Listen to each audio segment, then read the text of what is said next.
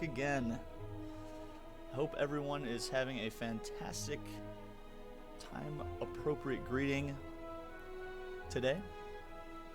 I am back, video game despot here in the flesh. Just want to say hi to everybody. I hope you guys are all having a fantastic day so far. Whether it's the evening, morning, or wherever you are, hope you're doing great. Before we get started and play some Slay the Spire here, I do want to unpack just a few things. It has been about 6 weeks. 6 weeks since we've gone live, and I'm really excited to bring to light a few updates to the channel. First and foremost on display, as you may have just seen, the new channel art, which I am extremely excited about. And man, I contacted the artist a few months ago after seeing some fantastic fan art in Mr. Baylorlord's page. And Sir Theodos and I have been working for some time to bring this image to life, so incredibly happy with that. I hope you've all enjoyed it. I know I definitely am enjoying it. What else? What have I been up to during this past 6 weeks? Well, I have been a teacher at home for my children. Due to the pandemic, my children were essentially forced to end the school year at home. So I've been doing all my normal stuff, but also in addition to that, I've been a teacher for my children, which has been fantastic. I've really enjoyed it, but it has left me very, very short on time, especially during the day. So hence the schedule switch over to the current time slot. So yeah, been an interesting few weeks, months, but yeah, all good changes, definitely. So that's very, very exciting. What else? Yes, the Discord. We've updated the Discord just a little bit, and generally just trying to bring some quality of life adjustments into the channel. And hey there, Puny Coward. How's it going? How you doing today? And welcome to the channel. So yeah, guys, with that said, I say we just jump right into it. I think to start the stream, we are going to get going on some, probably a few A20 runs, and then we may switch over to the Ironcladder challenge at some point. Hey, and I'm doing great there, Puny Coward. Thanks for asking. Doing very well this morning. I'm excited to jump in here. So, without further ado, let's go ahead and jump into an Ascension 20 Ironclad run. Ironclad, just a quick note on the character, has been far and above my favorite character to play as, especially at Ascension 20. Just the sheer amount of combinations and fun and shenanigans you can get up to with Ironclad has just brought me back again and again.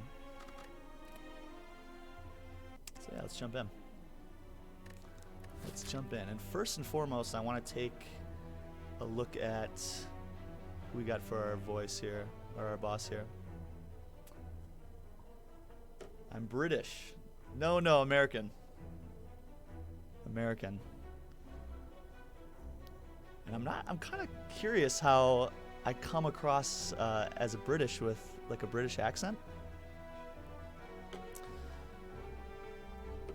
But yeah, that would make sense, I guess. British with this particular time, that actually quite makes sense. But it is 3 a.m. or about 3:15 where I am right now, Puny. That is the current time where I live. I actually live in the Midwest in Wisconsin. So looking at the pathing here, right away I'm really happy that we see a late elite here right before the boss. Especially being able to knock out the empowered elite here in Act 1 is something that's pretty advantageous to do. Allows us to be a little bit more dynamic with our pathing later on in the second act and third act. We're going to be going against Hexaghost here, so let's take a look and see what our Niao bonuses are. In France And it's 10 a.m. Nice. Well, perfect timing then. And good morning. Good morning. So right off the bat, guys, we can get a random rare card.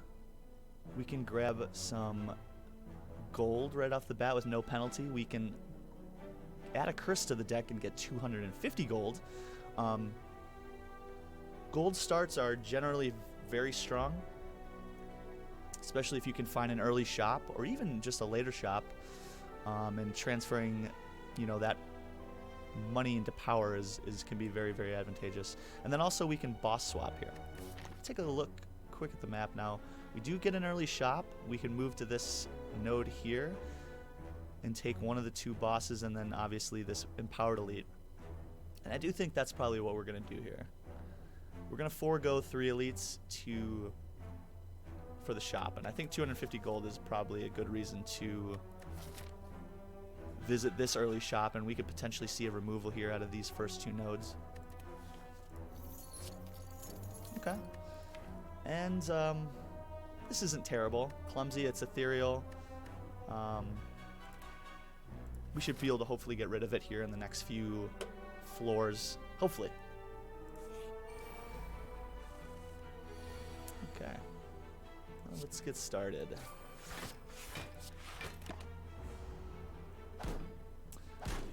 Yeah, Puny, so are you new to Slay the Spire, or have you been playing for a while? What's your favorite character? I'm curious.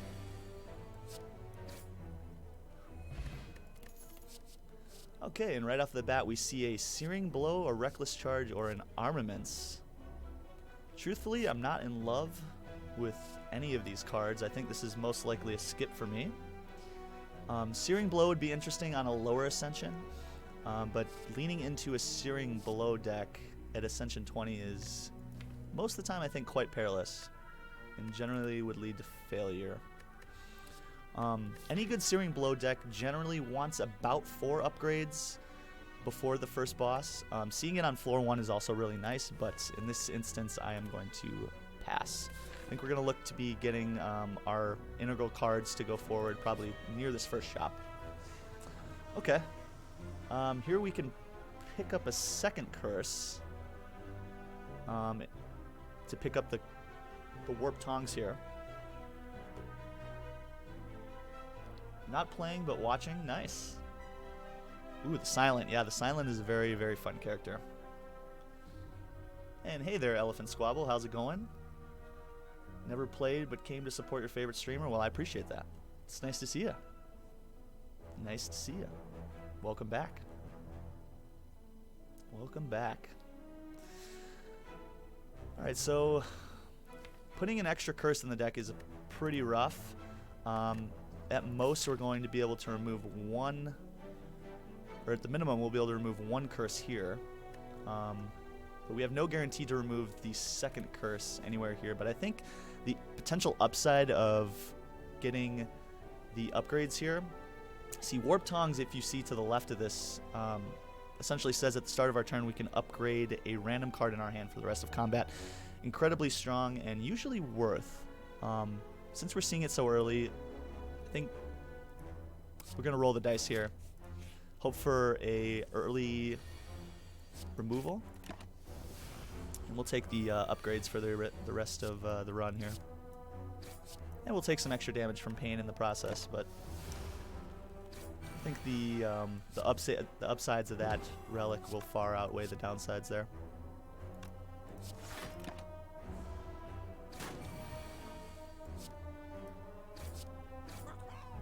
Do take a little bit of chip damage due to the pain curse, and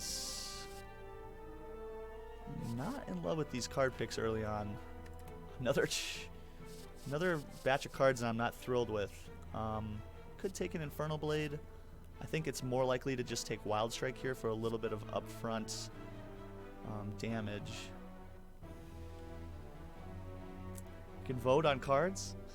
I'd certainly take all impact. Absolutely, Puny Coward. I wouldn't say a vote, essentially, but I will definitely take any and all any and all suggestions into consideration. I think front-loaded damage we need at this point. We're going into floor 3. And I think floor 4. I think a wild strike is fine for us here. Gives us a little bit of extra damage right off the bats. Most we can do 28, so we can't kill the back slime here. So instead,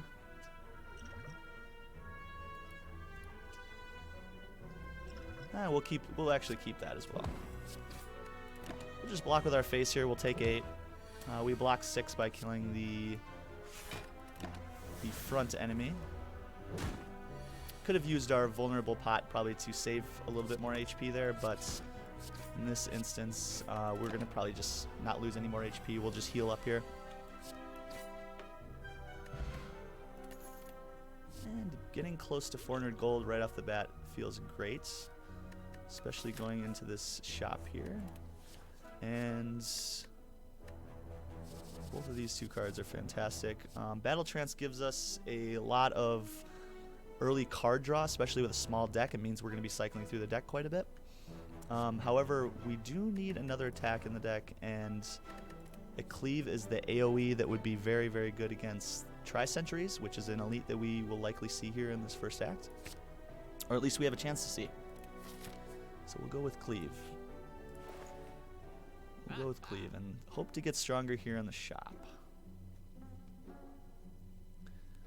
Alright, so a couple quick things that I'm noticing here right off the bat. Akabeko, fantastic attack relic. This says that our first attack each combat deals 8 additional damage.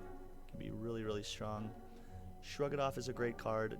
True Grit allows us, gives us a way to deal with the curses in our deck. We can exhaust them, and also look to exhaust the potential burns that we're going to be getting put into the deck by Hexaghost at the end of the act.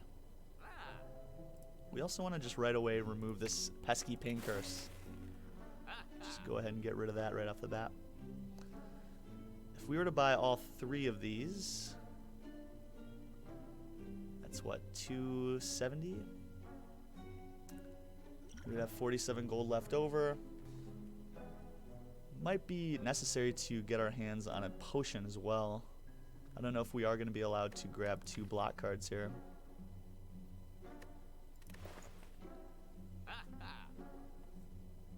Do I aim for a Demon Form run? Oh, that's a great question. I think that Demon Form comes into play more often than not on the Ironclad. So in short, I would say yes. But you know, there are runs and instances where Demon Form may or may not be, you know, may or not work is super cohesive with what we have initially. So that might be a card that we might have to play it by ear and just kind of see how does it fit into the current deck, and are we able to take it, or does it become you know, cumbersome due to the cost of it. So we'll definitely keep an eye on that. I think I definitely want these 2. The Shrug It Off gives us a little bit of extra card draw, and the Akabeko is just a little bit of extra power every combat that's going to be, I think, necessary. And I almost want to grab this Anger too. Gives us another little bit of extra damage, front-loaded damage that I think we may need. If we do grab the Anger too, we are also able to grab the Flex Pot here, which could get us through one of these early combats. Help us save a little bit of HP here. I think we are going to go with the Anger. Okay. So we've effectively busted our wallet, but we did get a whole lot stronger here in these first few floors. So, very happy with that. Very happy with that indeed.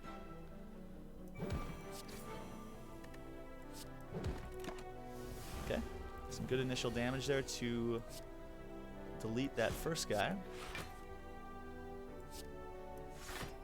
Okay. And we shouldn't take any more damage here in this fight. Okay, so we do get a little bit of net HP out of that fight, and we have the chance at a fire pot, which I think I probably value over the Vuln pot here. And Mr. Zoosh. Guten Tag, my friend. Guten Tag. How are you? My friend from Germany. It is very nice to see you again, sir. I hope you are well. I hope you're well. Very nice to see you again as well. Welcome back to the channel. And Zushar, I gotta say, you should, and really everybody, you guys should head on over to the Discord. We've updated the Discord channel quite a bit since last time I saw you, so take a peek over there. Take a peek over there.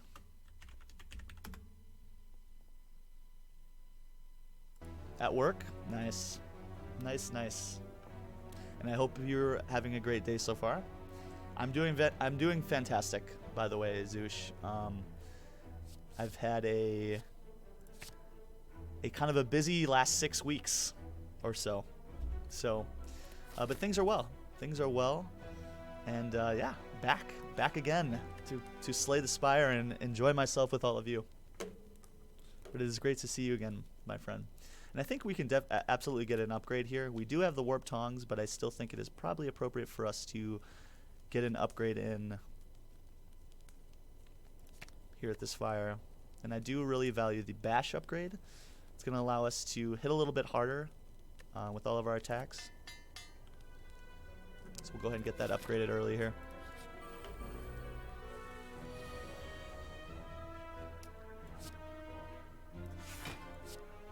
Okay, we'll be able to eliminate this back louse due to Akabeko here, so I'm pretty happy with that first turn. And we take 7, but again, this is probably the last damage that we see in this fight.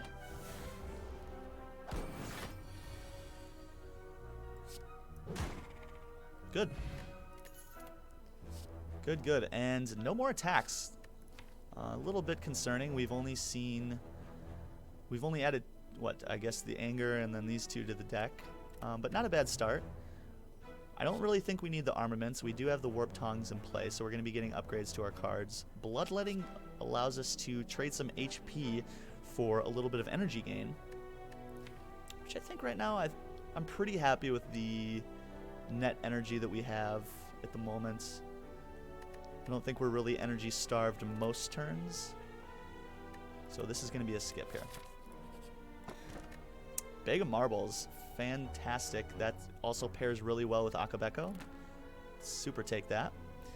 This says at the start of each combat, apply 1 vulnerable to all enemies. This in conjunction with Akabeko now means our first attacks, should they be on turn 1, and the enemy hasn't blocked the vulnerable from Bag of Marbles, we're going to be doing 12 additional damage now with our first attack.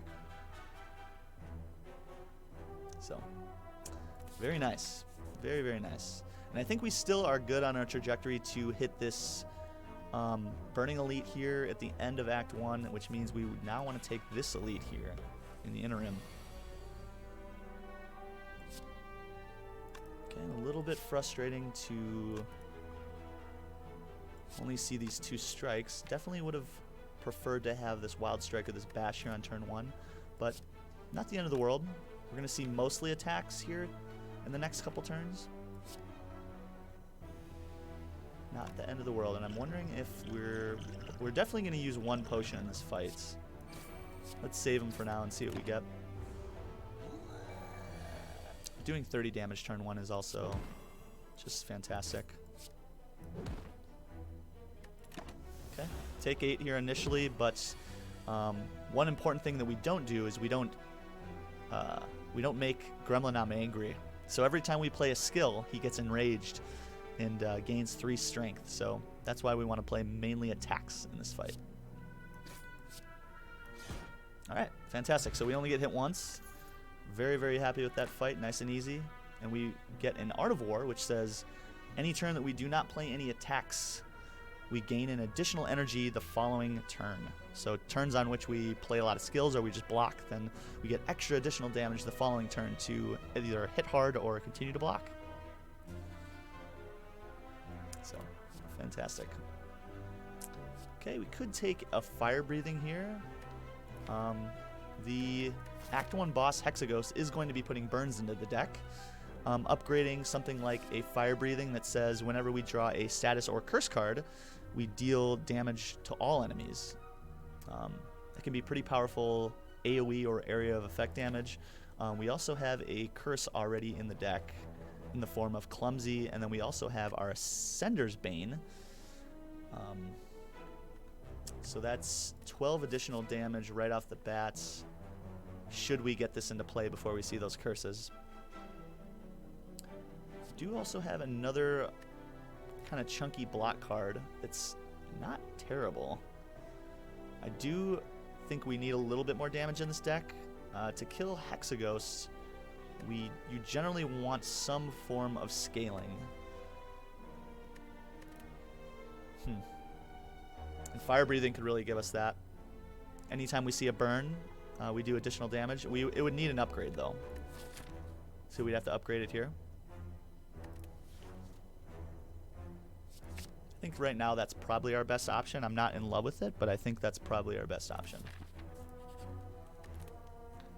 So we're going to give it an upgrade. Another upgrade we really want to get to is these attacks. But I think for the case of the run right now, I think we want to upgrade fire breathing. Okay. Warp Tongs and Cleave. 5 enemies here, turn 1. See ya.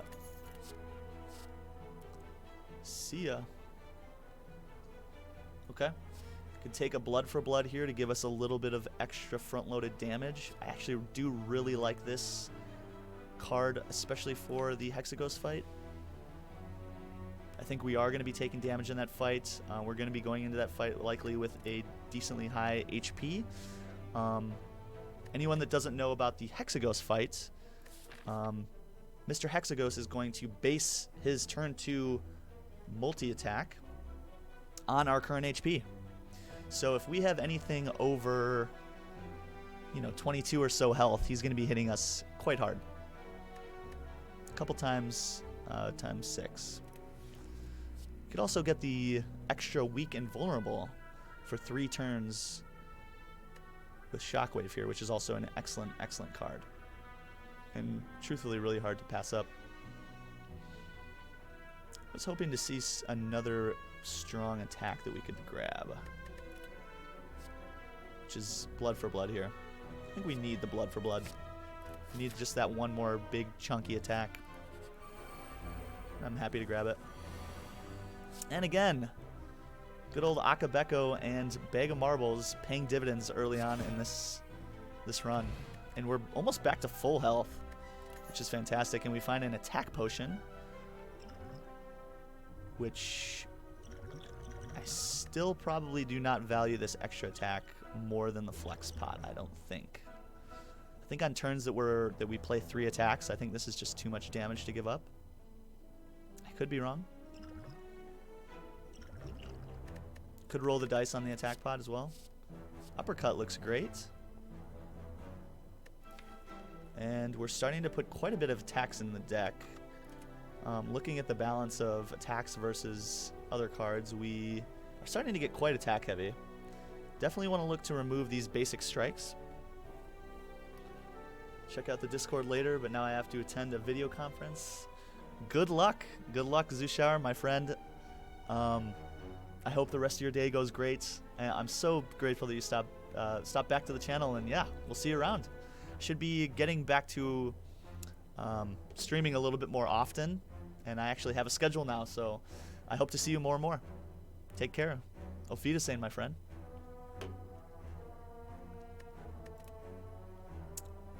Choose. Okay. I do really like the uppercut. It's another source of weak against Hexaghost, which is pretty powerful. I think that's probably the play here.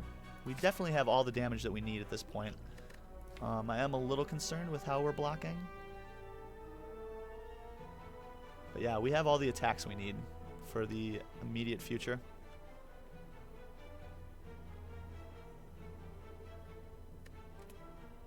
Good to see you, my friend. Okay. You know what? I am going to forego the extra damage here because there's something mysterious and sexy about this attack pot. We're not really exactly sure what's in it, but it's going to be something good. And I am going to probably wait a couple turns before I attack here against Lagavulin. Lagavulin will sleep for 3 turns unless we disturb his slumber and attack him.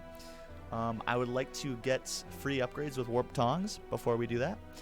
And we also have a chance to just exhaust our curses and get them out of the deck before we start fighting. So we're just going to wait. Okay, now we could attack this turn. This is actually a fairly good turn to attack. We are going to potentially see some decent block next turn.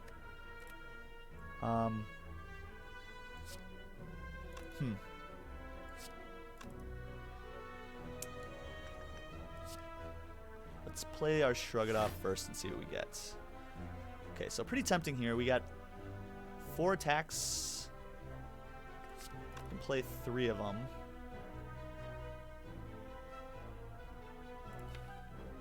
I would really like to get this bash down also, though. And getting the curses out of the deck feels more important.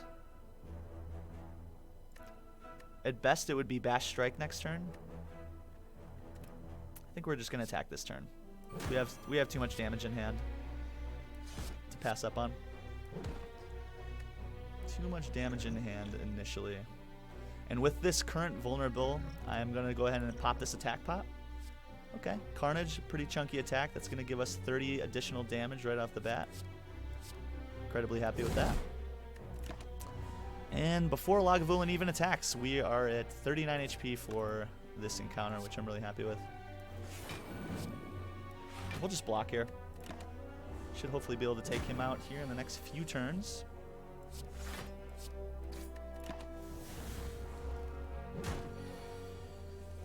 Take a good amount of damage there, but not the end of the world. Should be winning this now here on this turn. Good fight. So, and we find an Eternal Feather, which is fantastic. This says for every 5 cards in the deck, we heal 3 HP whenever we enter a rest site, which definitely incentivizes the size of the deck, right? So if we get to like 30, 35 cards, we're going to be healing quite a bit just whenever we enter a rest site. So that's fantastic. More importantly, we get the Emerald Key, which is 1/3 of the keys we need to go after the heart. At the end of Act 3, we can enter Act 4 and kill the corrupt heart, or get a chance to. Okay, and here we see a Reaper, a Sword Boomerang, and a Seeing Red. I do really like the Reaper, especially with Akabeko and Bag of Marbles. That's going to be a ton of healing for us, and this is just a card that we probably want in the deck at some point. It's not going to be incredibly helpful immediately for us, but it will pay dividends throughout the run. So we're going to go ahead and take that for sure. We are allowed to upgrade a card here. Due to Eternal Feather, we got a little bit of a heal there, and we're sitting at almost full health going into this attack, or going into this Act 1 Elite. One thing I want to stress again is due to the high hit points that we have, we are going to be getting hit probably for, I think, 6x6 on turn 2.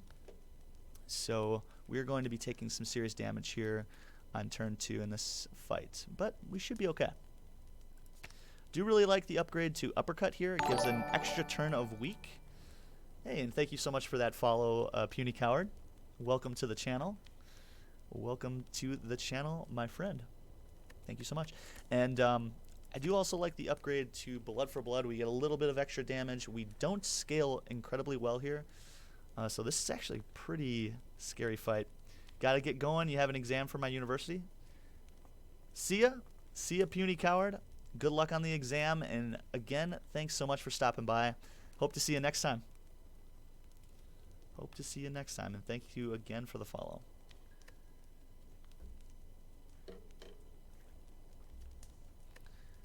All right, so I do think I value the uppercut just a little bit more here. The extra turn of weak is going to be really good against this particular boss, so we're going to go ahead and get that upgraded. Alright, so here we go. Act 1, we're going to see Hexaghost, and we see our weak, our source of weak here, turn 1, which I'm really, really happy with. You do a little bit of additional damage due to the Akabeko. So for that, I am incredibly happy to see turn 1. Good turn 1. Very good turn 1. Okay. Okay, good. So we are able to block quite a bit of this damage, actually. Due to the weak, instead we see 4 times 6 rather than 6 by 6. So, and we get to get rid of both of the curses right off the bat, which I'm pretty happy with. Would have liked to have seen Flame Barrier there, but not the end of the world. I think here we just forego blocking to get some of these other cards down. I do want to bash Hexaghost to get extra turns of vulnerability here. Just block this 6 with our face.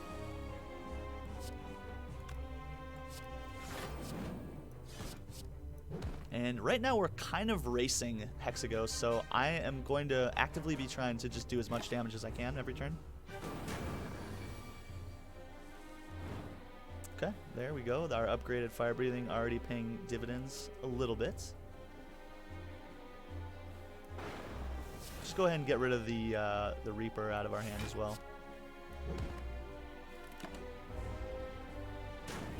That means we're going to be seeing our other upgraded attacks. Go ahead and weaken you again. And Hexaghost is already well below half. We have a couple more turns here before he does another multi-attack. And I think right now we're in pretty good shape. And I'm wondering if we just push damage here instead of block.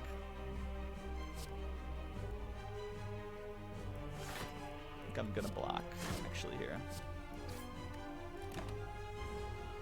I'm going to play it a little bit on the safe side.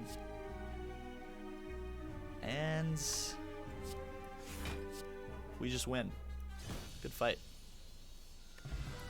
So it's damage scales to your health. Yes, so only on the multi-attack on turn 2 does it scale to our health. Beyond that, it always does 6 times 6, provided we don't weaken the boss first. Really, really smooth Act 1, guys. At Ascension 20, you can't really ask for a much better act than that. Have a pretty decent balance in the deck. Right now, one thing that we don't have right now is a source of strength, which is a little bit of a concern going into Act 2. We do have a little bit of AoE in Cleave, Reaper. We have some front-loaded damage here with these cards. And a couple decent sources of block. One thing that we're sorely missing is strength scaling. And there's our demon form. It gives us a way to get stronger here throughout the fight. Demon form says at the start of our turn, gain 2 strength. That continues to stack through the fight. It is a little bit tougher to get down. At 3 energy, it can be tough. Our base energy is 3 right now, so we essentially expend an entire turn just to get this card down. With that said, I think it's probably necessary for us at this point. We do have a Reaper, so Demon Form and Reaper pair very well together, and we'd be really happy to see a Snecko Eye, I think, right now at this point. Okay, so these are our boss relics. We can lean into more energy with all 3 of these relics. Mark of Pain says gain an extra energy at the start of your turn, but at the start of combat we shuffle 2 pesky wounds into our draw pile. Normally I would shudder at the thought of having extra wounds in the deck, especially with this Clumsy and Ascender's Bane also giving us wounds, and Wild Strike also gives us wounds, but we do have Fire Breathing. We do have Fire Breathing. This says whenever we draw those pesky statuses or curses or wounds or burns or anything of that nature, we deal 10 AoE damage to all enemies. So we can lean into this combo that said, I'm not in love with Sozu either. I'd hate, because Sozu says we gain an extra energy, but we can no longer obtain potions. So once we use these 2 lovely fire pots, we are out of luck getting more potions here. This gives us energy during boss and elite fights, but for all the other regular hallway fights, we still, we still only have our base 3 energy. Right now, 4 energy kind of seems necessary. If we could get something like a med kit, that would be really good for Market Pain. Don't really know if it's a good strat, but that could make a solid gimmick to get another curse with fire breathing. Yeah, I agree, and it's also kind of fun, right? I think we'll probably just have some fun with something like Market Pain. Will it be successful? Will we be able to get all the way to the heart and successfully win Act 4? Maybe. The scary thing about getting something like Mark of Pain here is that it reduces our ability to draw into the cards that we may necessarily want to see rather than wounds. We do also have all of our base strikes still in the deck and our base defense. So we are kind of, in a way, diluting the purity of the deck by picking that relic. But I think at this point, I think we're probably meant to. So we'll grab the Mark of Pain here. Not something I grab very often, but we'll just see. We'll try it out for science and see how it works out. All right, so Act 2, right off the bat, we are going to be fighting against the Bronze Automaton here at the end of the act. This is a very, very stout character. Has 3 stacks of Artifact, which allows it to block instances of vulnerability or weak or any status effect. And it also will be attacking us with the deadly Hyper Beam.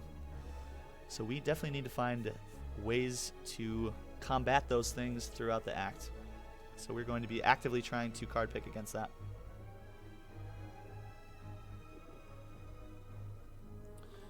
Elephant Squabble asks, are you able to replace or discard a relic later in time if you want? Unfortunately, no. We are stuck with these relics that we pick up for the remainder of the run. There are bonuses that you can get, boss bonuses, that can replace the starting bonus. So we could find Black Blood that allows us, it's kind of an upgrade to Burning Blood that allows us to heal 12 instead of 6 at the end of combat. There also are a couple of events that allow us to swap out some of our relics. So I guess it was kind of a halfway wrong answer that I initially gave you. There is an event that would allow us to swap out some of our relics, and it's a random relic that they give you the option to swap out. So I suppose we could get rid of the Mark of Pain that way. But yeah, we are most likely stuck with these for the remainder of the run. So looking at pathing, things that I'm looking for, I want to fight elites. Elites are a proven way to power in this game, especially at Ascension 20. And I also want those rest sites, right? We have the Eternal Feather that's going to really help us here. Seeing a shop along the way is also nice. Being able to remove this extra curse out of our deck. Or perhaps we don't remove it. Seems pretty good. We can fight 2 elites on this path here. Can also pivot away and hit an extra shop as well if we somehow get rich.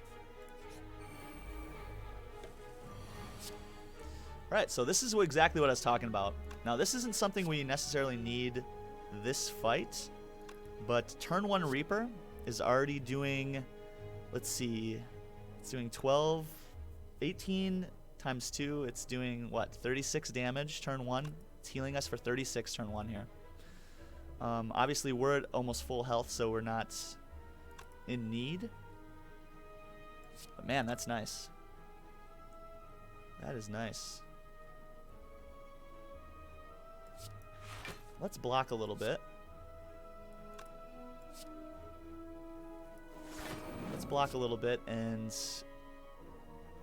almost get rid of this first looter here. Gonna save that Reaper since it's essentially a waste if we were to use it there. Do take some damage here, which is a little bit of an annoyance. But again, that wound, that's kind of what we signed up for when we got Mark of Pain.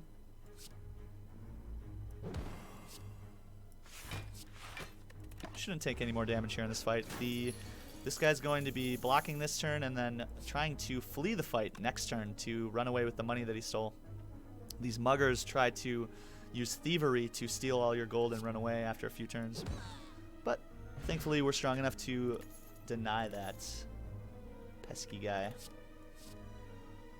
Okay, Pommel Strike's really nice here. Another source of card draw is actually really important.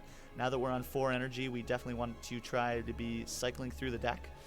Card draw is going to be important for us, especially with the Mark of Pain, to try to avoid any unpleasantness of having just status cards in our deck when we need stronger cards. So I think Pommel Strike is a good play here.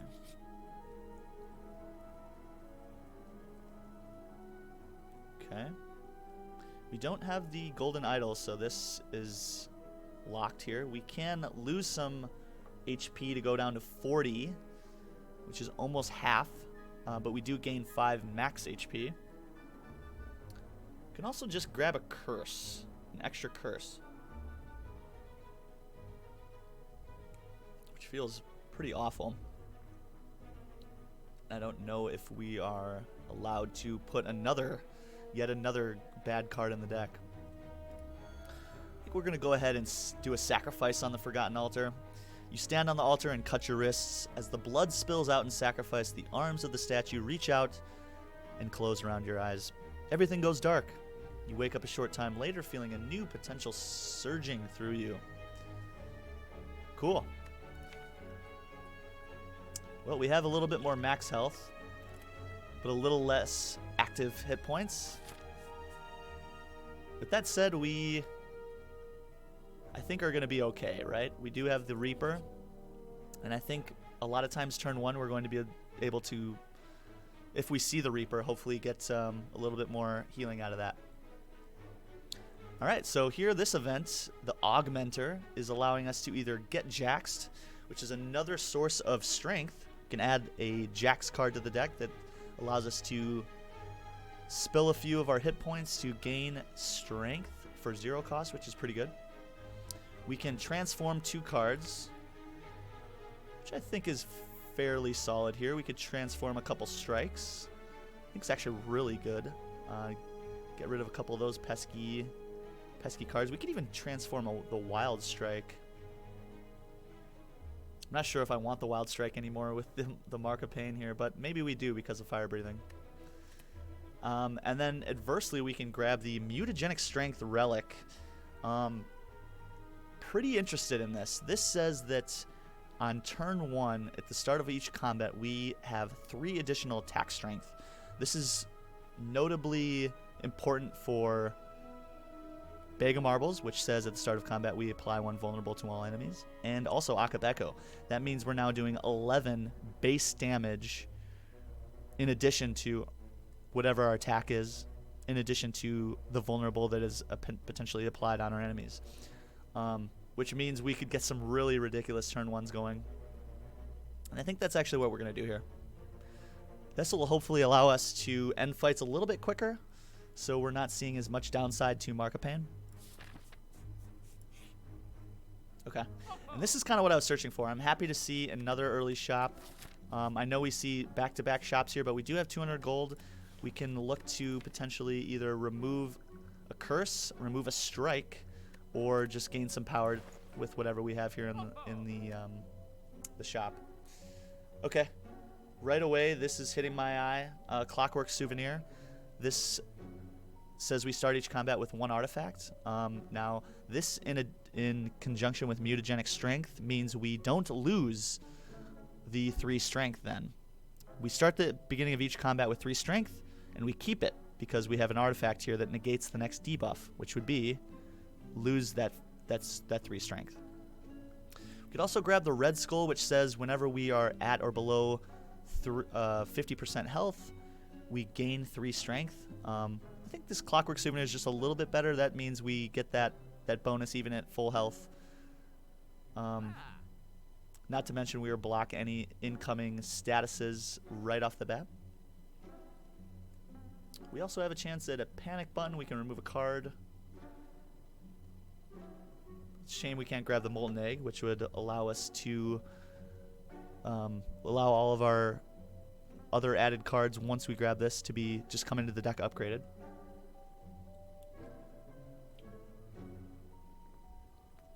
I do really like the clockwork souvenir here. It feels correct with the mutagenic strength and what we kind of have going on turn 1.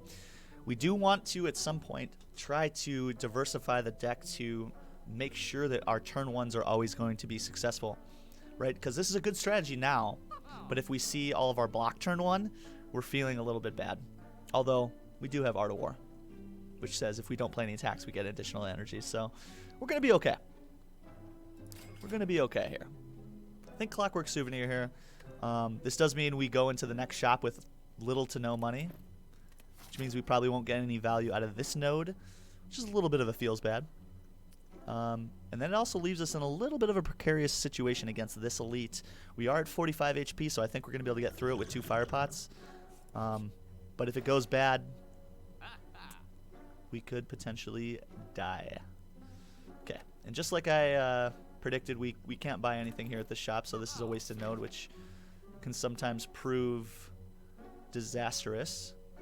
And I actually wonder here if we're meant to just go left. And that way we're seeing the fires before each of these elite fights. We can get an extra upgrade here as well. Seems pretty strong. Could also just take 3 elites this act if we go to the right. Could take this elite here, take this fire, see what we get here, and then either continue left or pivot right.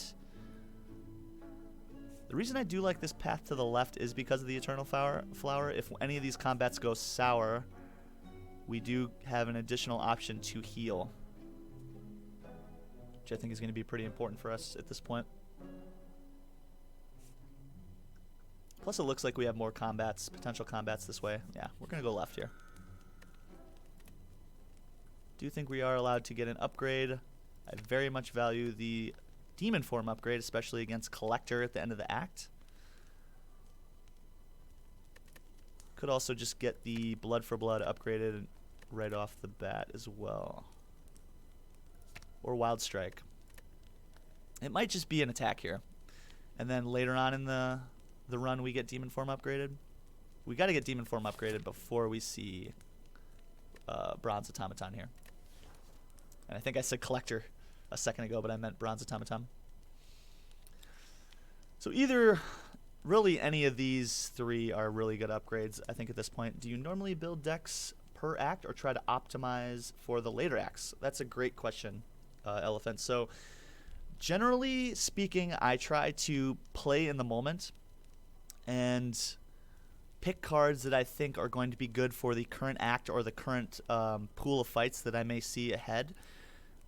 With that said, I am generally looking to find cards that I think will also be good in Act 4, which is the end game.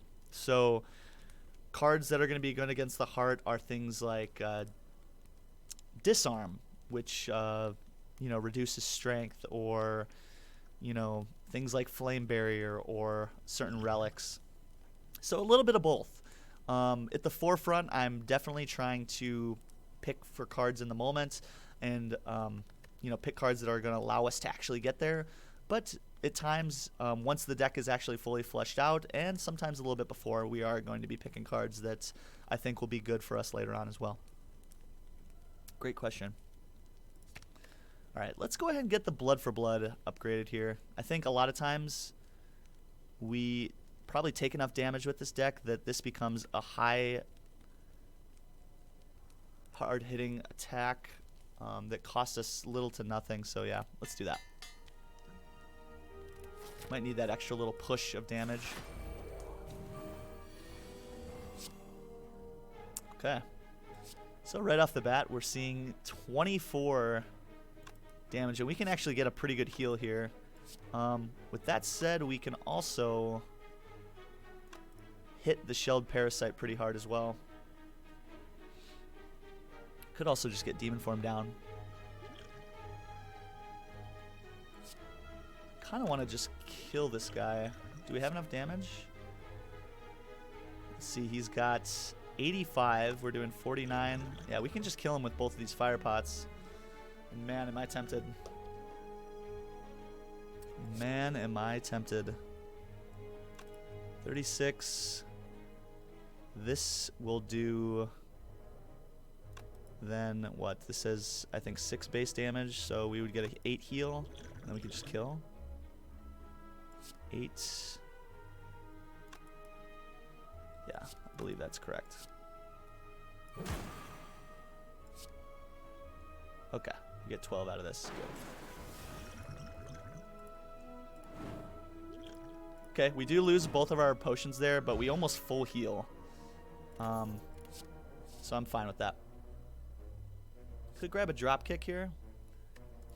Drop kick gives us a way to play additional cards. We are going to have lots of vulnerable on our enemies. This says if the enemy has vulnerable, when it's hit with this attack, we gain an energy and we draw a card. So it's a free attack. I also really do like the True Grit. The True Grit gives us a way to exhaust the pesky wounds that are going to be in our deck from Markapane and get rid of some of these base strikes during the combat. I think we actually probably need this. It does need an upgrade though, so we're gonna have to get this True Grit upgraded immediately. Okay, and we go into this fight here with almost full health. Really happy with our hit points in this fight, and right off the bat we can do some pretty devastating damage.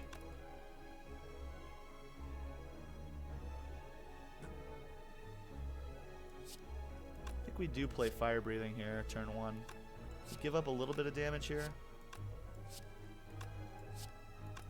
I think I am going to go with the chunkier. Let's see, how much damage do we really lose? 34 versus 49, so we lose 15 damage. I think we lose less. I think we're actually going to play Wild Strike here. Play Wild Strike, we'll lean into the fire breathing.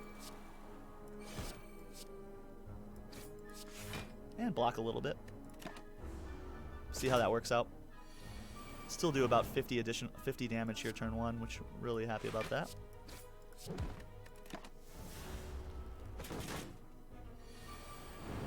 Okay, and continue to do damage with the wounds that are coming due to the fire breathing buff that we have. We're also going to institute some weakness on our opponent here. Okay, and we're going down to close to half, but I think this fight's pretty much over. Good fight. Good fight, and we do get a potion back with the energy pot. We find a dream catcher, which says whenever we rest, we may add a card into the deck. So we get an additional card choice from dream catcher, which is cool. And the chance at a pummel, sword boomerang, or havoc. I do wonder if we just grab the sword boomerang here. It's a strength scaling attack that we currently don't have. Pairs really well with demon form. Could take a pummel as well that also pairs well with the demon form. This would also be very, very good on turn 1 with Akabeko. We're, let's see, 11 additional damage to this is 13 times 4 on turn 1 with vulnerable. It's like 80 damage. It'd be ridiculous if we can land that. Could just try for that. That said, it's pretty much the same thing as sword boomerang. And I think I like the optionality of having sword boomerang for the rest of combat. We aren't going to be able to get it upgraded, right? Because we need to get the True Grit upgraded instead. And it also hurts to add an additional attack here into the deck since we do have so many attacks presently. We are at 10, 13 attacks. Which is more than half of the deck, right? I think we actually just skip here. I think I have to skip here.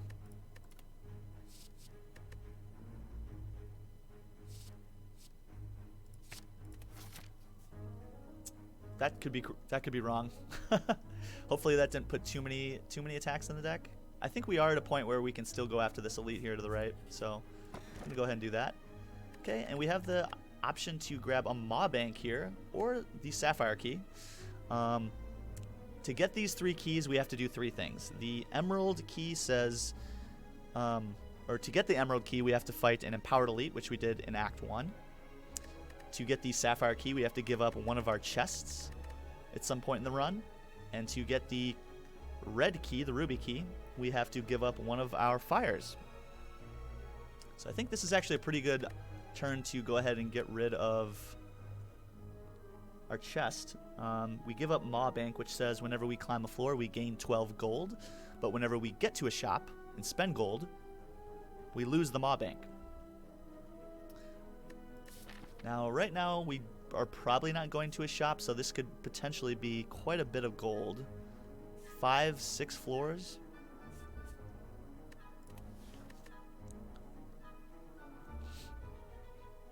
It's actually quite a bit of gold. About 75 additional gold there.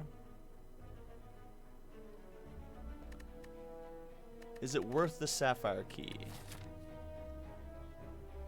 You know what? I'm gonna say yes. I'm gonna say yes for now. That it could also be incorrect, but we will certainly see. Okay. Oh, I do want to inflict additional. Weakness against the snake plant here. We got an upgrade from our warp tongs to flame barrier, which is nice.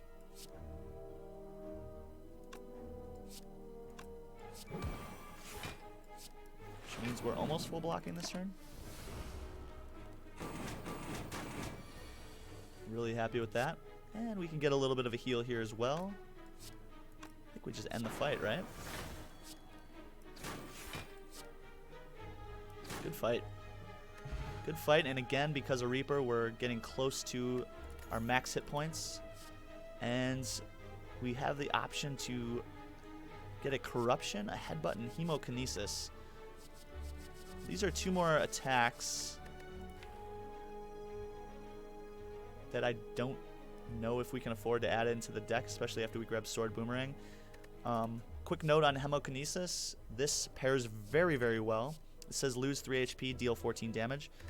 Pairs incredibly well with Blood for Blood, which says this costs 1 less damage every time we lose HP. So those 2 have a natural synergy. Headbutt gives us a lot more deck control. This says put a card from your discard pile on top of your draw pile, so we can play things like Headbutt. Pick a card that we want, like maybe something like a 0-cost Blood for Blood after the fight has been going on. And then we can draw it with something like Shrug It Off or Pommel Strike. Which, by the way, this deck just needs card draw so bad. Adversely, Corruption gives us a way to cycle through the deck. This says our skills cost 0. And whenever we play a skill, though, it's gone for good. It's exhausted. Now, right now, we only have a very limited amount of skills, so I'm not particularly fond of Corruption here. Corruption is something that can be very, very strong if we play into it in some decks, but I think in this deck particularly, we value our skills so much that I think we'd be in a lot of trouble if we were to get rid of them. So I think the Headbutt, gosh, the Headbutt is just so good. The Headbutt means we can Headbutt things like True Grit back to lower the size of the deck. We can Headbutt back a block.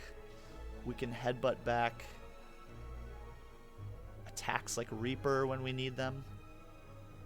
0-cost Blood for Bloods.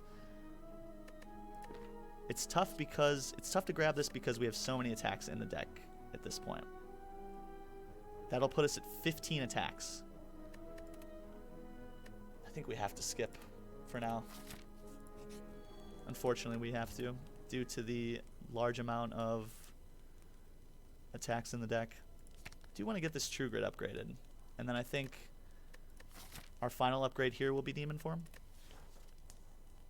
This is good in the interim in most of the hallway fights that we're going to see.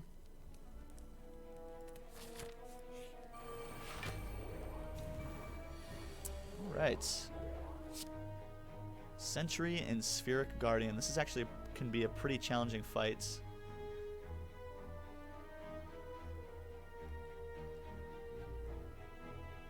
This can be a pretty challenging fight. We can get rid of all of the artifacts on Spheric Guardian here right away. Fortunately, due to the... I guess we could play our energy pot here if we really wanted, but it seems like a little bit of a waste. That would allow us to play all three of these. I'm tempted to actually Art of War here. Get additional energy for next turn. I would have really liked to have seen Demon Form this turn. The fact that we drew two of our block sources here, turn one, is a little bit of a concern. I think this is going to be actually a pretty hard fight for us. We're going to lose some serious hit points, I think, in this fight. Could just try to get rid of this front sentry right off the bat as well. It's not a terrible plan by any means. 24. We don't quite kill unless we do the energy pot.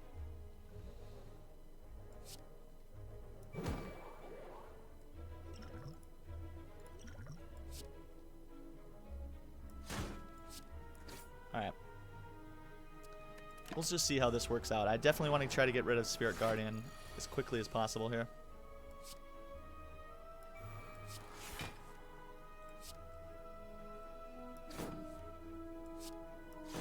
Okay. Good.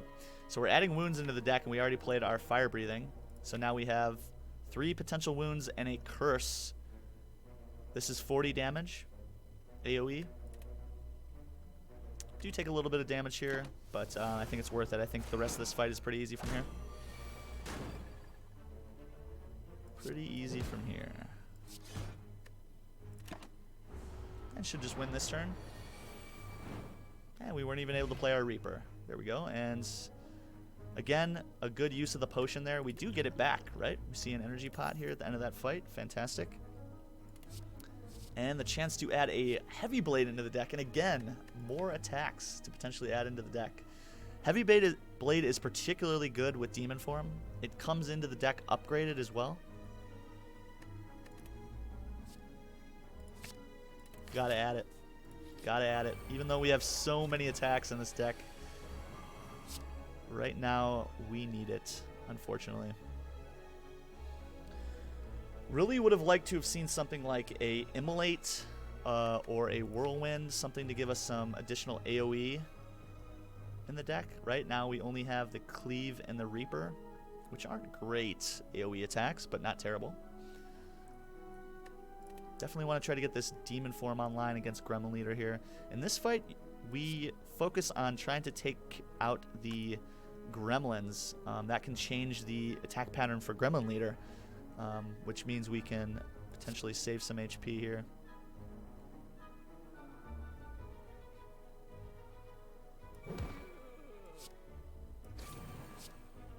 Yeah, we'll just kill both these guys turn one. We get rid of both of our little curses out of the deck, which feels great.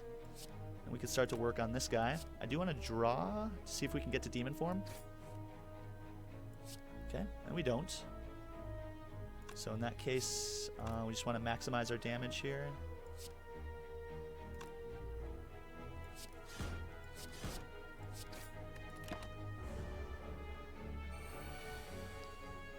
Okay. And again, we just want to take out these gremlins and just keep hitting Gremlin Leader. He will likely be attacking us this turn, yeah. Could play the energy pot here to get Demon Form into play. It's not a terrible play. Let's play Shrug It Off and see what we get first.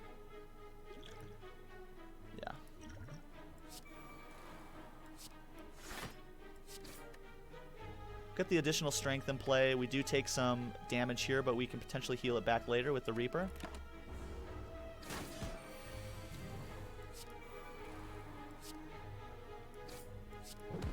Okay, we're already hitting very hard.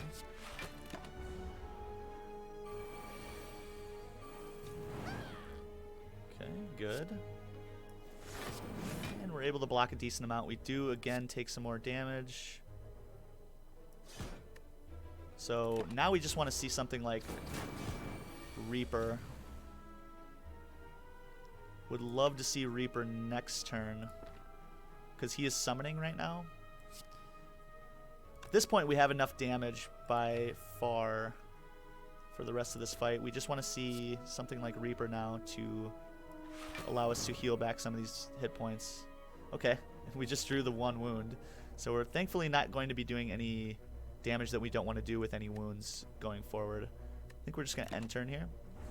Hopefully we see Reaper this turn. Okay, so we don't see Reaper this turn, which means I think we're allowed to full block here and hit end turn again to try to get Reaper.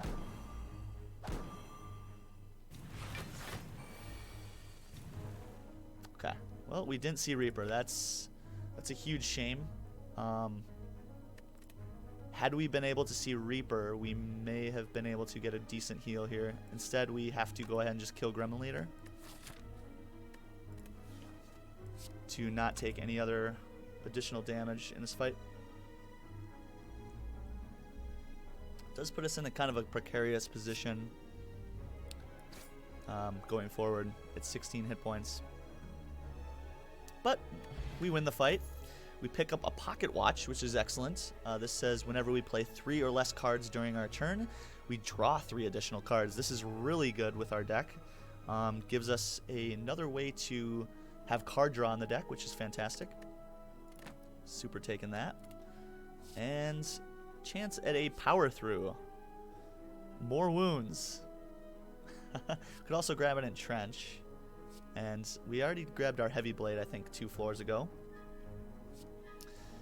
At this point, we would really love to see something like a medical kit, which allows us to exhaust wounds and status cards, and then maybe like a feel no pain. If we could get that combo going, that would be insane. Do we ever just lean into power through here? We do need more block.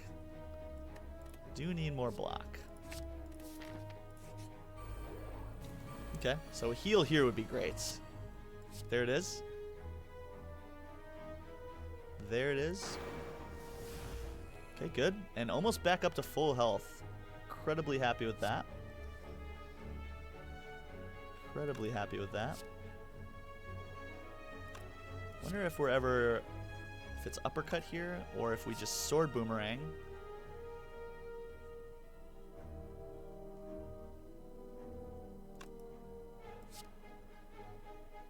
And then defend.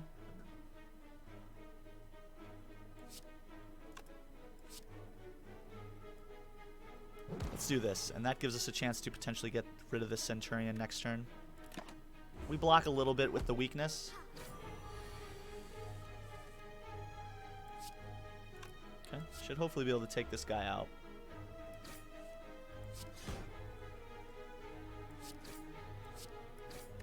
And shouldn't have too much trouble in this fight from here. Kind of funny how you get Reaper turn 1 after asking all last fight. Yeah. Yeah, that was nice timing on that, right? I mean, that brought us to a much more manageable place. And that, I think, makes it so we can upgrade Demon Form here before this fight. Although we may just need to heal, just to play it safe. We are at 53 out of 80, which means I'm very tempted by this Demon Form upgrade here. Not interested in any of these attacks. As previously stated, we have so many attacks in the deck, and we need to actually actively get rid of these strikes. We definitely want to see a shop here next act. Excuse me. So at this point, with the extra heal due to Eternal Feather, I think we definitely want to just go ahead and get the upgrade going on Demon Form. Could adversely get an upgrade on power through, which gives us a little bit of extra block here. We don't currently have any of our blocks upgraded, and I do wonder how we are going to survive. Kind of feels like we just need to push damage in this fight, so we just want to see demon form right away. The problem is, in this fight, the bronze automaton also spawns little enemies that can take our cards. So if we don't see this demon form early, then we're going to be in big trouble. Thankfully, we do have the pocket watch, which I think makes this more likely to see early, which means I want to get it upgraded and down right off the bat. This is a bit of a gamble here. I'm putting all of our eggs into the basket of attack, rather than defense here. I think attack is our way to win this fight. I could be wrong, and we will certainly find out shortly. Alright, so no demon form turn 1. We do have a little bit of optionality here with the shrug. Okay, we can get our fire breathing down, which is nice. And we want to play less than 4 cards, right? Because then pocket watch is active. Can also not play an attack this turn to proc Art of War, which means we would get an additional energy next turn. Kind of tempting. We also keep our Akabeko active, which is also kind of tempting here. It's also tempting to hit Bronze Automaton and take away the 2 artifact that he has presently. He lost 1 stack of artifact due to the Bag of Marbles, so we could just remove both additional artifacts here this turn. Not sure. Not sure if I value extra energy next turn or the artifact removal right away.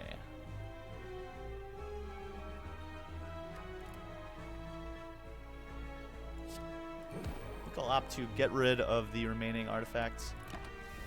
We'll go with 3 energy this turn, and if we see demon form, we'll get it down. Okay, good. Do take a little bit of damage here. Not much. With power through. And with our fire breathing already in play and our demon form, I think that puts us in a position to probably win.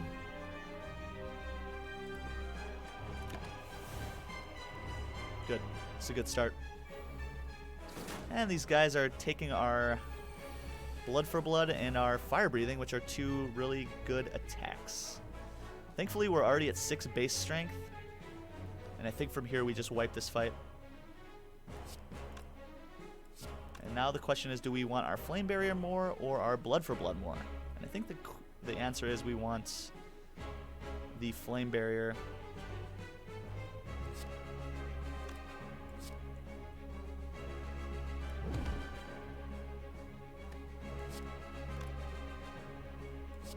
Can we kill this guy? 16. Not quite.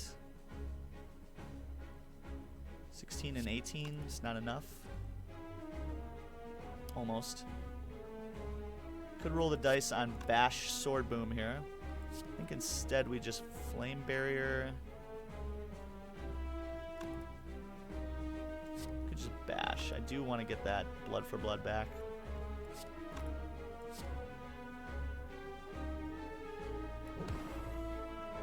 And then we just exhaust this strike.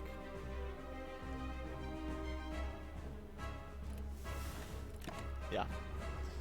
And that, again, makes the purity of our deck a little bit better. Gives us a little bit better optionality as far as finding cards that are going to be more impactful later on in this fight.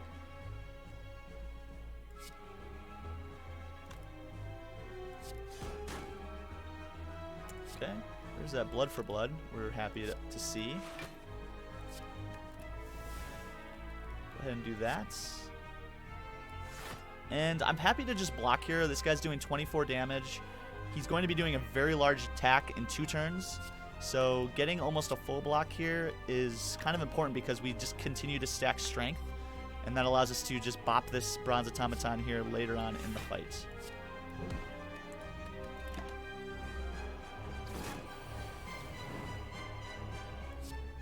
Yeah, so he's going to be debuffing us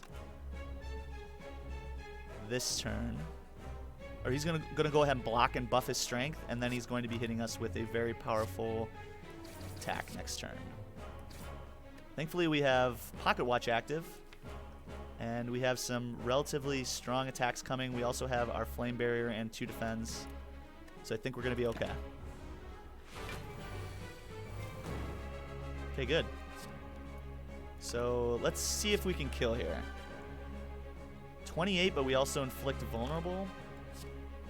And then we just do all the damage? Yeah, we just kill here. Perfect fight. Honestly, perfect fight. I don't know, did we take damage in this fight? We took a little bit. Very, very, very solid Act 2. Kill Bronze Automaton before he can hit us with his Hyper Beam. And we pick up an Explosive Pot, which is fantastic. And another chance at a Corruption, a Berserk, or a Impervious. I do really like the Impervious here. It gives us another way to actually block, which we definitely consistently cannot do at this point, and I think is necessary for us to survive some of these tough Act 3 baddies.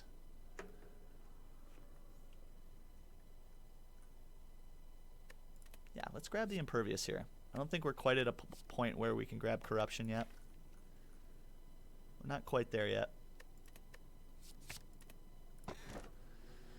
Okay, and our boss relic options are Black Blood, Busted Crown, and Philosopher's Stone. The Black Blood, as previously stated, replaces our Burning Blood, which is our starting relic, and gives us double the healing at the end of combat. Not incredibly intrigued by that. More energy sounds good. Having 5 base energy with a Pocket Watch seems pretty strong. We can grab a Busted Crown, which means our future card rewards have 2 less cards to choose from, which means at the end of hallway fights, elites, we will see 1 card instead of 3 presently, which is pretty bad. Philosopher's Stone means our enemies have more strength, but we gain an additional energy. Philo Stone's a bit scary. Makes the heart a little bit harder. I think right now we're kind of far away from where we need to be. We definitely want to get rid of these strikes out of the deck. We want to get rid of this clumsy. Pocket Watch with 5 energy, yeah. It looks great, doesn't it, Redbeardy? And also, my friend, welcome, welcome, welcome. Welcome back, and it's great to see you. Good friend of the channel, Redbeardy McGee. I hope you are well, my friend. And glad to have you back. And glad to be back.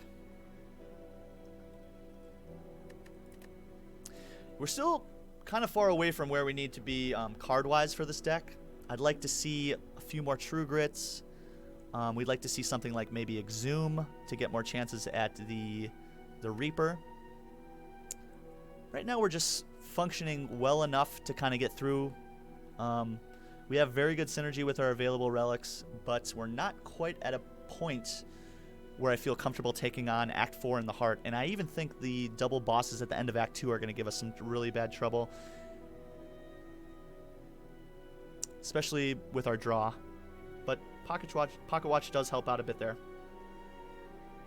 Been waiting for this day for like 4 days. Fantastic, man. Me too. Me too. And oh, you're kidding? So I can't tell, are you kidding or are you excited? I hope you're excited as I am. I'm really excited to be here. It's been a long time. So it feels great to be back. Considering what I just said about finding additional cards to make our deck better, I think I am going to grab the Philo Stone here. 5 energy with Pocket Watch, and the group of cards that we have makes sense. So, a little scary that the additional strength against enemies, but I think we'll be okay. Now, the end of Act 3, we're going to be fighting against Donu and Deka. the Spire shapes, some may call them. It's a little donut guy and another little shape guy. Definite shape guys over here. Got him, coach. Waiting for weeks. The shape guys of the Spire, yeah, exactly. Exactly, elephant. Exactly. Yes, so thankfully we do have our Emerald key and our Sapphire key. We are not bound by any pathing this act, which is fantastic. I do really like this path to the right. Path to the left is also pretty enticing. Either way, we get 3 elites and optionality at shops and fires. I think I do value the path to the right just a little bit more just because of the added shop. Right now we are sitting at 244 gold, and I think we definitely want to get some removals. 2 removals sounds fantastic this act, and hopefully more.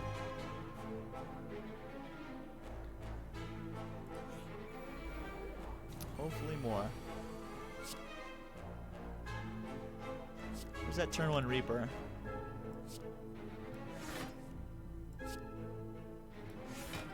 Okay, let's just get Demon Form in play right off the bat.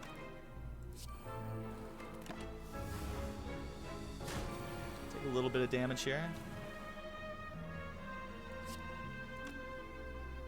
Heavy Blade looks pretty tasty here, doing more than half of the Orb Walker's hit points seems pretty solid.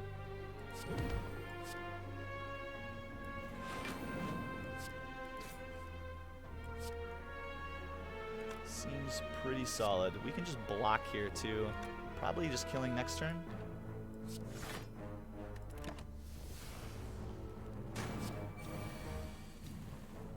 There it is. And we're at full health. Nice first fight here. Shrug It Off. Shrug It Off is block. It's also card draw. Super take that. Okay. And now we have found Mind Bloom.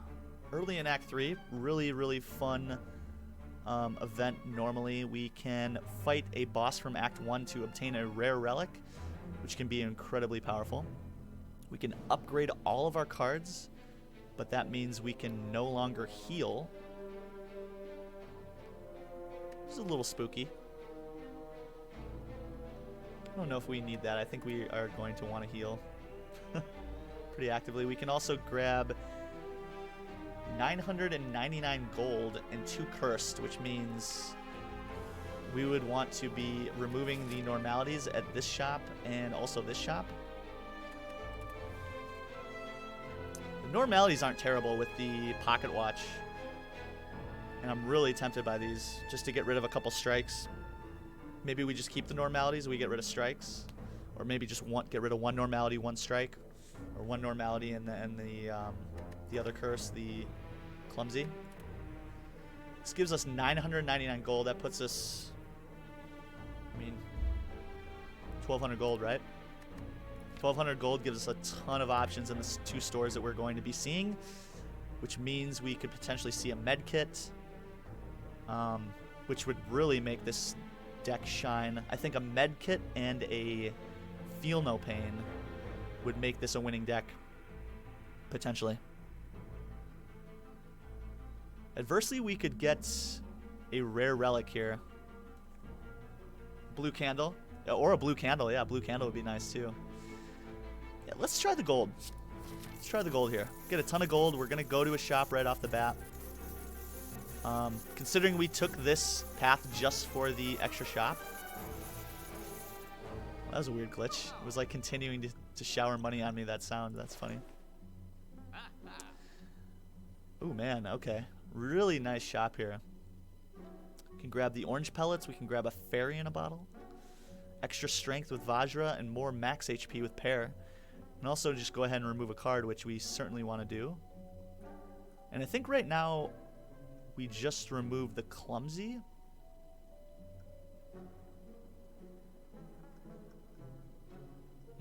Let's remove a normality. Let's go ahead and get rid of a normality right away. The clumsy exhausts, the normalities don't. and that's the reason why we keep those around. Orange pellets is decent. We don't have many powers in the deck. We have 2 at this point. But on the turns that we do see the powers, we can play an additional attack and a skill in the same turn, and then we remove all of our debuffs, which can be incredibly powerful. Definitely taking that. I also do really value the extra strength, and I definitely want the fairy in a bottle. From here, we could take the panic button. Panic button, in addition to orange pellets, means that we could potentially play this with no debuff.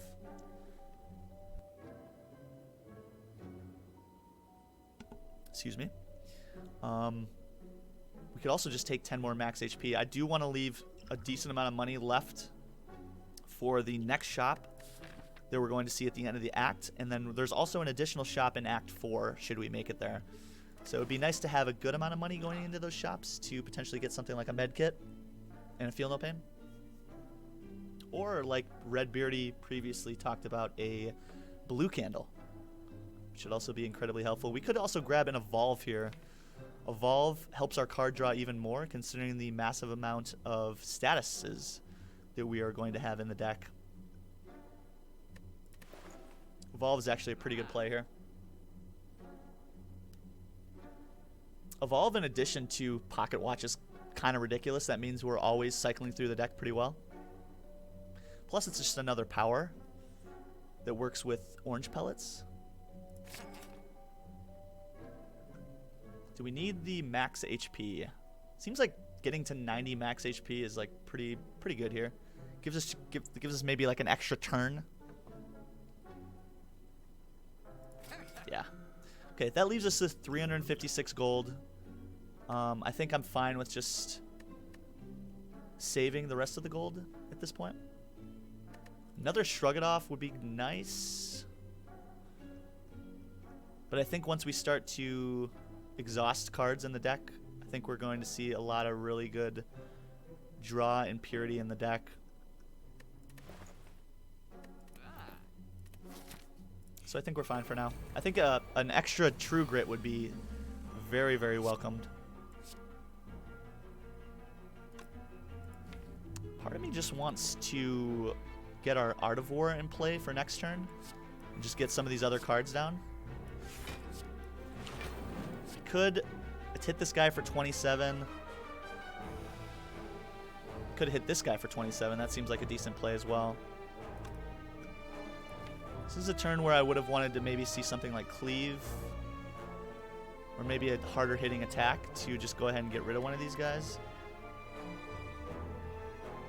I think I'm just going to end turn, though. I think we can find something better than just a strike. And we have 6 base energy, which is fantastic. This allows us to do a ton of damage. We do still have our Akabeko in place for the additional Stronk. The Reaper is AoE.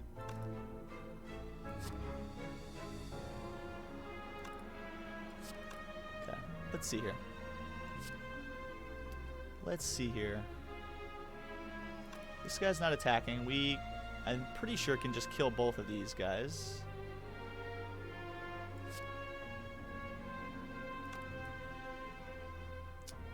Abby Swift.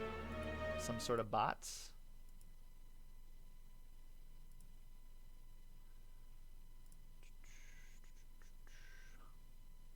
Some sort of bots.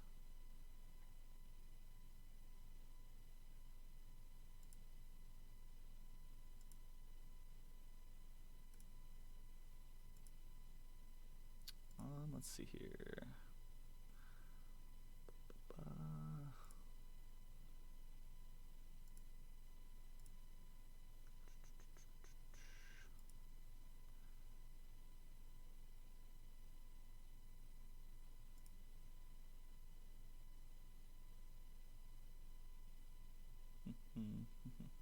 Okay. Sorry, I'm still getting used to modding the channel. So sorry if that Took a little long. I don't know. I think that's just some sort of bot that entered the fray. Not sure what that's all about. All right. So let's take a peek here. Bash, strike kills this one, and then we just blood for blood this guy.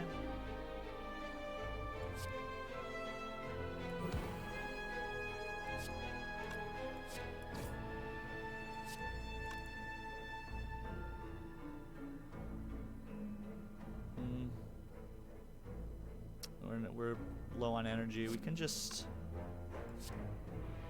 wild strike here. We could take a little bit of damage.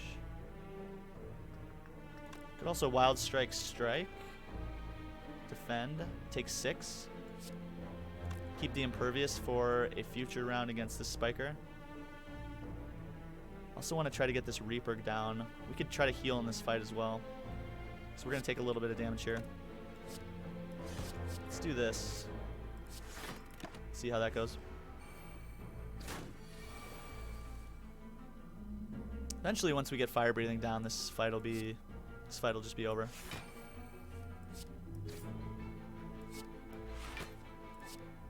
Get rid of one of the wounds. And also just attack this guy for a little bit. Don't play fire breathing in this fight. No? Just Demon Form and Reaper. I mean, I don't know if we need it. I don't know if we need it.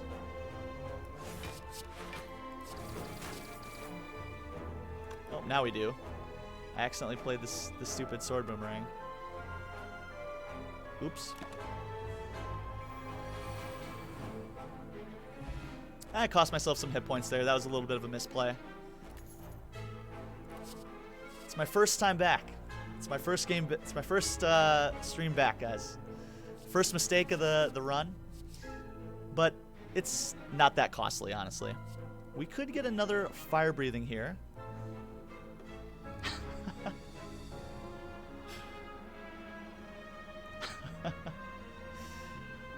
We could also grab one of these other attacks. I think we're probably set on attack damage at this point.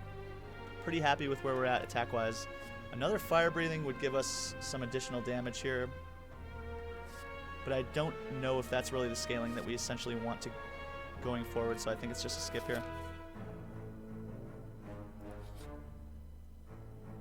Ooh, okay. This fight, these double orb walkers give us a rare relic should we win the fight. I do have the fairy in a bottle and a explosive pot, so I think I'm all in on this. If we see something like Reaper too, we could potentially heal in this fight. This is a really, really tough fight though, especially if we draw bad. But we're gonna risk it for the biscuit. We're gonna risk it for the biscuit, guys. Let's do this. Let's do this. Okay, not the attacks we were looking for turn 1. Definitely want to shrug here. See what we can get. Okay, Heavy Blade's hitting very hard, which means we're certainly playing it. See if we can take out one of these guys right off the bat.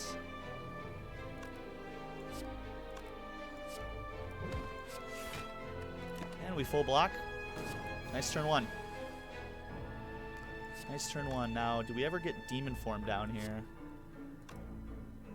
We have 4 base strength. I think we're probably okay. I think instead we just hit this guy hard and look to win next turn. Hopefully we get a Reaper here to get a little bit of a heal. Okay. No Reaper. We can... we can be greedy here. I think we have enough attacks in the deck where we can be greedy and just try to get a heal. This is some pretty next level greed, but I'm going to go for it. I'm going to go for it. There it is. Okay, fantastic. Now we can only play 3 cards because of normality. Thankfully, we have enough damage to kill. And there's our heal, which is fantastic. And we just kill. And we find an incense burner, which is a very, very good rare relic. This allows us to gain 1 intangible every 6 turns. So we're going to want to start tailoring our fights around incense burner for the fight after that. Oh, and there's our upgraded True Grit that we want. It's starting to come together, guys. It's starting to come together. We are in a much better place than we were even a few floors ago. And before this elite, guys, I am going to take my first break of the night. Been going for about 2 hours. Just gonna really quick run upstairs, use the restroom.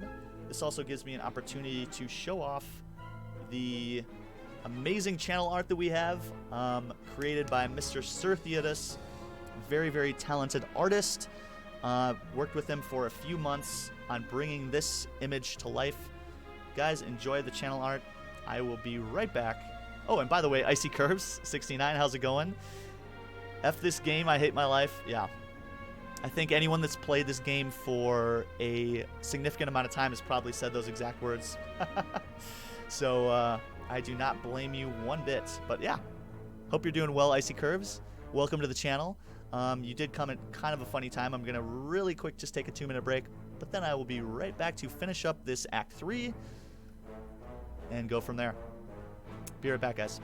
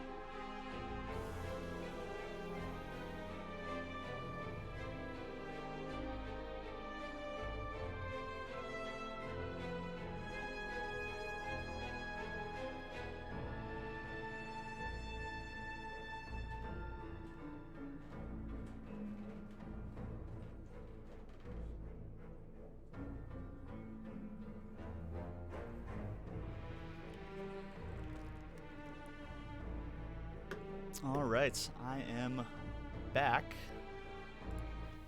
Thank you so much for that patience, guys. And let's jump into this elite fight.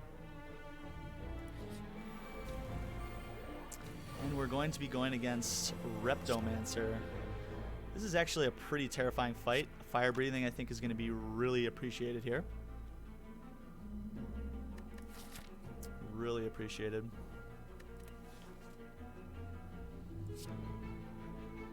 We don't see an AoE attack right off the bat, which is a little bit of a problem. I think right now we just want to get rid of the daggers.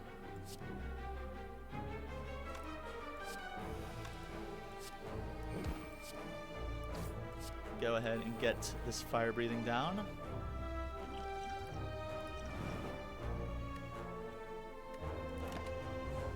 And we play 3 cards, so we keep our pocket watch, which is fantastic. We can go ahead and get rid of these pesky guys. We also want to get demon form down here. And then we just hope to block a little bit. We also proc orange pellets that we didn't really need. And I'm not going to play the anger here because I don't want to break pocket watch. I think this is a fight where we can hopefully get a pretty good heal once we see Reaper.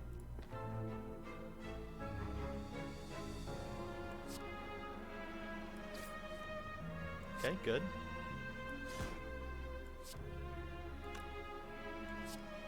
Again, I think we're probably just meant to play 3 cards here to make sure we see Reaper next turn. I am tempting the common card only run on Ascension 10. It's impossible. Please tell me that I am doing something wrong. Oh, so that's really tough. I would like to know, I'm curious what character you're doing that on, Icy Curve. because I could potentially give you some pretty good advice. You are a madman, though. Ascension 10 common cards only is pretty tough, so I commend you for that. So Reaper here, guys, is really effective. We can also bash the Reptomancer to get a little bit of a better heal.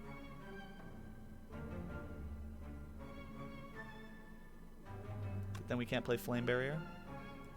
Tell you what, let's do this.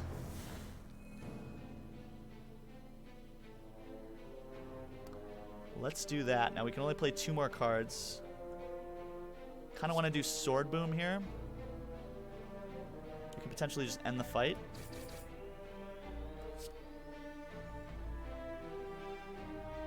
Good fight. And we go up to almost full HP. The draw from Pocket Watch is absolutely carrying the fight, and we're at a really good number on Incense Burner. In 2 turns, we will be intangible. You're doing it on silent. I can't seem to get over Act 1. May I recommend to switch to the Defect? The Defect has a host of very, very good common cards. Things like Claw, Streamline, that can really power you to victory. So on Ascension 10, it's going to be difficult with any class, but I would recommend trying out the Defect, Icy Curve, and you might have a little bit more luck with that character class. Okay, well, we find a Strength pot. We get a chance at a Anger or another Pommel Strike. This one's upgraded. Gives a little bit more card draw, which is always appreciated. I think right now we're fine on attacks. Again, I just want to try to get rid of these strikes. I would love to add something like a Headbutt into the mix where we can get back to some of our big strength scaling attacks. Other than that, I am happy to just, I think, skip here. Skip or maybe Ghostly Armor. Did not try the Defect yet. Yeah, I recommend it. I recommend it, especially if you're going for just common cards. That's a very good option for you. Now, we could upgrade a card. We can also just recall. I think recalling here is what I want to do. That gives us the option to potentially heal here before Donu and Deca, should we need to. And that means we have all 3 keys, so we are poised to enter Act 4, should we make it there. Which is definitely not a guarantee. Good old Writhing Mass. So Writhing Mass is an interesting enemy here. His intents change every time we get past his block and give him damage. Hate the Spaghetti Monster? Yeah, likewise. This guy is definitely a jerk. Definitely a jerk. Okay. We do break Pocket Watch here. That might have been a bit of a mistake. I probably played that a little wrong. I think I was meant to just play the 2 True Grits and a defend. Or just the 2 True Grits, rather.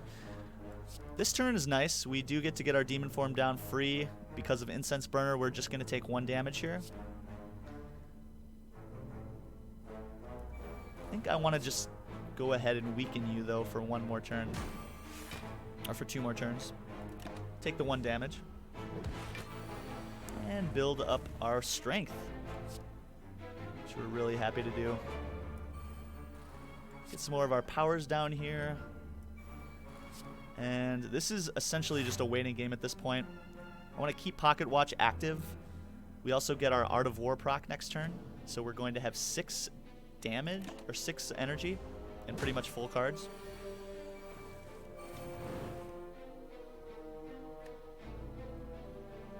Okay, so this might be a turn where we can actually go for lethal. Let's see what we can do here.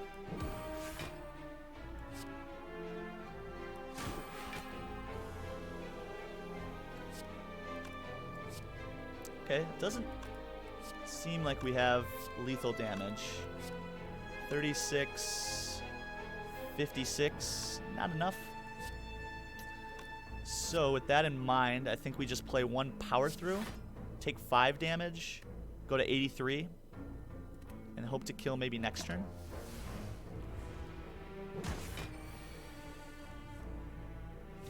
One heavy blade is enough to end this fight at this point. Almost.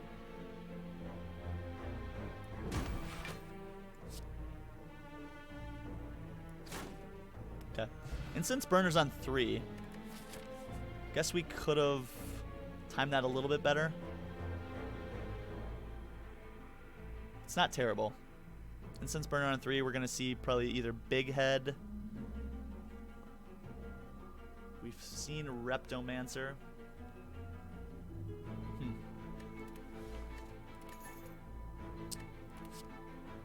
Chance at a Juggernaut, a upgraded Clothesline, or a Twin Strike. Again, I think we have enough attacks. Neither of these really entice me too much. It always gives me Cursed Flower. One of my runs, it gave me 3. Burner on 3 only sucks for these possible fights because cycling it back around to a good number costs an extra turn. Yeah, agreed. Agreed. And that is going to be an issue, and I think probably at this point we want to try to get Incense Burner. Well, we'll see. For the next elite, we'll see. I think we just comfortably skip all of that. And we find a potion belt, which is really, really good. Potentially get a couple more important potions from the shop. Very happy with that. And Nemesis. Okay, so Nemesis means Incense Burner. It's not super important because every other turn he's going to be attacking us, or he's going to be intangible. This thankfully does line up. So on the turn that we're intangible will be when we can attack him. Reaper turn 1 is cute. Don't need the heal. Could do 51 damage here right off the bat, and I think that's probably what we're going to go for here. I think that's too much damage to pass up. We also start to proc our Nunchaku a bit.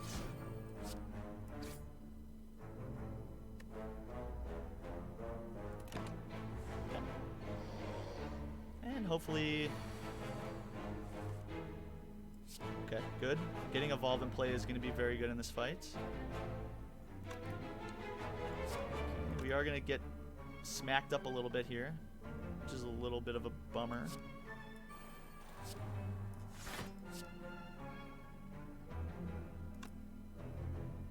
Sword Boomerang is kind of funny. I think we just block here as much as possible. Do get our Art of War for this turn. Okay. And again, like I said, this is the turn that we get to attack him. But unfortunately, he chose to not attack us this turn. So the intangible is kind of wasted. Sort of hate the Evolve in this deck until the hard fight. The reason we grabbed it is because of Mark of Pain. Mark of Pain and Evolve are, not to mention it's an extra power for orange pellets, but I agree, it's kind of cumbersome. Oh, Fire Breathing, yeah. Yeah, Fire Breathing is also pretty bad. We did have to take it. We took it in Act 1 to combat the elites and the Hexaghost in Act 1. Okay, so we drew a bunch of block in this turn, which is really annoying. Thankfully, we are able to do a decent amount of damage here. Oh, and we can get Demon Form in play. Okay, good. It's a pretty solid turn. We may end up getting a heal in this fight as well. 24 damage. Let's draw first here. Okay. We'll go ahead and weaken you for next turn. Good. Good, good, good. Now I think we just want to see Reaper and try to heal. We can also try to get our Incense Burner on a good number. I think probably 4. It's probably what we want here. Maybe less. I mean, if we see Big Head, then it's not as much of an issue, I don't think. In that case, maybe we would want it on like something like 2.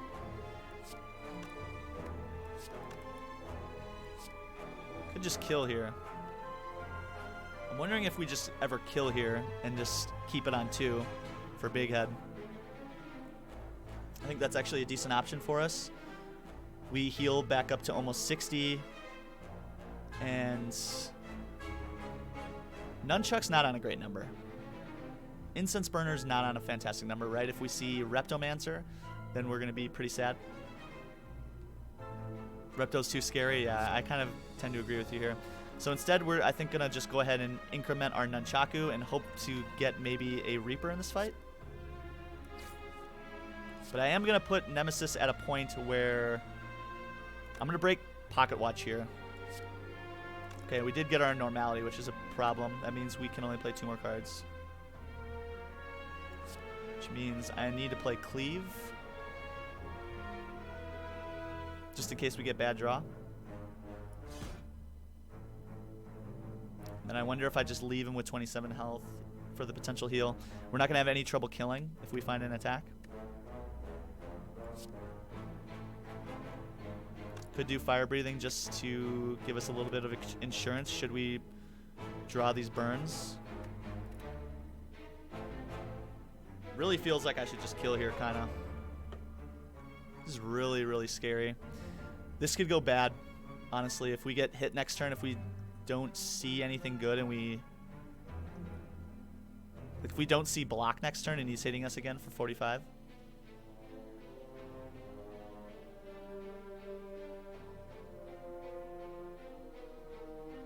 Pretty scary here.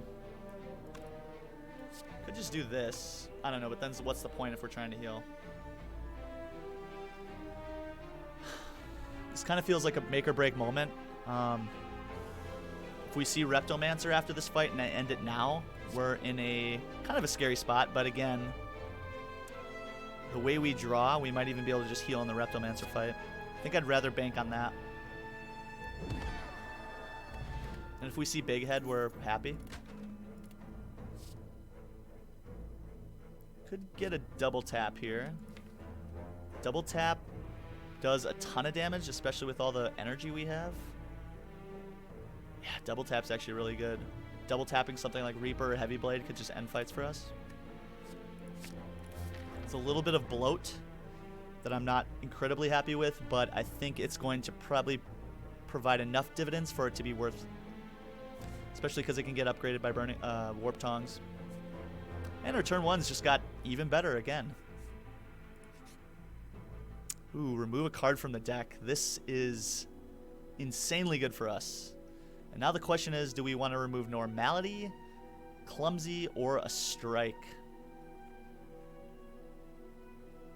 That is the question. Probably Normality, right? Most times I think we are playing just 3 cards, but to have the option with the amount of draw that we have to play just everything in our hand or close to it.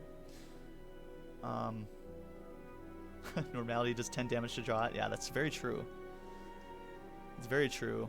And these strikes are pretty useless. And we're at 33 cards, so Normality doesn't come around very often. But the problem that I have with Normality is that it may come on a turn where we need to play more than 3 cards, right? It's just the worry that Normality comes on a turn where we imperatively need to play more than that. Strikes are just bad, though. Strikes are just awful. This is really hard, actually. Clumsy's exhaust, so I'm fine with just keeping it. Yes, I think. Okay, let's just get rid of the Normality. We can also remove another card at the shop. We get 2 more shops, so 2 more potential removals. Okay. And Big Head, we're at 3 on the Instance Burner, so this is actually, I think, going to be a fairly decent Big Head fight. We do need to get Demon Form in play right away. Definitely got to get that in play immediately. That's really important. This is going to be a tough fight for us. Especially if we don't see Demon Form early.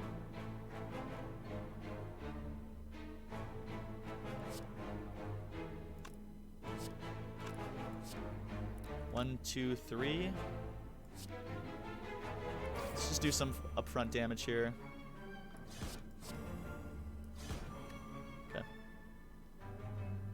Getting 100 damage down turn 1 is good. Okay, get the Evolve down. That's going to give us some better card draw. Go ahead and get some Weak in play. Do only want to play 3 cards here, I think. And I'm just going to continue to do damage.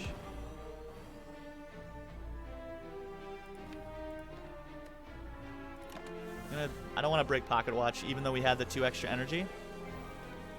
Gotta get Demon Form in play, and the fact that we haven't seen it yet is very concerning. I'm going to try to draw for it. Okay. Didn't see it. Not a huge deal. Should be able to get it down next turn. And we got our Incense Burner coming up, so instead of that, what, 41 damage or whatever it was, 31 damage, we are going to take 0, or we'll take 1. Get Demon Form down, Fire Breathing down, and I think we want to get rid of at least 1 wound. Yeah. Hopefully shouldn't have too much trouble here the rest of this fight.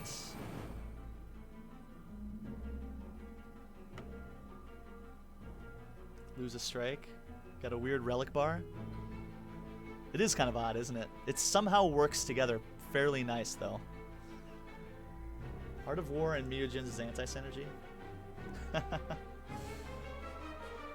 The thing that I love about the mutagenic strength here is that we obviously have the Clockwork Souvenir and the Akabeko and Bega Marbles. These 4 together have crushed a ton of fights for us. Okay, let's take a look at what we got to do here. Definitely need to block this turn. I don't think we have lethal yet. We are going to continue to get strength, but I think at this point we just need to block. Let's start with True Grit. Add some more wounds to the deck. Shrug it off. And I wonder if we're ever just breaking Pocket Watch here.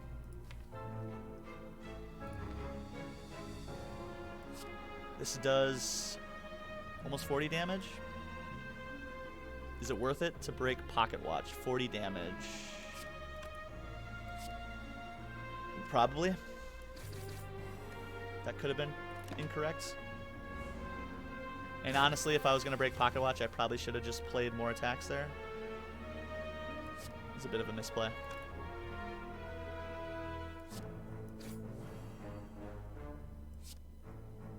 Ooh, okay, so we're getting hit really hard now. This is actually a pretty big misplay there. Not terrible. We are going to be able to heal back some of this, I think. And then in this fight, we get our Instance Burner where we need it to be. 4 energy is really helping us a lot here.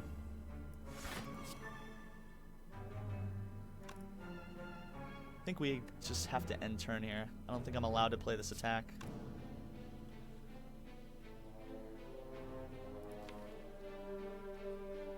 We're gonna probably see Heavy Blade anyway. Let's wait here.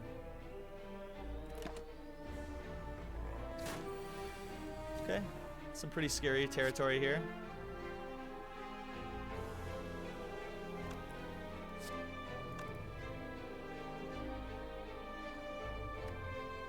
Some fairly scary territory here.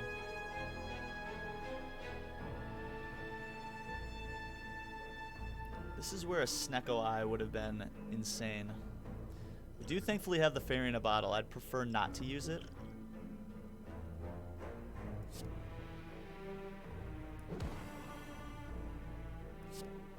This does 130 already.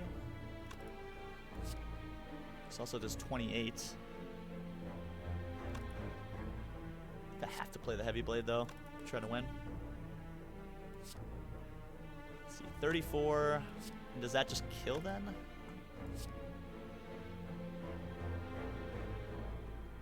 It's gotta be close. If I'm wrong, then we just die. Or then we use our Fairy in a Bottle. Let's see, Cleave means he's gonna receive 10% more damage. 34, that puts him down to what? 100 and... Let's see, 34, 194.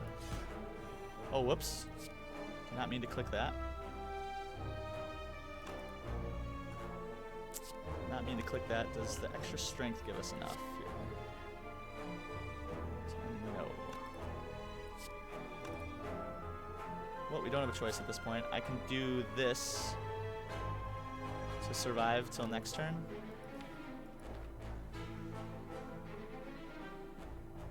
And that way we conserve the fairy in a bottle.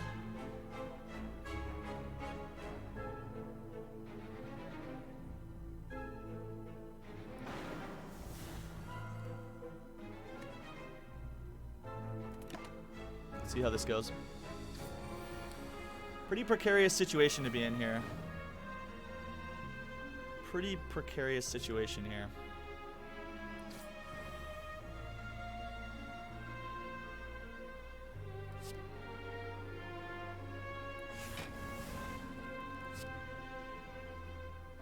Incense burner's on 4.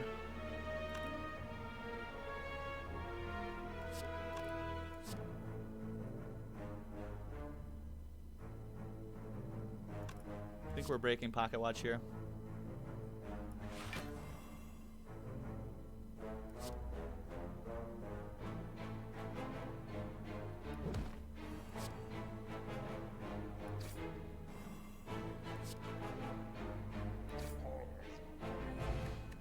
Okay.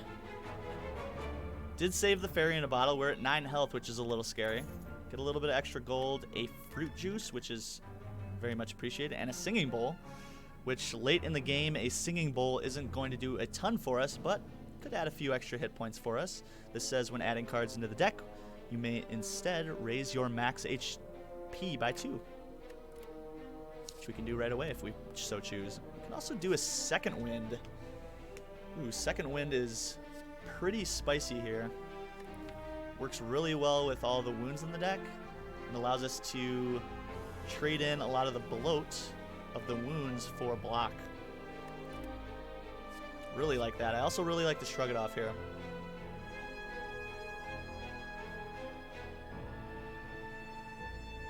I think second wind's just too good with our pocket watch. We're seeing a lot of full hands. Let's see what the good old shop has for us. Okay. This is our first strength that we're seeing other than the demon form card-wise. Interesting. Interesting. I really like this Dark Shackles here. I really like the Toy Ornithopter here with all the potions that we have. I think we're definitely going to be removing a card as well. And I think that's probably just a strike. Could get rid of the Clumsy, but the Clumsy, like I said, exhausts. Since I think with the amount of card draw that we have, I think it's probably just correct to get rid of a strike here.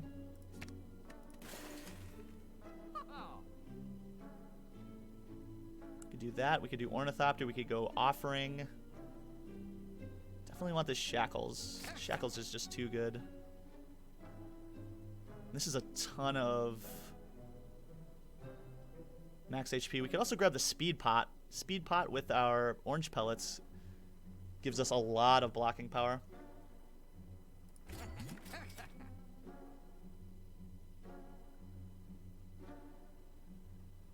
Yeah, I think that's enough.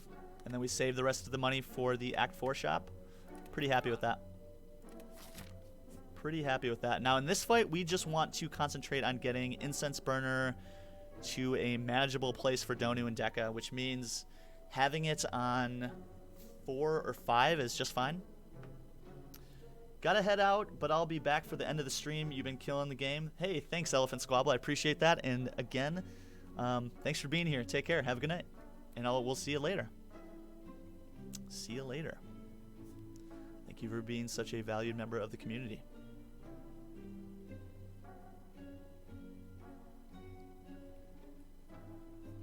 And to anybody just joining, guys, hope you're having a fantastic morning, evening, noon, night.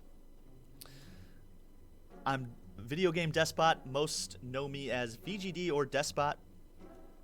usually here playing some Ascension 20 Slay the Spire. If you are enjoying the content, consider hitting that follow button or potentially joining the Discord to continue the fun. Okay, so good old Spire growth. I think we're actually pretty decent at this fight due to the fact that we have the orange pellets. We can remove the buff, the debuff that we're going to get here.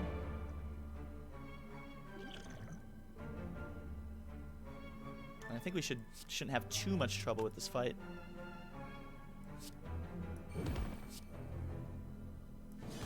Get some good turn 1 damage in here, a little over 100 damage. Turn 1 is good. We're not going to take any damage next turn, but we do need to increment our incense burner back up to about like a 5 or a 6. Or I mean a 4 or 5 rather.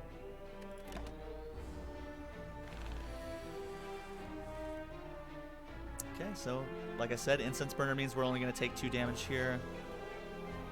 Could get a little heal. I think we probably want to get demon form in play to try to get a better heal that way. Don't have any powers in hand, so we can't actually remove the constricted this turn.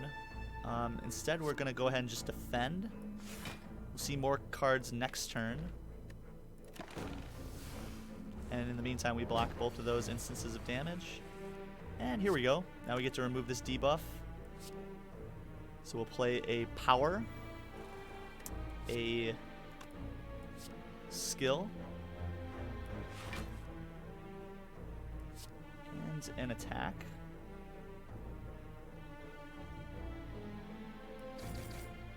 To remove that debuff, and then don't want to die here, so I'm gonna go ahead and break Pocket Watch. Get rid of this strike.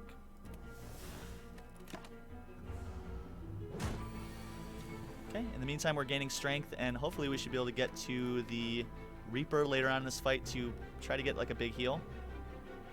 With that in mind, I am going to do a little bit of damage here, just in case we need to kill. Incense burner, we want to potentially wait like 2 more turns to kill. 2 more turns would be ideal. Oh man, this is an insane second wind here. Gives us how much? 7 times 7. More than enough block. This buys us more turns to get our incense burner where we want it to be. And also potentially get a heal. Could also just shrug to keep the shrug.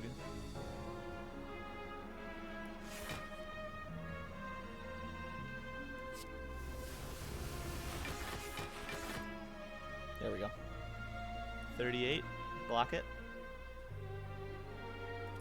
Hit end turn to potentially get a Reaper on board, which we don't see it. Can we block fully now? So we're going to be taking 31. Can we block 31? 9, 8, 17, 25, 31. We break Pocket Watch, but we can block. Got Incense Burner on 4 now. We can heal at the fire if we want. Question is, do we end the fight now? That is the question. You could stall for 1 more turn to try to get a heal with Reaper. Kind of feels like that's worth. I think we have enough damage to kill next turn if things go badly.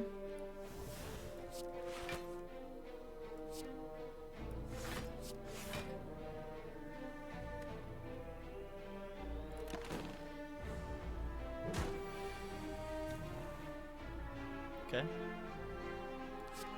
15, 29.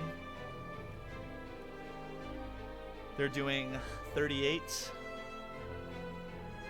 So we would die. So we just have to kill here. Didn't find our heal.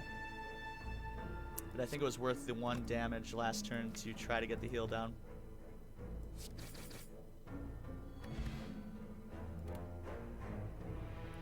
Okay, so this is where I'm going to go ahead and drink the fruit juice. That means we can pick up this colorless pot and get another extra heal because of 20 Ornithopter, which says whenever you use a potion, heal 5 HP. So this is the advantage to saving this. We get to get both then, which puts us at a little bit of a better number too if we opt to heal before the Donu and Deca fight. And we can grab another power through. Gives us a little bit more dynamic blocking, especially with the second wind. That does add an insane amount of wounds to the deck though, which really isn't that big of an issue with all the card draw we have. I think the 2 max hit points is probably better here.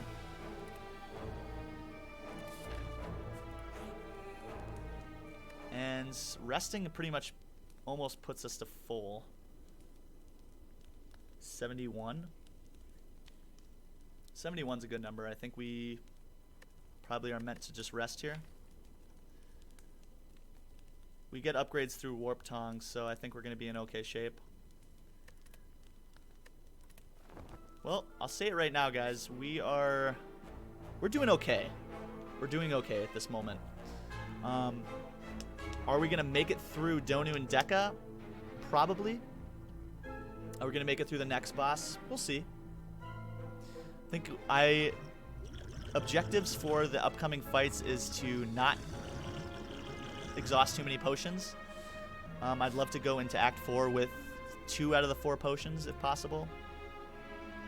And obviously if we can survive with more, I'd be really happy with that as well. Another Shrug It Off? Is another Shrug It Off ever worth it to add to the deck? Could just take more max health. Go up to 99 hit points, which I think is a decent play here. Shrug It Off does give us a little bit more card draw. We have really good card draw already, though. I think we're actually doing okay here on block. Why don't we just take the max health? I may come to regret that. Alright, and our first boss of Act 3 is going to be Donu and Deca. First thing, seeing Demon Form turn 1 is excellent. Really happy to get that down scot-free, right? We got our Incense Burner proc the way we wanted to be able to get a good turn 1 in place. If we don't play any attacks this turn, we can proc Art of War as well. I think that's probably what we want to do to keep this Akabeko in play. We also stripped a instance of Artifact off the boss with our, where is it? With our Bag of Marbles, which applies 1 vulnerable to all enemies at the beginning of combat. We could take more Artifact off with Dark Shackles here, but I kind of want to keep this around. I don't think the fight is going to go too many turns at this point, but it may save us on a turn in the future. So let's just end turn here. Now we're working with 6. We can get a full heal here if we choose. We can also just bop Donu a little bit as well. Gosh, I really want to play this, but I also really want to play this Reaper towards the end of this fight to heal up for the next fight. So with that in mind, I think we're just going to go Bash, Cleave, Heavy Blade,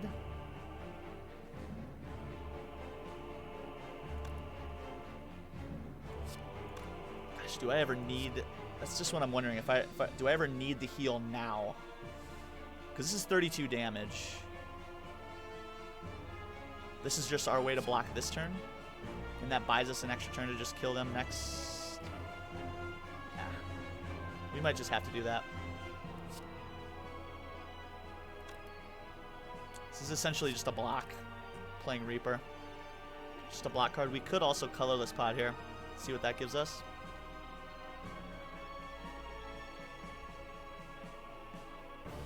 It's actually kind of a tough decision. Reaper here heals to full, then we take 32. We want to keep Pocket Watch going, so I think I'm only playing one card here. I could play Heavy Blade. We're rolling the dice. We go down to, what, 42 health? 41 health, rather. It's kind of scary territory depending on if we draw block or not, which I think we probably are most likely drawing block. We're getting to a lot of our block next turn. Adversely, if we Reaper now, we're building strength, right? We're already at 7. I think by the time we come around to Reaper, we're able to probably heal the full. Let's roll the dice here. Got all this too. Let's try to get the Reaper off later on.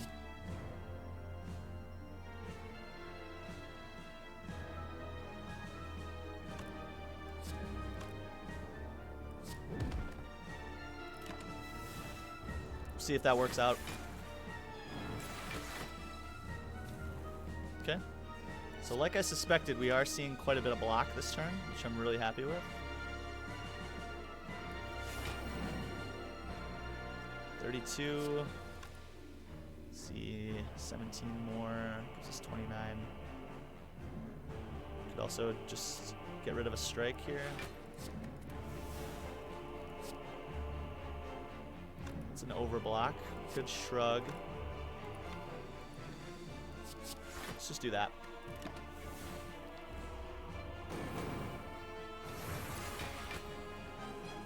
And in the meantime, we're gaining quite a bit of strength. These guys are also gaining strength. They're getting buffed by Donu. We may be forced to use a potion here coming up pretty quick. Double tap uppercut here. I think we're breaking Pocket Watch this turn.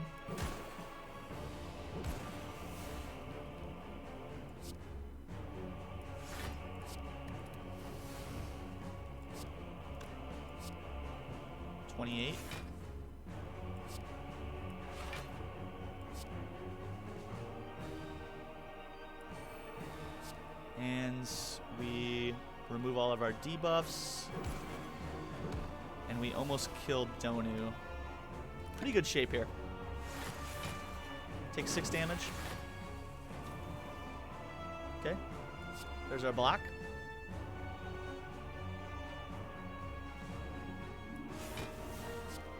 Just go ahead and kill Donu.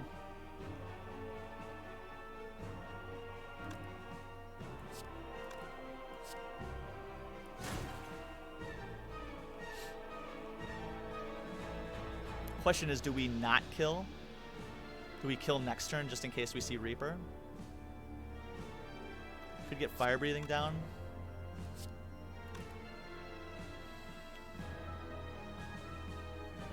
Not 100% sure what we should do here. We could also hit you. Remove a little bit of your plated armor.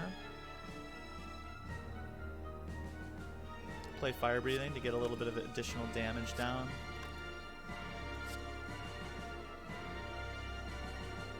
We're at 16. Kind of feels like I should just kill here, but let's wait. We're going to for sure be able to kill him next turn if we choose. So let's bink you a little bit. I wonder if we're ever getting fire breathing down too, since we added the wound. It almost kills you. Let's do it. Breaking Pocket Watch here, but I'm not concerned about this turn because... Okay, there we go. That's why. That's why. We'll play 3 cards here, though. And we'll go ahead and remove your artifacts. And now we just want to see Reaper. And I'm going to go ahead and not break Pocket Watch here to try to make that happen. And also we want to try to increment Incense Burner as well. That's one thing I actually didn't think of here. So getting Incense Burner to I guess 4 or 5 is actually pretty decent. Having it on low numbers, I think, okay. Putting it on like 3 or 4, I think would be ideal. We're going to be seeing either Time Eater or the Awakened one. This gives me a 25 heal right now. Put this to 60. Let's see what we can find. Double tap or something would be great. Okay. 4 is mandatory. Yeah, it kind of seems that way. Especially since we're getting a low heal out of this fight.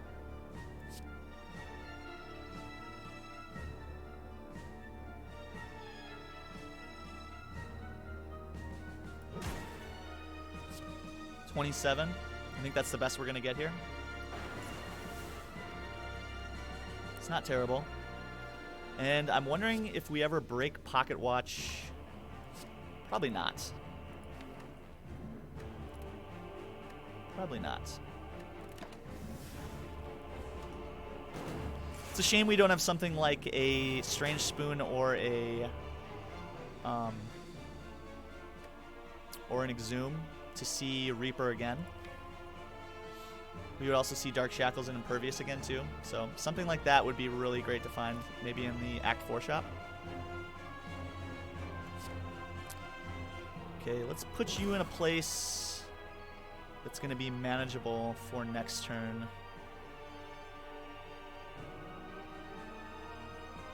Really need to get to some decent block. Okay, we are going to be able to block next turn.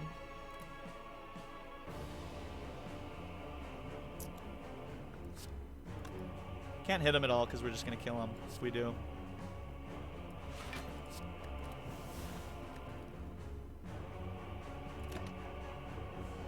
Okay, so again, we're going to go ahead and increment Incense Burner.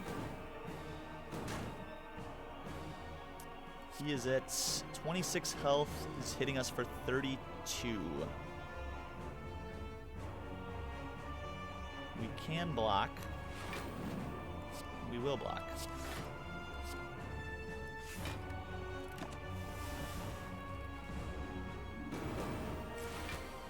Okay, Incense Burner on 3. Okay, and the fight ends. And we're up to almost 70 health, so we're in an okay spot. Incense Burner on 3 isn't, I don't think, the most ideal, but it's also not bad, right? We kept all of our potions intact. We have a good amount of hit points, and I think we're going to be fine going into this next fight. Okay, in this fight, we really only want to just get Demon Form down. Seeing Demon Form fairly early is going to be important, I think, here. But again, this, I think, is probably a fight that we shouldn't struggle too much. I could be totally wrong. We could also look for a heal.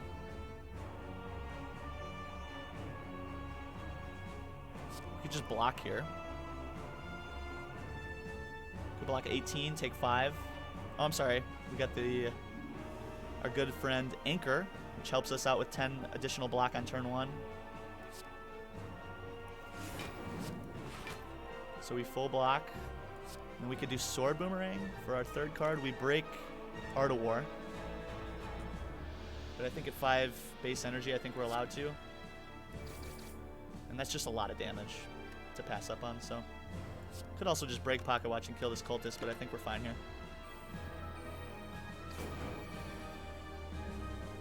Yeah, so had Incense Burner been on 4, this would have been 0 damage. Or rather, this would have been 4, 5, 6. 6 damage instead of, what, 36, 50? This is too complicated for me. It is kind of complicated, right? I mean, when you play this game for long enough, Icy Curves, you start to understand the attack patterns of the enemies, and you start to be able to take moments to understand what kind of math you need to do to avoid a lot of the damage in conjunction with the relics that you have. So right now we have quite a bit of block in hand with Impervious. The question is, are we going to be breaking Pocket Watch this turn. We can definitely kill this cultist quite easily. And I think we probably could find lethal against this cultist as well, but that leaves 36 damage. I think we always probably do this. Could just Dark Shackles here to get a free turn, and then we keep our Impervious. It'd be really nice to go ahead and Dark Shackles this guy before we split, however. So I think I'm willing to take a little bit of additional damage here. We just play Impervious and maybe Bash. Yeah, let's do that. Hey, Teach V2, my good friend, my moderator. How are you, my friend? Good morning, good morning. Hope you are well. Hope you are well. And thank you so much for the 4 months. Many more to go, my friend. Many more to go.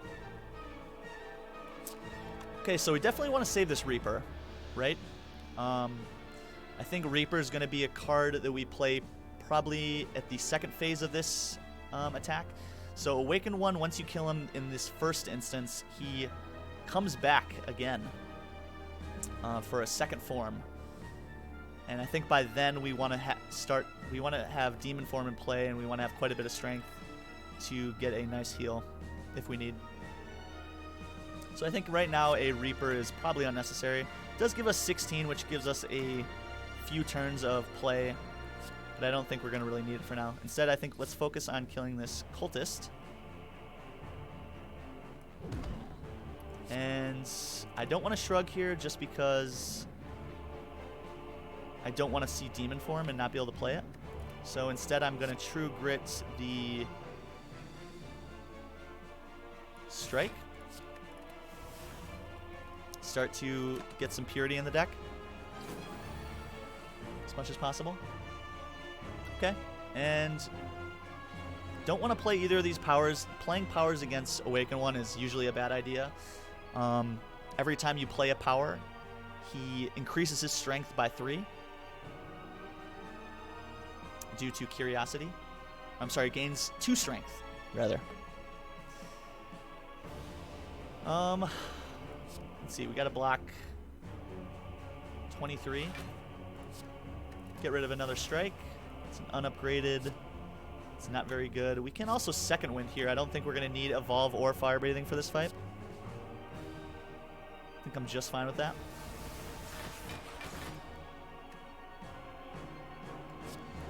Do a little bit of damage. There is our Demon Form. Very happy to see you. Absolutely get that in play. This does boost his strength a little bit, but it is pretty necessary for us to win this fight. My tortillas are crumbling. What you making? What you making? Now we need to block 44. Thankfully we can weaken here. Can also play this colorless pot. I think this is probably a good place for that.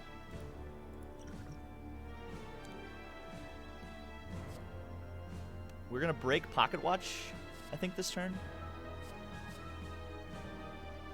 Could also draw a card. I think let's just go for Jack of all trades, see if we can get something like a Dark Shackles.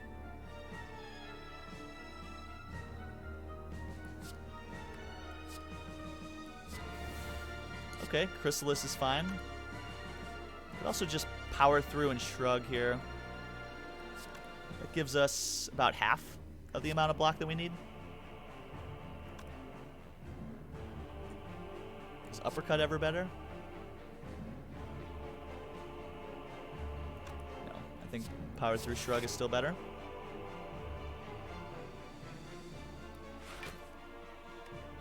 Okay, do break Pocket Watch, which is a little bit of a bummer.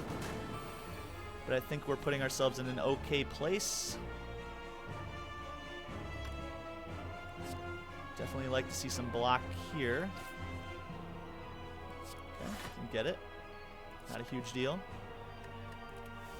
ahead and get rid of this anger. Our hit points are starting to get to a scary spot.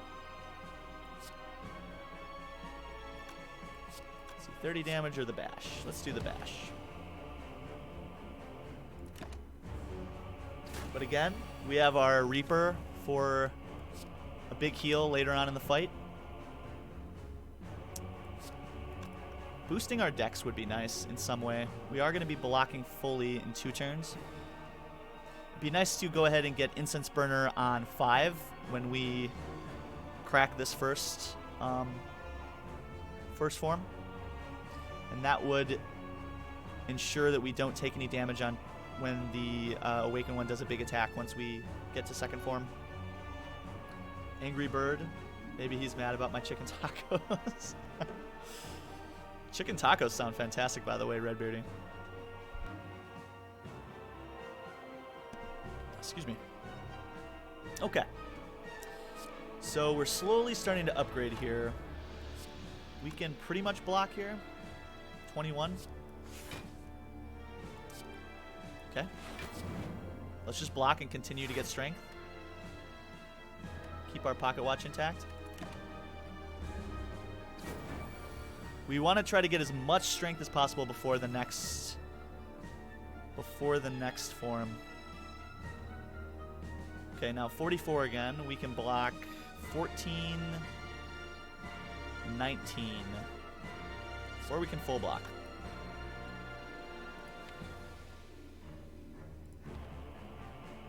I would really have liked to save this for when we split. Don't have to worry about blocking next turn.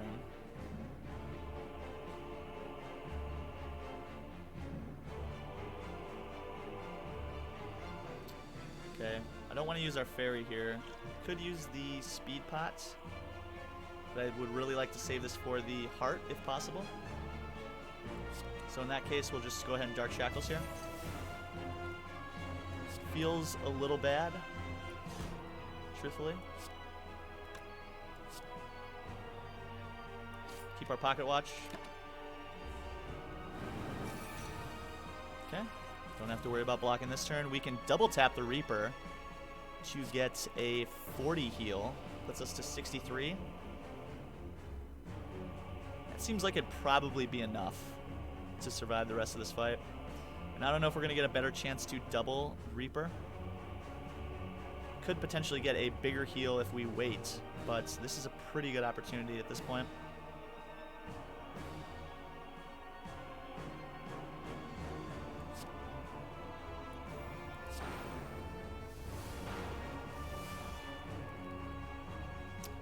Mega Despot. If you don't know the incoming damage, you haven't played enough Spire. Very true. Very true. You can't see the incoming damage. Your cam is covering it. Oh, sorry about that. Let's do that. Is that better? I cover up the relics a little bit, but I think that makes it probably a little bit better. Get 500 hours plus. Get good, man. Teach has actually played quite a bit of Spire in his day. I think we just keep Pocket Watch going. Might be able to just kill next turn. Take the 1 damage. Okay, so I think we can just kill. Do we ever just kill here? Sure.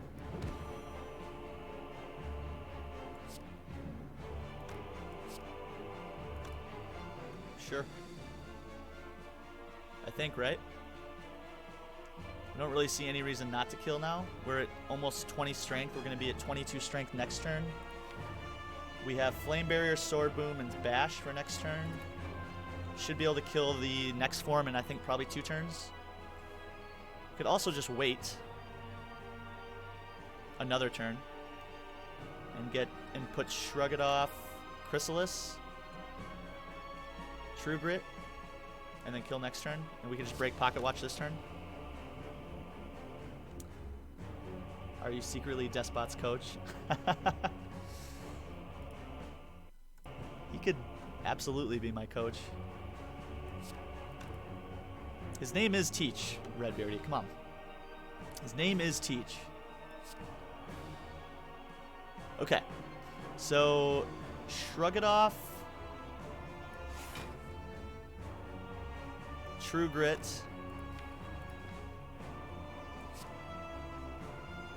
Or do we play Chrysalis? That means we get 3 skills for next turn. It's 0 costs. Which means we can break Pocket Watch by playing Blood for Blood, making him easier to kill. Could also just True Grit, Blood for Blood. I'm curious to see what these skills are. Okay. Not great, not bad.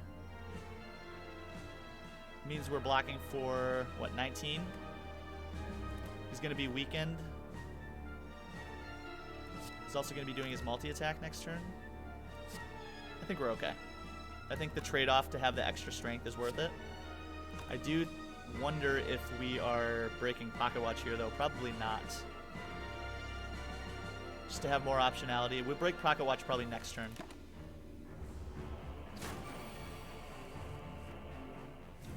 Yeah, that way we have more block here. Okay, play this. Doesn't really do anything. This gives just 2 extra turns of Intimidate, but we are going to go ahead and break Pocket Watch here, so we'll just play everything. Almost everything.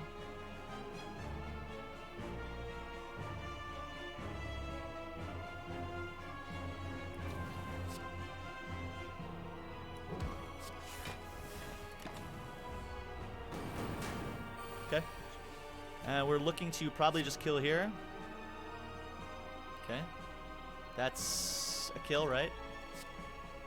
168. That's just a kill. We can also get rid of a wound.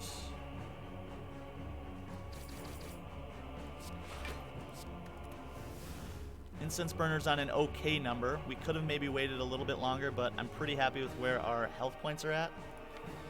And I don't really want to test this much more. I just want to get rid of this defend as well.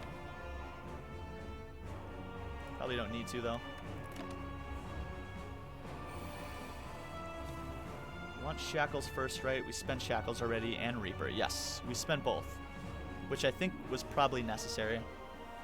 Thankfully, we have also exhausted a number of the bad cards in the deck, which is always our plan with the 2 True Grits. So we're at a place where we can pretty comfortably block most of the time, right? Right now we're at 22, 37 block out of 45, and we could still play Uppercut.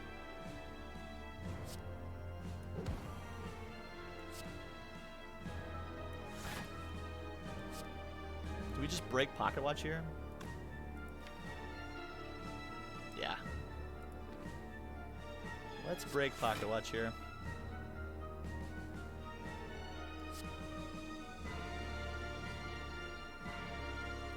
How much damage is this? 75, so I can do like 150 damage right now and just try to kill next turn. With Heavy Blade? Yeah. This fight's over.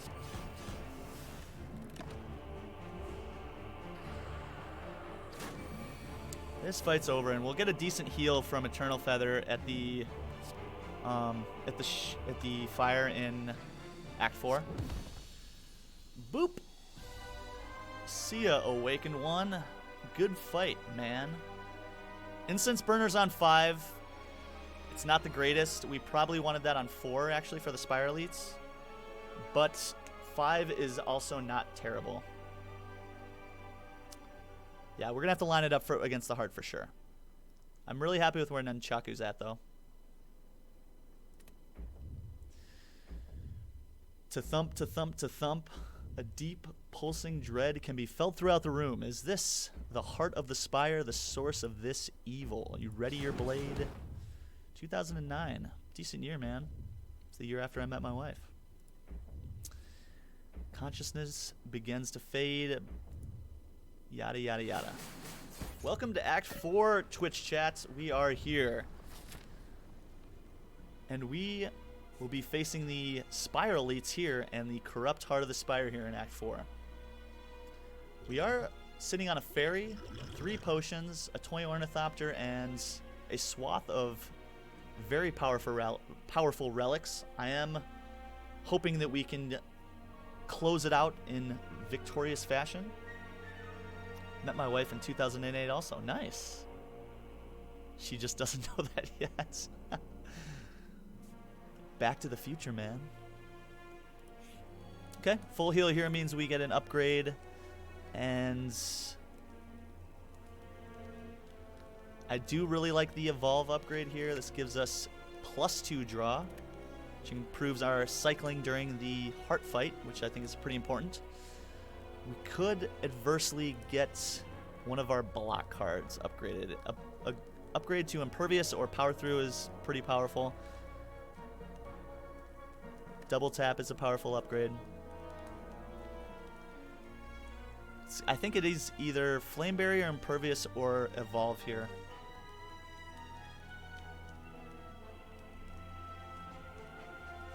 Those are our targeted upgrades, I believe. Any of our blocks or Evolve, just for better card draw.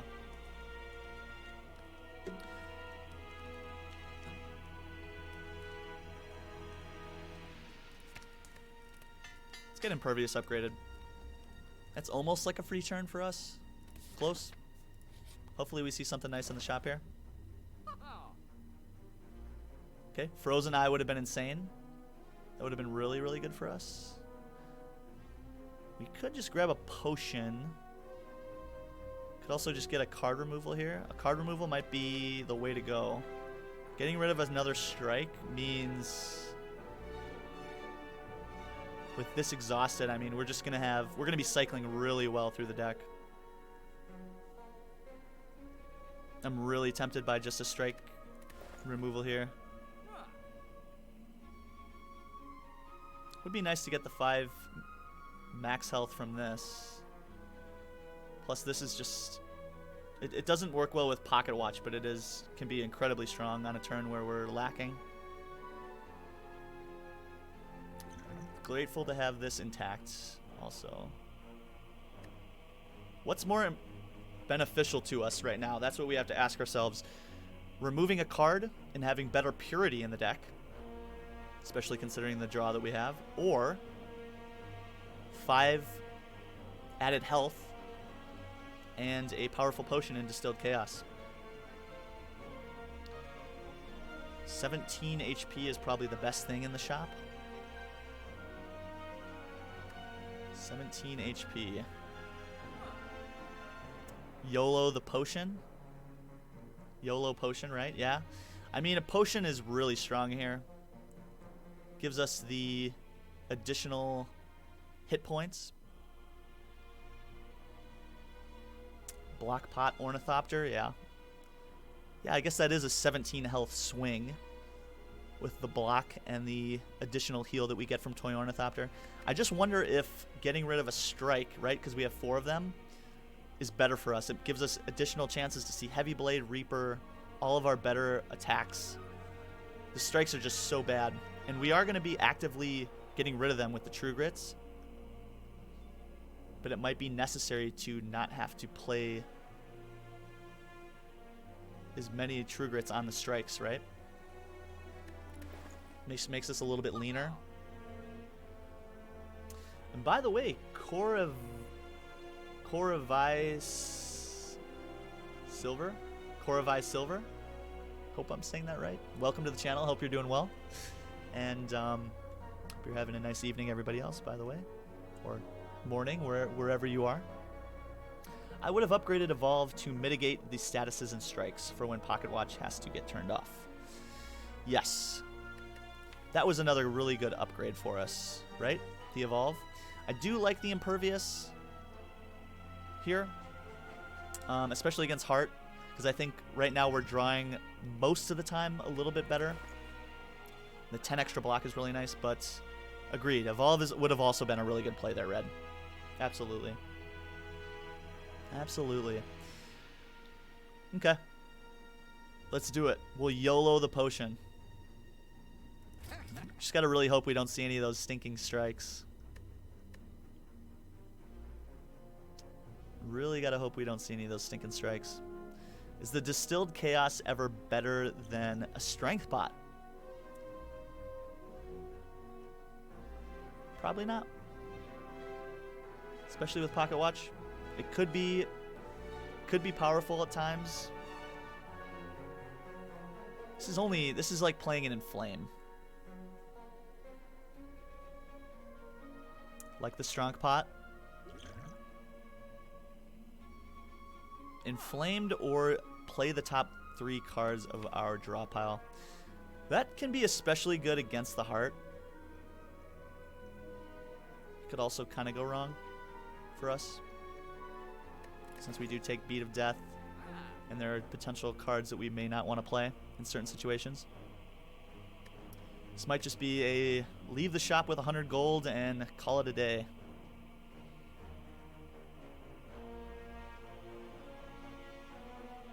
Playing the top 3 is pretty good. Early strength can mean getting Reaper in time, yeah. Both very good points. I think we're probably fine where we're at. Okay, now we do get rid of an instance of artifact right off the bat with our Bag of Marbles. Really happy with that.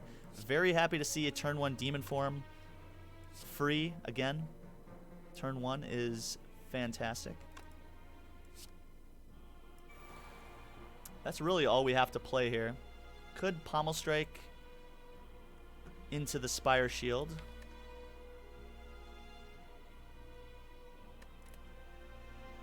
To get some damage down. I almost like using the Strength Pot in this fight.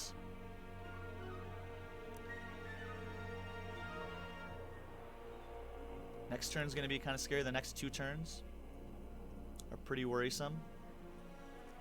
Really going to have to try to get artifact off this guy to try to weaken him for when he attacks us for the big turn in 2 turns. He's going to be hitting us for quite a bit here on, I believe, 58 on turn 3. He's going to be hitting us for a multi-attack next turn. Intent is obscured by my cam again. Let me take a peek here. Let me just see if I can get this a little bit better. How's that? I'm a little bit smaller, small streamer, but no big deal. I hope that is better for everybody. And thank you so much, Votive Hester. Welcome to the channel. Appreciate that help there, my friend. Too much headroom in the camera, that's all. Yeah, no, there really is. I gotta maximize this. But guys, this is my first stream back in a while. No problem, Votive, by the way. No problem at all, and welcome, my friend. I hope you're doing well. Hope you are well, as I hope all of you are well. Hey, Homax, thanks so much for the follow. Appreciate that. Appreciate that, and hope you are well. Hope you're enjoying that lurk. Can help me with the setup sometime? Yeah, I appreciate that.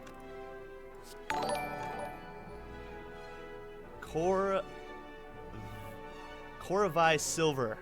Thank you so much for that follow. I'm still having trouble with that name. I apologize. And I hope you're doing great. It's time to jam. Lurk mode activated. Fair enough, Redbeardy. Enjoy your lurk, my friend. Take care. Let's play the Pommel Strike here. Okay, we draw the Bash, which is a little bit painful, but we do get Nunchaku in a good place. And we'll end turn to keep our Pocket Watch going. Okay, so I do really like Uppercut here.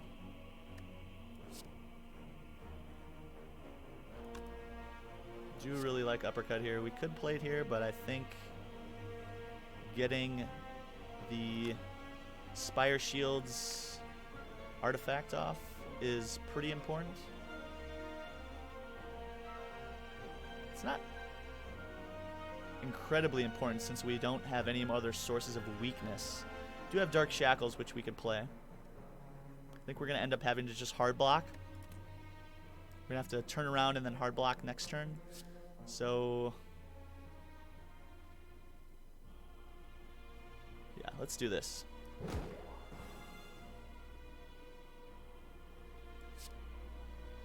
Then we hit you to turn back around. Get rid of a burn. Get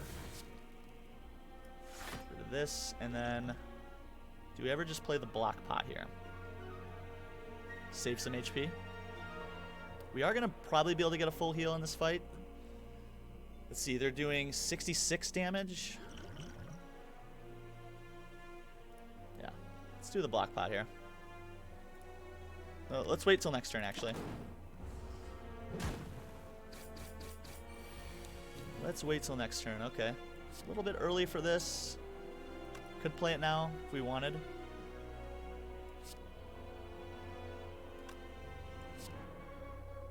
Could play it now if we wanted.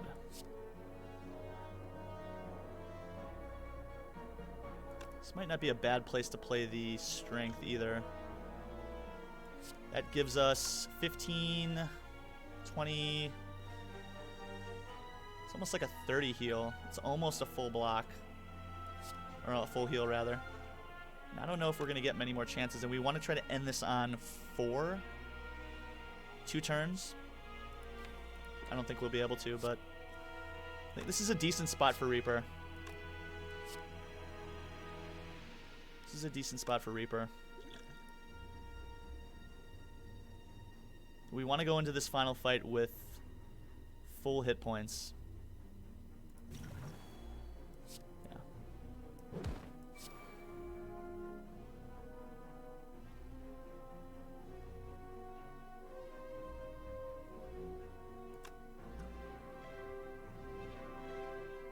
$15, $27. So we would take damage here.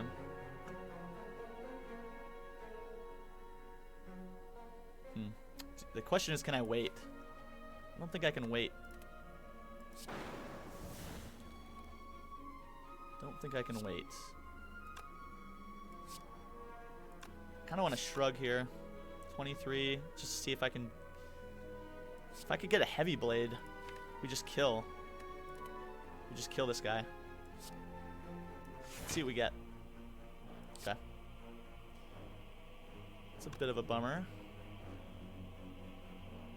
Any other big attack, like if we had drawn Heavy Blade or Blood for Blood, then we're just killing this Spire Shield. And we don't have to worry about any of this.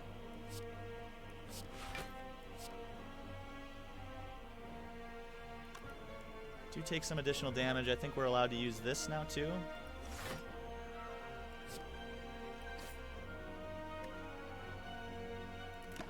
Okay, we're in an okay spot. We are in an okay spot.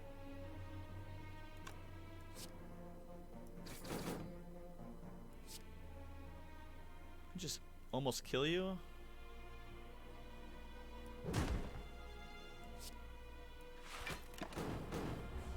That's fine. Kill this guy this turn and focus on getting this guy now. Okay, the one thing we have to worry about with this guy is his artifact, so we can't play Dark Shackles quite yet. Can, however, take care of this jerk immediately and play Impervious, which is almost a full block. He's attacking for 40, 52. Could just full block by playing Second Wind.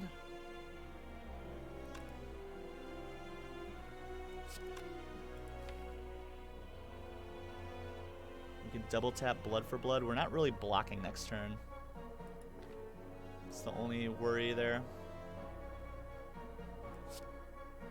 48, so then we take what? What did I say, 52? We take 4, but we break Pocket Watch.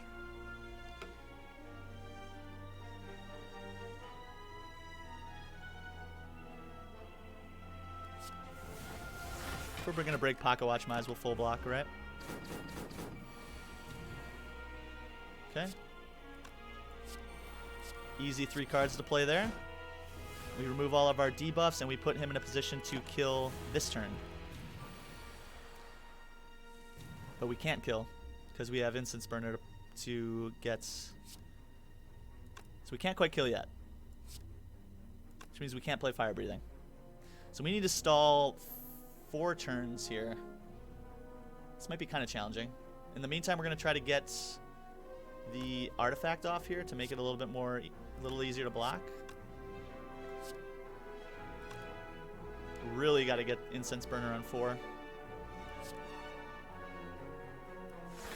Let's do this.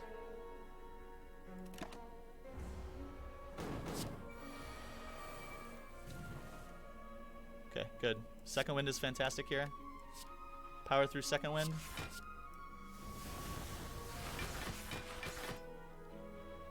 Lets us almost full block. Sending us for 60. Again, we could just kill, but we want to get Incense Burner on a good number here. So taking the 10 damage is worth. Could just smack you once, though.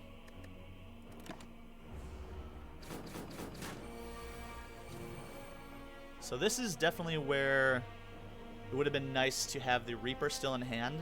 I am pretty happy with what we did there. Getting the additional hit points I don't think was necessary. Like, we could have saved it, but hindsight being 20/20, I think it was still the right decision at the time. Okay, we're going to see mainly attacks next turn. So it's going to go to 3.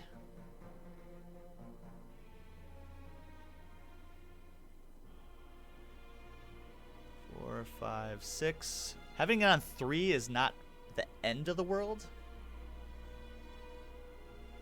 3 is not terrible.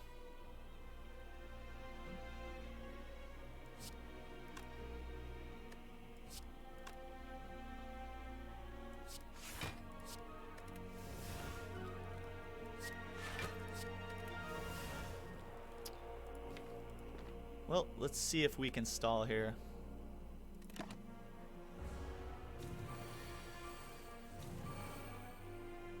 Okay, 26. Can we block 26? We can block 12.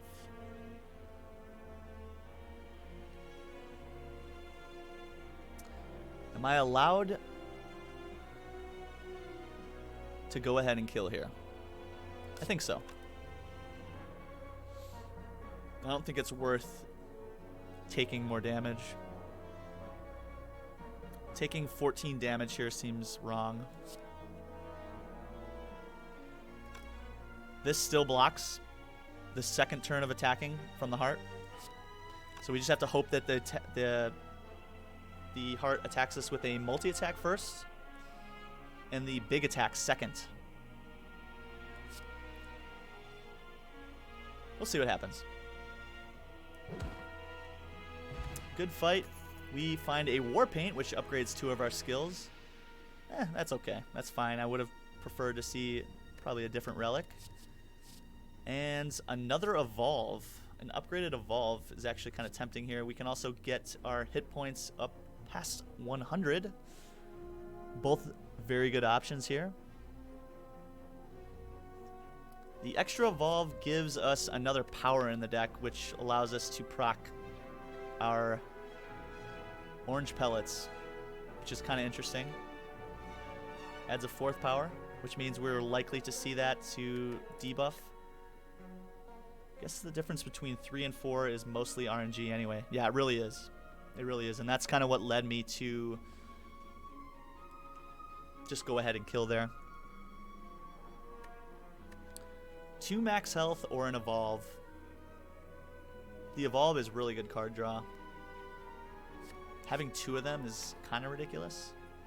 It means we're going to cycle through like really, really well. Probably worth more than 2 max HP, but do I need 2 of them? That's the question. Like, do I want to see like 2 evolves on 2 different turns? This is only drawing us 1 extra card though. Let's do it. Couple upgraded defense, feels good. We're gonna have some extra decks this fight. This also, that card pick also does help us get the speed pot in play, because really what we want to do is play orange pellets with the speed pot to have 5 additional decks for the entirety of the fight. Alright guys, the Corrupt Heart of the Spire. This is the final boss. Wow. Okay. Demon form turn 1. Fantastic. Fantastic. This is already starting out really well, and this is putting us in a place where we are hopefully going to be able to just win.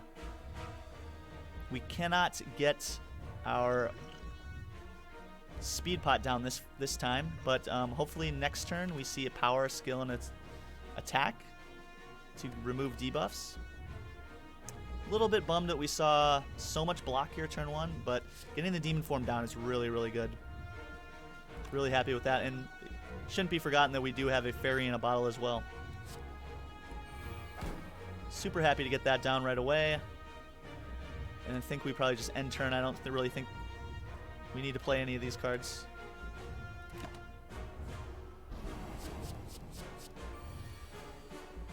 Okay. Okay, Dark Shackles is fine. Can mitigate all the damage, which means next turn when we're intangible, we block the big attack. This is actually a dream start here, guys. Dream start here. Very happy. Yeah, Dark Shackles is really our only block here, right? Other than Second Wind. So that's just fine. We can give him 2 more turns a week, but I don't know if that's really necessary. I think instead we just push damage. Yeah, let's just do that anyway, though. Play the Slimed as well. Then we break Pocket Watch, though. Yeah.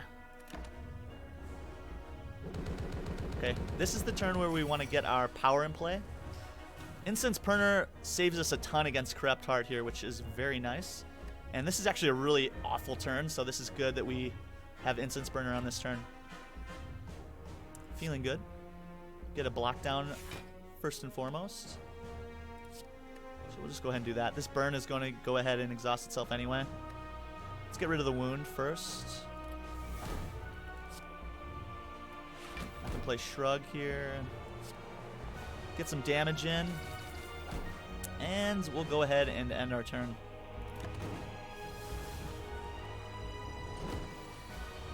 Okay. Now the Corrupt is going to be taking away any debuffs and increasing its attack damage after this. Now we want to go ahead and get our Speed Pot in play.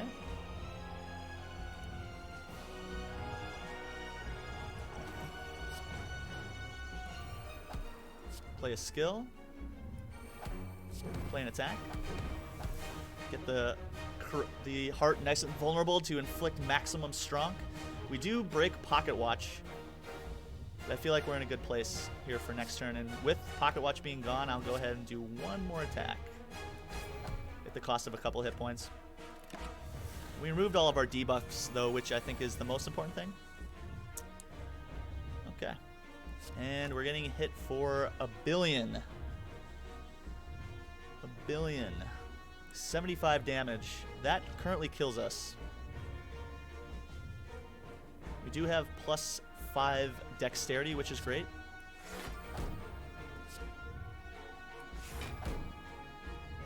So right now we're full blocking. And I think we actually probably just want to stop here. Maybe get Evolve down. Could play the Wild Strike.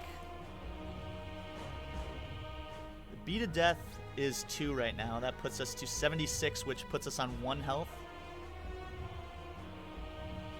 Pretty precarious situation to be in. Do you think getting a little bit of extra damage down is worth?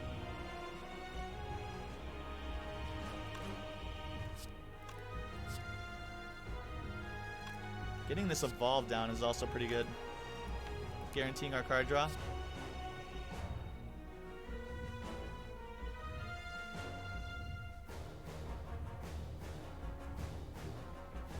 Pretty scary place to be in right now. Would really love to see... Well, we're going to get Reaper next turn. We are going to get Reaper next turn.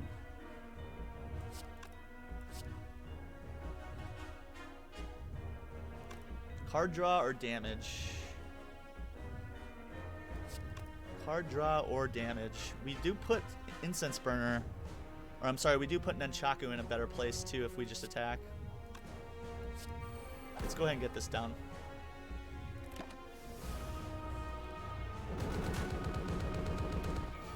One HP. Kind of scary.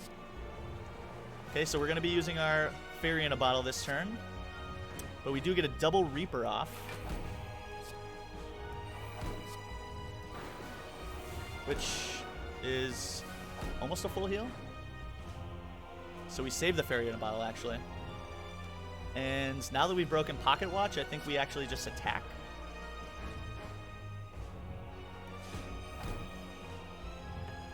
Yeah, that was a nice demon form, wasn't it, Core? A really nice demon form. Yeah, we'll just go ahead and hit you for the damage cap. Okay, and I think we should hopefully have it from here.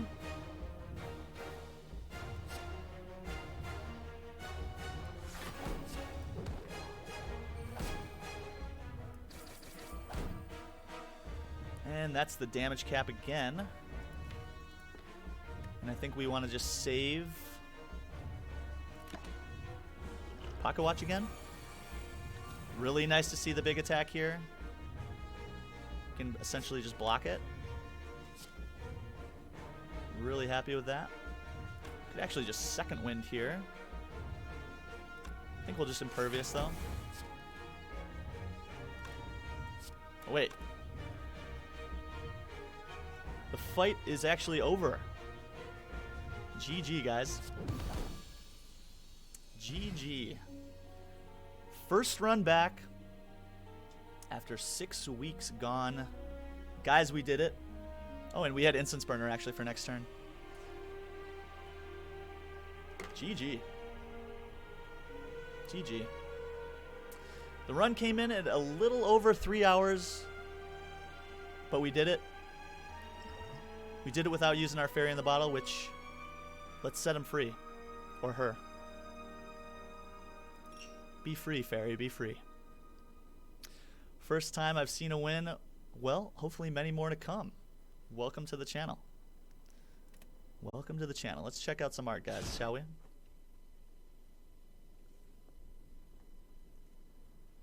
GG, Teach. To Ascension 1, that is correct, Hawkeye. Yep. If I die now at any point during this run, we fall back down the ladder to Ascension 1, but the goal is to hopefully keep ascending. We'll see what happens.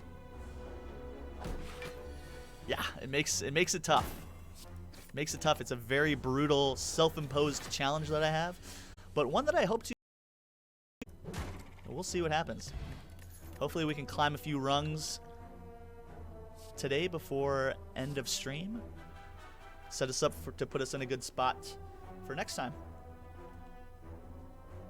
Okay, and right off the bat we see a True Grit, a Bloodletting, and an Evolve. Evolve is decent here, right? We have a Curse already in the deck. It could be very good against Tri-Centuries. It's not great against Guardian. Actually think I'm going to skip here. We're at Ascension 3. Let's look for some more interesting cards. At Ascension 3, I want to try to make some funny stuff happen if we can. It's part of the deal here is by trying to make some kind of interesting, fun runs at low Ascension. Do you know of any other people completing the ladder challenge except for Baylor? Baylor Lord, he does... Gosh, he's done so many different ladder challenges. He's done the boss swap challenge. He's done, obviously, the most popular being the regular rotating ladder challenge that he made popular. So he's kind of the master of the ladder challenge, and I've taken a lot of inspiration from him. In fact, him and I chat from time to time about the challenge and stuff like that. There are a few other streamers also doing ladder challenges as well. I've seen... I believe it's Hoffington doing ladder challenges. First Dane is also doing, I believe, like a silent only ladder streak that he started doing, I think after I started doing this. So yeah, there are definitely other streamers doing it. And all that content is incredibly interesting, in my opinion. Okay, find a colorless pot here. And the chance at a Heavy Blade, a Wild Strike, or a Sentinel. The Heavy Blade is okay. We don't have any strength right now, but I think this is normally a card that I want to have in the deck once we get some strength. It's pretty good against Guardian if we're able to find sources of strength. Wild Strike is okay. Puts a wound in the deck, but does 12 damage for 1 energy. Goofy deck or bust? I agree. Let's try to have some fun with this. We could skip here. It's a little concerning. I mean, right now we could just take 3 more combats, see 3 more cards, or 2 combats and a question mark here to see if we can bolster the deck a little bit better. Heavy Blade's okay. Thing is, once we grab Heavy Blade or Wild Strike, we're going to be hard-pressed to remove them from the deck, considering we have Parasite. But I don't want to think too hard, because it is, after all, Ascension 3. So let's just grab a Heavy Blade. Let's grab a Heavy Blade. I'm going to try to speed things up just a tidbit. Wild Strike and a Future Fire Breathing. Hey, now you're talking my language. That was precisely what we did.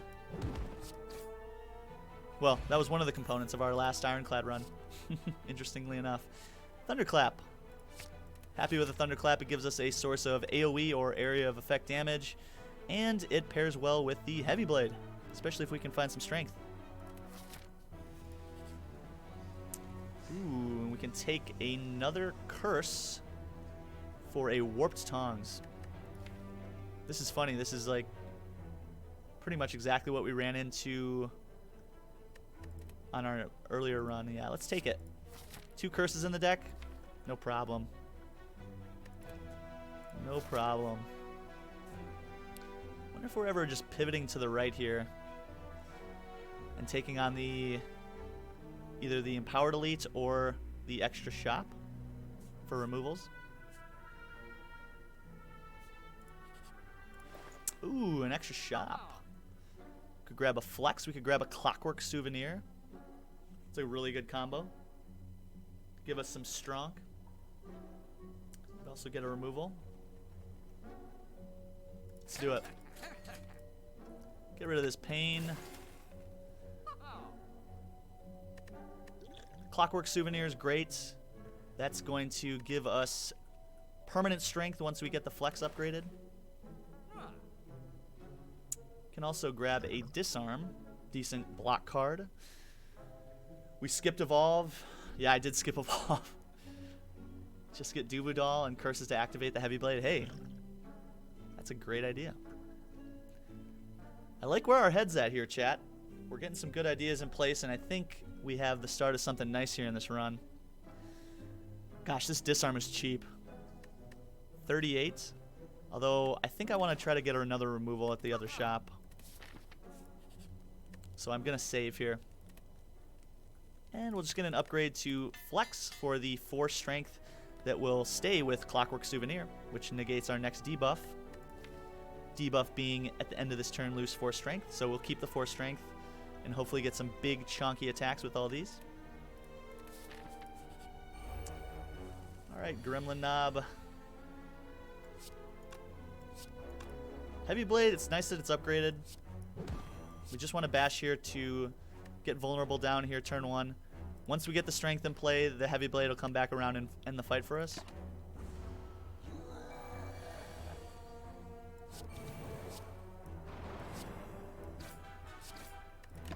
Okay. 18 is acceptable here. Should be able to hopefully just end... No, I'm not going to be able to end the fight yet. So in that case, we'll block as much as possible. End the fight now. We lose less than 30 HP, which is fine. Find an Omamori. Really good. This negates the next 2 curses that we find, which is fine by me considering we started off with so many curses. And the chance at a Shrug It Off, an Anger, or a Wild Strike. I guess Shrug It Off's fine here in the deck. First block card. definitely use it. We can get another source of strength here with the spot weakness. Grab an Akabeko. Pretty tempting. We could also grab a prismatic shard to lean into some nonsense there. The Duvu synergy ruined, yeah. The Duvu doll dream. Sad face. Tears falling down my face. Okay, so we could just remove... Could just grab an Akabeko. Akabeko is insane. Akabeko is really good, like Thunderclap Akabeko. Akabeko just makes for a entertaining run as well. Prismatic Shard is good for Zane. Yeah. Could get weird. Could grab the Shard to get weird. I do think that if we do grab a Shard, now's the time, right? At Ascension 3. But we could also very easily fall off the ladder depending on what we find.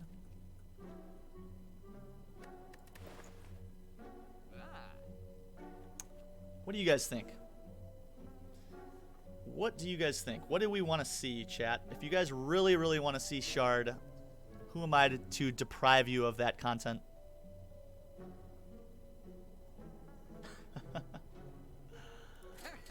All right. You pulled my leg. Or pulled my arm, or whatever that expression is. Insert expression here. Meal ticket for a little bit of healing. Cool. We'll take it. But the Akabeko! It could have been so nice here. It could have been so nice. I want to kill him because I don't want to get debuffed. It takes 6 here, but I think we should probably be able to end this fight fairly quick with the heavy blade. Just a kill, yeah. And we heal back to 6. Grab our money and have the chance at a wallop. Excuse me. Yes, please. Happy Flower is great. I think we'll probably just upgrade this wallop. With strength, that's 16 block and 16 damage. Pretty happy with that. We don't really have a whole lot of money. I think maybe just getting rid of the Empowered Elite is probably the play here. Plus we get 2 more card picks for some potential funny business.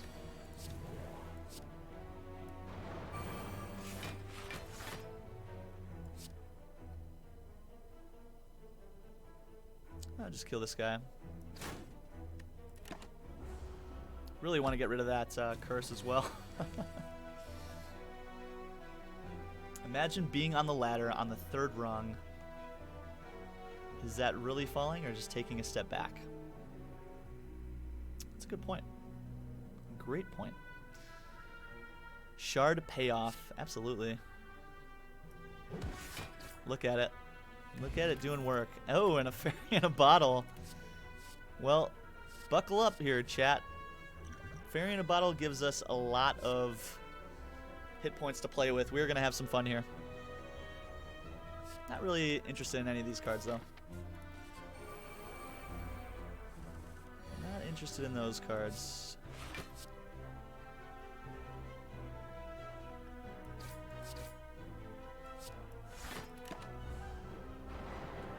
Okay, Happy Flower gave us extra energy there.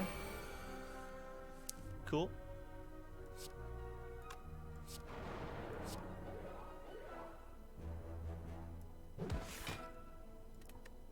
A little bit of damage here, not a big deal.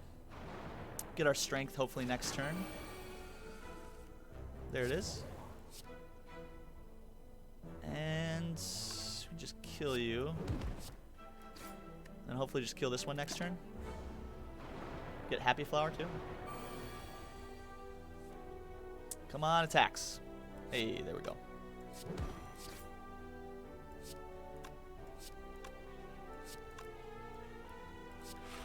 Block here. Taking a step back still bad, though, if you're trying to reach the top. Very good point, Hawkeye. Very good point. And that's kind of how I feel, too, right? I want to take some risk, but I also want to make sure that we complete the challenge. But we can have some fun along the way, and I think we will. Heart of Iron, I like that a little bit more than the colorless pot here. Do still like the weak. And Scrawl. Scrawl is really good. Charge battery is good. Scrawl is just so much draw. Can have some fun with that. Get an upgrade to our Bash, I think. Could just upgrade Heavy Blade right away. Could just upgrade Scrawl. Scrawl is just so much draw. So good.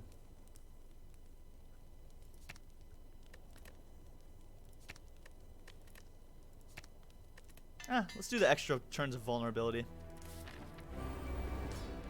Shouldn't have too much trouble in this fight.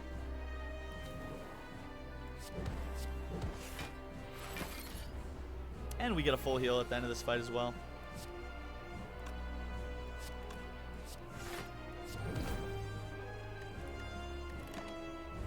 Shouldn't have too much trouble with 4 base strength. Hey, there it is. Little Scrawl action. There's that Heavy Blade.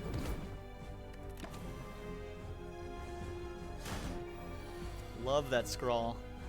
Absolutely love that Scrawl. Full block always feels good. And where is my Heavy Blade?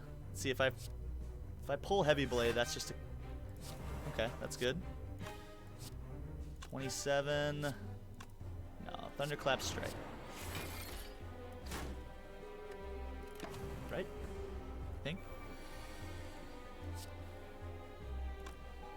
Just a kill here. Or almost. Guess I could have killed there at the cost of my hit points, since we are going to full heal anyway. GG. Fairly easy turn 1. Hyper Beam? Well, we don't care about focus. Hyper Beam it is. Guys, you asked for shenanigans, you are getting shenanigans. Our focus, no! What am I doing? What am I doing? I wonder if we're ever just grabbing Sacred Bark here. 12 Metallicize?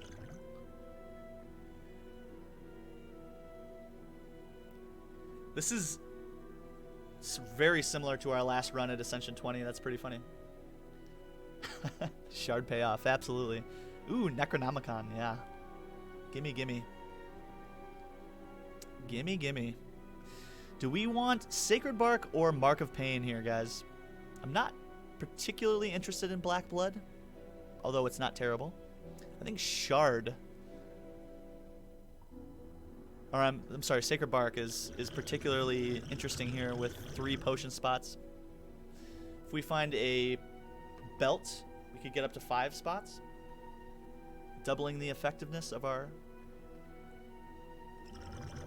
potions. Mark of Pain is harder to make work with Shard. I agree.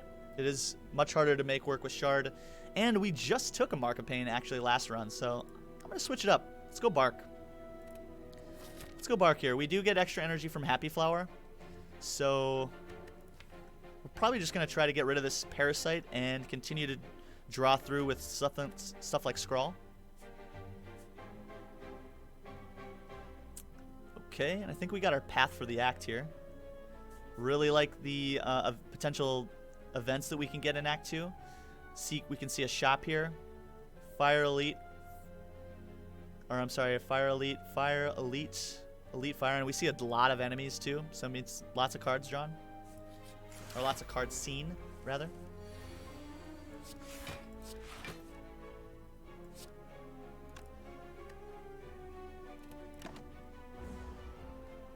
Can't do much on that turn, unfortunately. Hey, there's our Hyper Beam, though. Would have liked to have seen this combo next turn.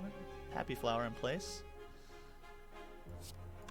That's not going to really do anything. The Wallop doesn't do anything because of the Metallicize, so instead we just Hyper Beam here. And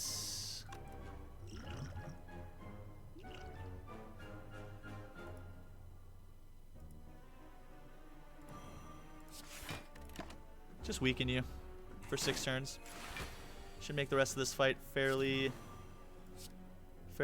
easy.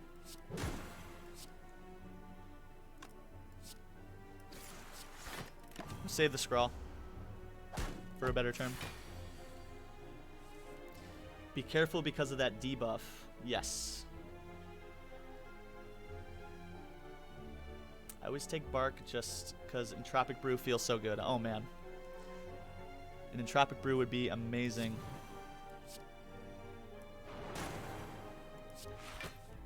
Oh, there's the Heavy Blade. That's the one card I didn't want to see. Should still be able to kill probably this turn. Hyper Beam. There it is. Get our chance at a Bullseye, which doesn't really do much for us since we don't have Focus. A Rebound. Pretty good. Put the next card you play this turn on top of your draw pile. I really like that. I also really like a Shrug It Off. Extra draw with the Happy Flower is fairly good.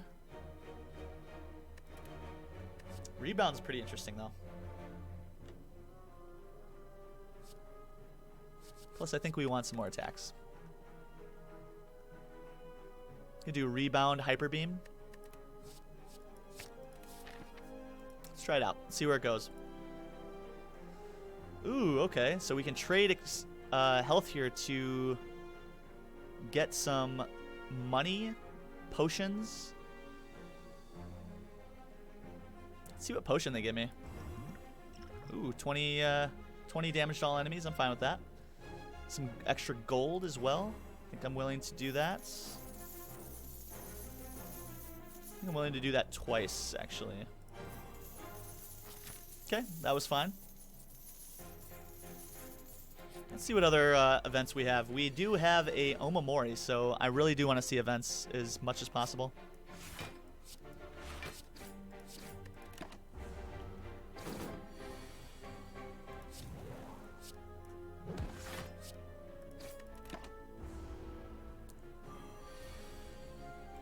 Hey, there's that upgraded Hyper Beam. 38 damage, and then we probably just kill next turn.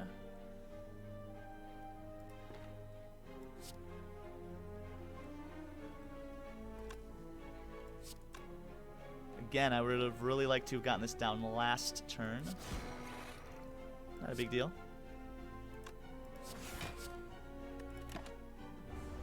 Not a big deal at all.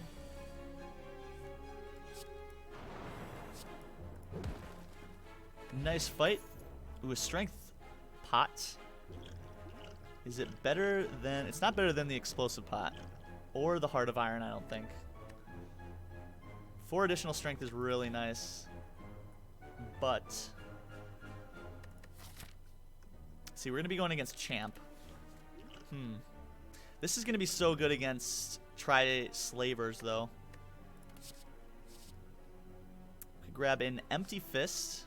Could get a Cut Through Fate. Cut Through Fate's kind of interesting to scry. Allows us to cycle through the deck a little better. Let's grab a Cut Through Fate. And I actually want to keep this. The 20 damage to all enemies is pretty solid. There's the Potion Belt. Potion Belt, Sacred Bark. That's a good combo, right, guys? Ooh, Chemical X. That is interesting. Tungsten Rod. Some really powerful relics here in the shop.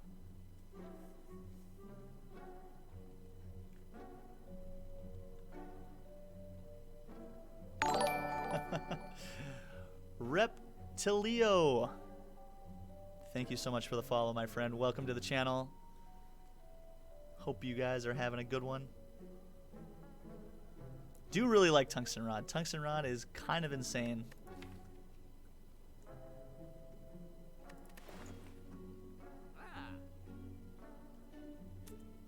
Against hard, it'll be perfect.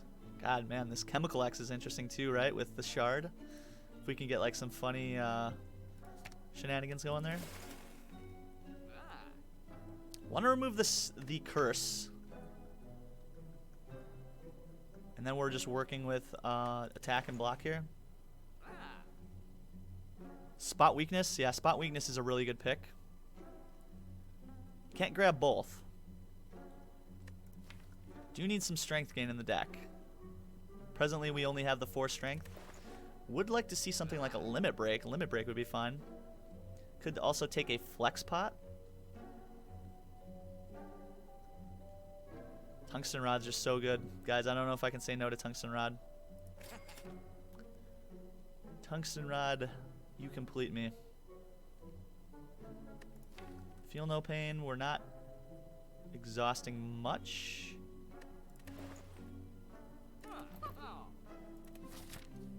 Let's see how that goes. And then we'll go try to fight 3 elites here. Get an upgrade to Hyper Beam. That's going to be pretty good against 2 out of the 3 elites here. This being the one that it's not as good at.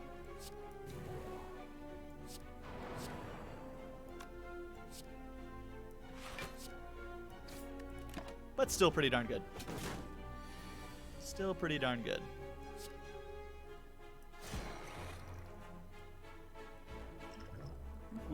Are we ever allowed to use the metallicize in this fight? I think so. We got potions. Let's use them.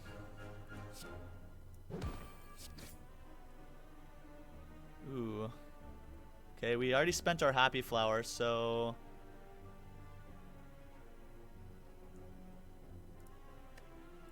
let's confirm that, and then we'll do wall up here. Yeah. Full block, and then we bash next turn. A Despot stream. Allie, how is it going? It's great to see you. How you doing? Good morning as well. I hope you're doing great. I had fun jumping into your stream the last few times. I think it was like your birthday or the day before your birthday, and a few others. I came to hang and lurk. I hope you're doing well. Just settling in for work. Nice. Well, I hope you enjoy your day. I hope you have a great day of work. Very, very nice to see ya. All right, so unfortunately, no happy flower. We can't bash Hyper Beam to kill here. We can Hyper Beam Cut Through Fate. Is that enough? 51. Could just kill with the Explosive Pot. Or just take some damage. We block 20 of this, so we take 8, and then we kill next turn. Yeah, that's fine. Then we preserve the pot. Just play that just to be cute. Oh no, we take less because of Tori, or I'm sorry, Tungsten Rod rather. Also, by the way, Allie, thank you so much again for those 3 months of support. Allie, you've been around since the beginning. Seriously, very much appreciated. You are the best. And I hope you and the doggos are well.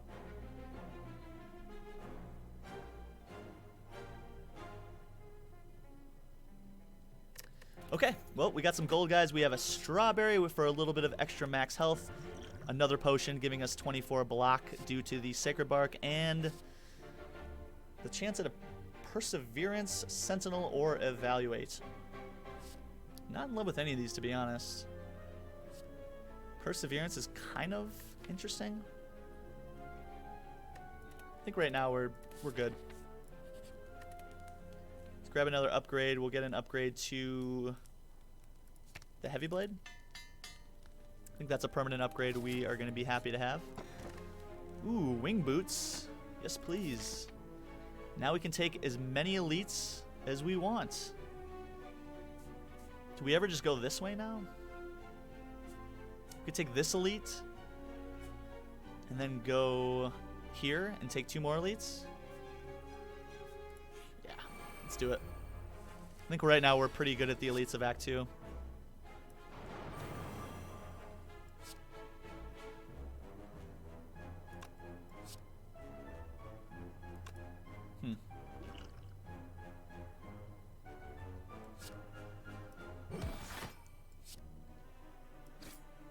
Couldn't quite kill this guy, which is a little annoying. Would have really liked to have seen Hyper Beam. Not a huge deal. Okay, so now we're going to keep this guy alive because he's summoning. So in that case, we're going to bash here. And we're going to scry.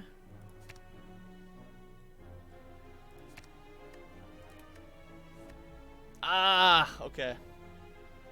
That was the worry there that I was going to draw that, but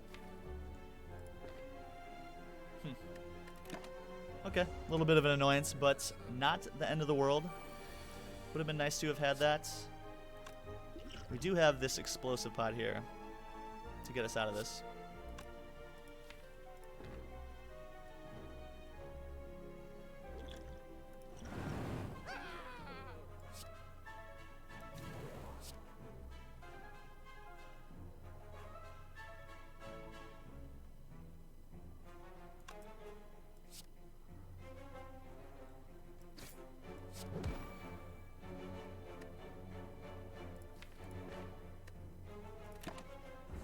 Okay. Should have the rest of this fight in the bag.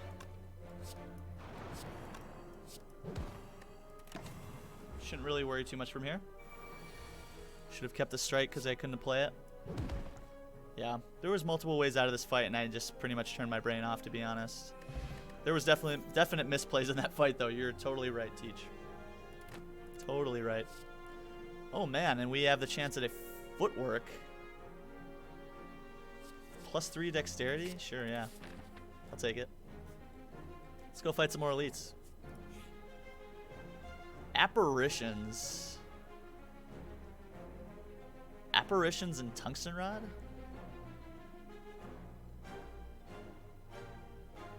Kind of interesting. Apparitions and tungsten rod. We get 5 of them.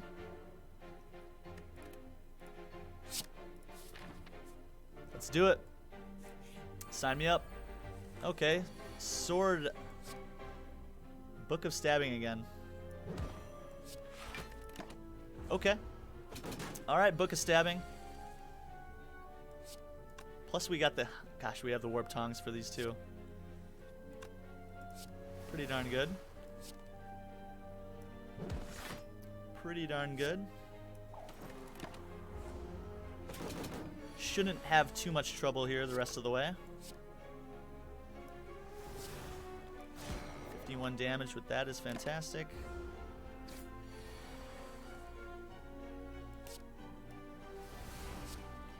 These Warp Tongs apparitions are just insane. Honestly.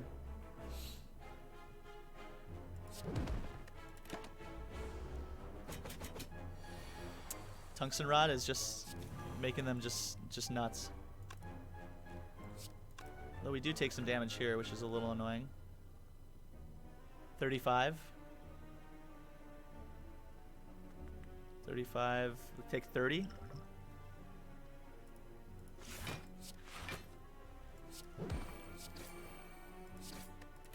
Okay. Should hopefully be able to win next turn. I think that was a decent use of the potion.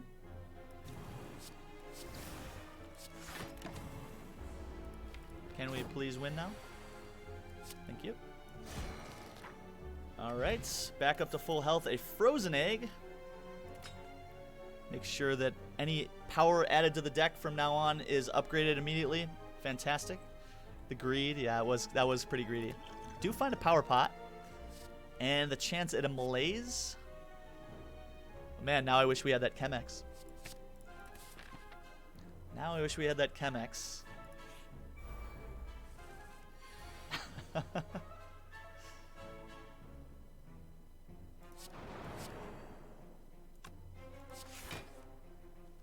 Ooh, do I ever scroll here?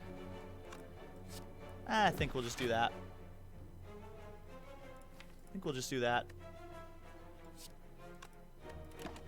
Lose an apparition. Not a huge deal. Block the Snecko with our Clockwork Souvenir.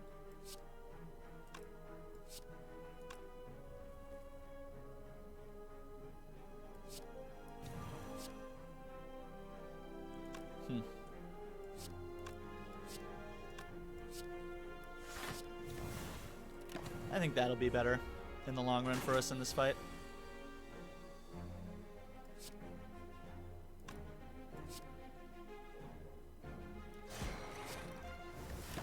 That's fine. The apparitions have not been super friendly this fight, unfortunately.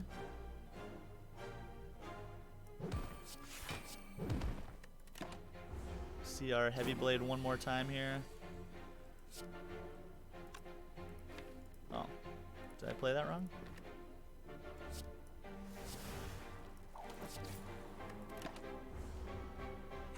Apparently I did. There's an apparition. Do we just kill though? 21. Not quite. Should be able to hopefully kill this turn. Good. Good, good, good. Ooh, defrag for all of the focus. I think we're gonna skip there. We'll take one more elite this act, because right now we're good at elites. Hyper Beam. I was looking for you earlier, Hyper Beam.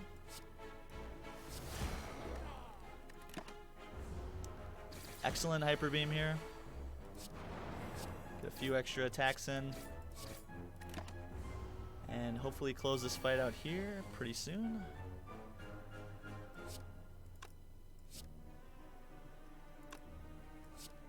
Put the next card you play this turn on top of your draw pile. Don't mind if I do. Don't mind if I do.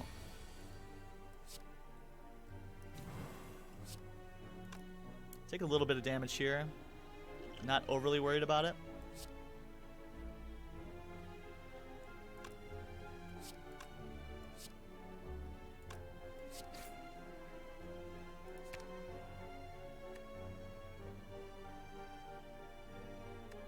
Let's do that for now.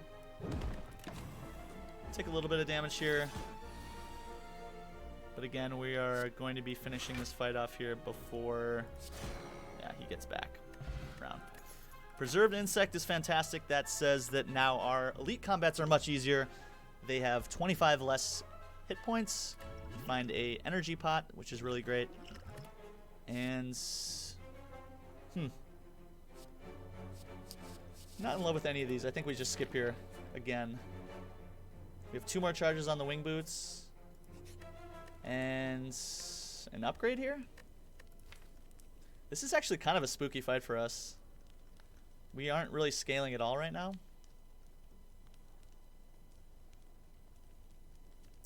There's no scaling yet in the deck.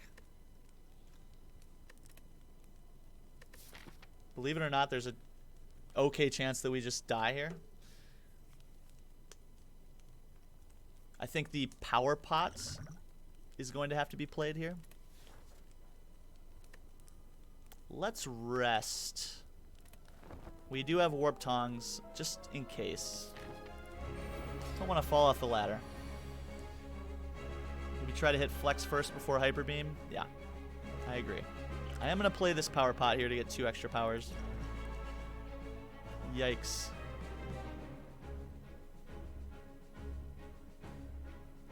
Yikes.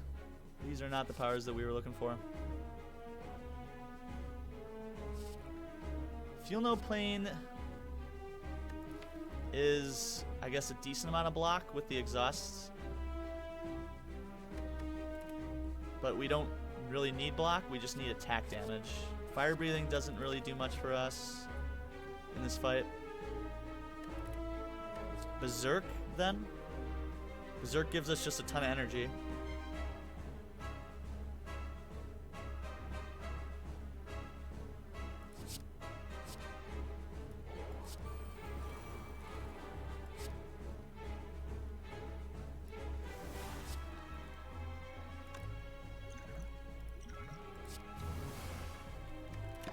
We'll see how that goes. We'll see how that goes. Definitely was hoping to get some upgrades to the apparitions from Warp Tongs here. Beggars cannot be choosers.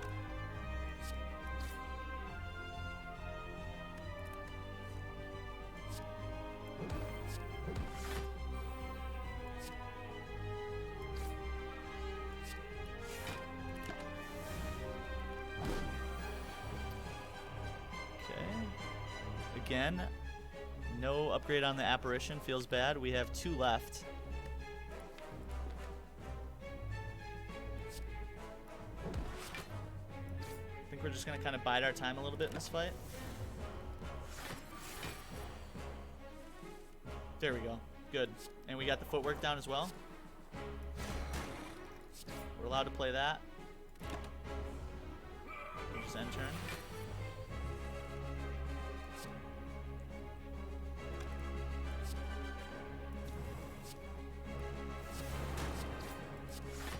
Guess we don't really think too hard. We just kind of have to attack now.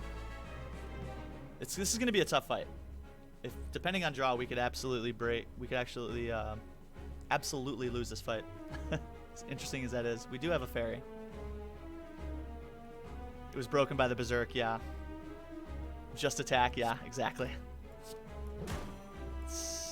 That's what we have to do at this point.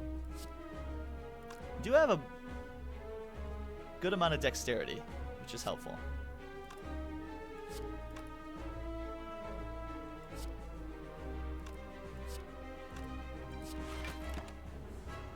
I think all of our hit points are pretty precious right now. Okay, 10 damage is not worth the apparition. I'm going to play the scrawl, though.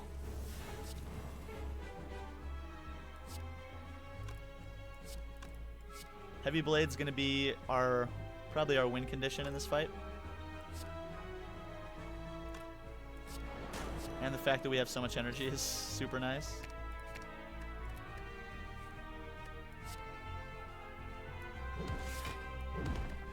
Okay, now we're splitting. Just gotta do that like 3 more times, basically. Try to survive in the interim.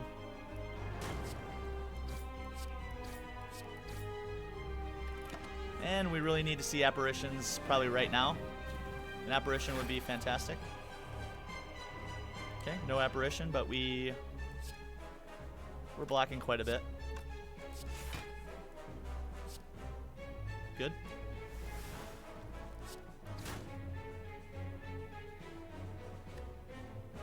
Okay, Hyper Beam.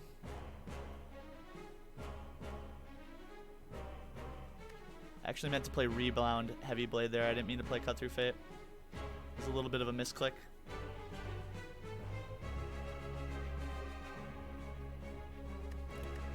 Still gonna play the Hyper Beam. And I forget we don't have the strength to make this better, so that's actually good that I got Hyper Beam there. That's actually fine.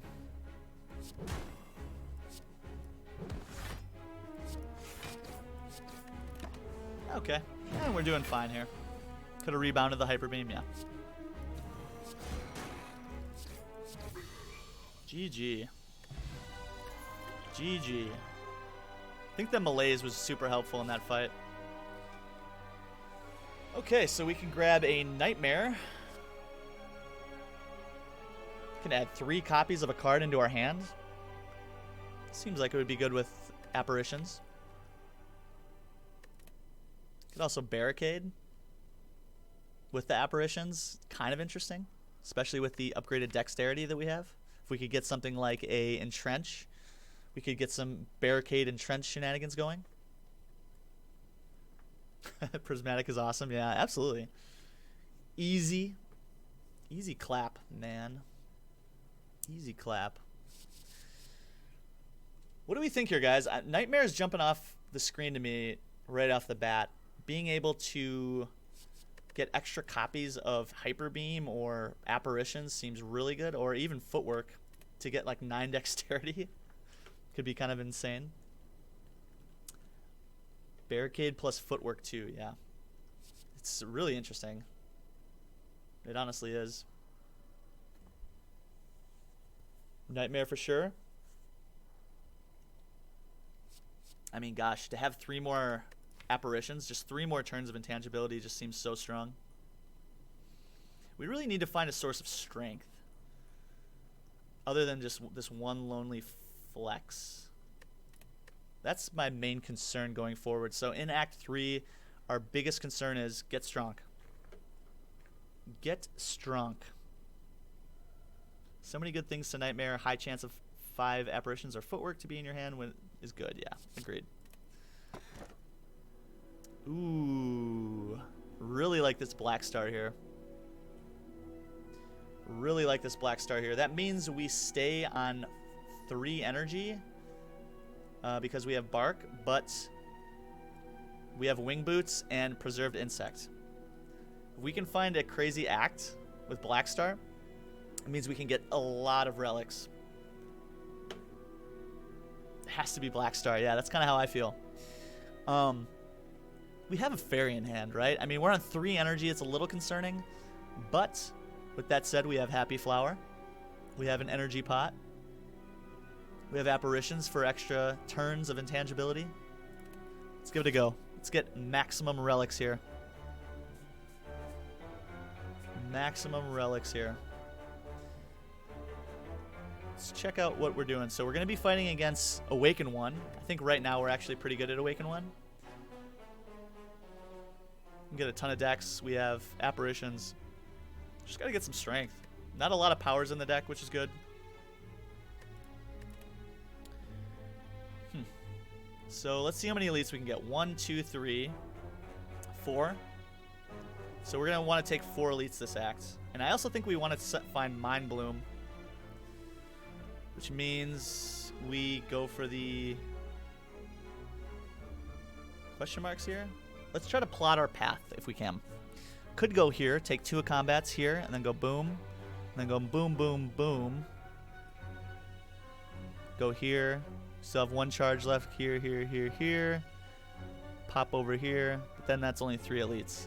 So we really need to use both charges at the end of the act to get all 3 elites. So then that means I have to go just right, which means I don't get the shop. Am I seeing that correctly? 1, and then I pop over here. And then we go 2. Yeah. Okay, so I could go 2 double shop here, take the elite, jump over to this node here with my wing boots. No, I can't do that. Because then I miss out on 2, 3. Yeah, I'd miss out on this elite. So I have to go right. Go for the events and don't forget to waste money. Absolutely. And remember the keys. We destroy Repto with this deck. I think you're right.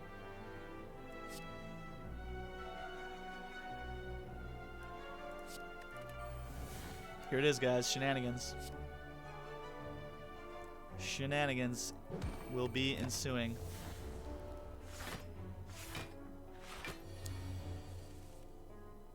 Hey, and they also upgrade because of Warp Tongs. Do I just get all the intangible that I could ever want here? Let's do that first to get our strength. Let's do at least these ones.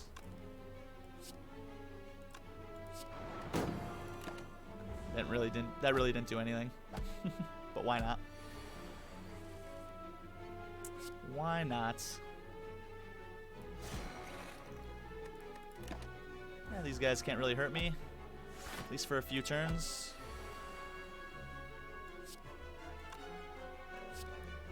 Another turn of intangibility. And another turn of intangibility. There we go. We don't take any damage due to Tungsten Rod. This Tungsten Rod Apparitions Warp Tongue combo is actually, like, kind of insane. It really is. Really fun. Really fun. Go for the events and don't forget to waste money. That is good advice, my friend.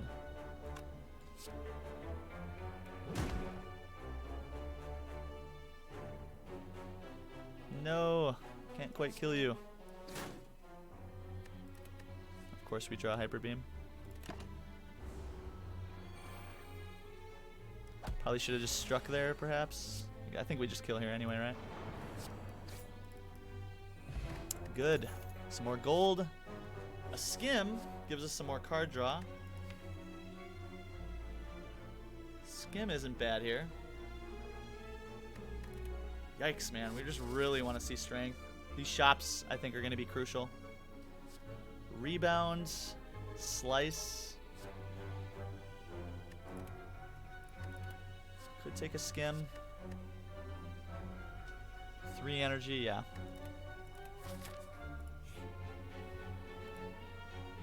Lose Cut Through Fate. Lose Apparition. Gotta keep the Apparitions. I don't know, the Cut Through Fate's been okay. Guess I could have lost the footwork too, but I feel like the footwork's gonna come into play at some point. Once we get strength, we have this solved.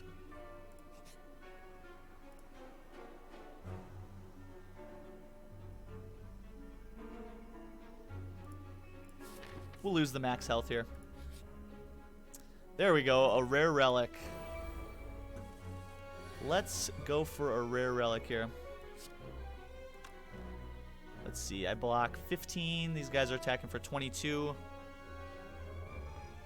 I think that's worth keeping the Apparition probably, but we gotta win this fight before, yeah, we're not gonna come back around to that. Guess I didn't need to do that, but. Okay, big time to get a Hyper Beam here.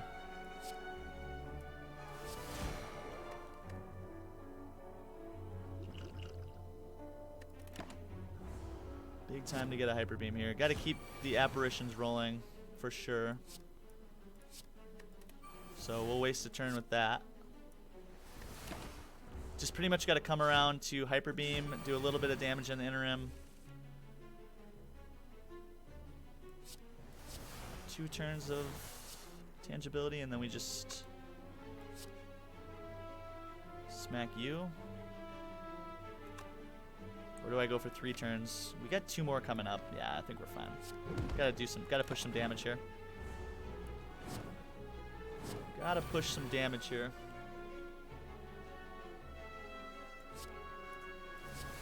Hey, 2 more turns. Sweet.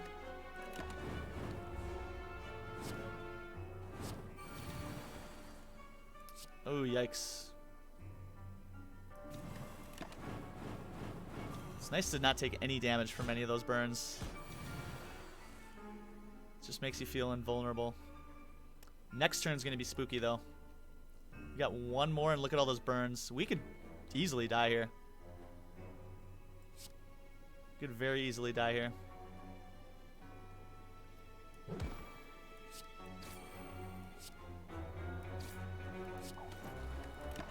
Really need to. We're gonna be able to take care of this guy next turn. Okay, good. Take about 1,000,000 damage here. Do we just die? 2, 4. If we draw badly here, if we draw poorly, we could just die. We do have the fairy. Yikes.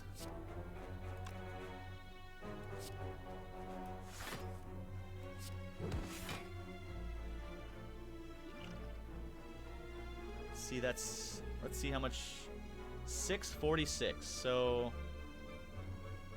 No matter what, we're using the fairy here, aren't we? 34, 41.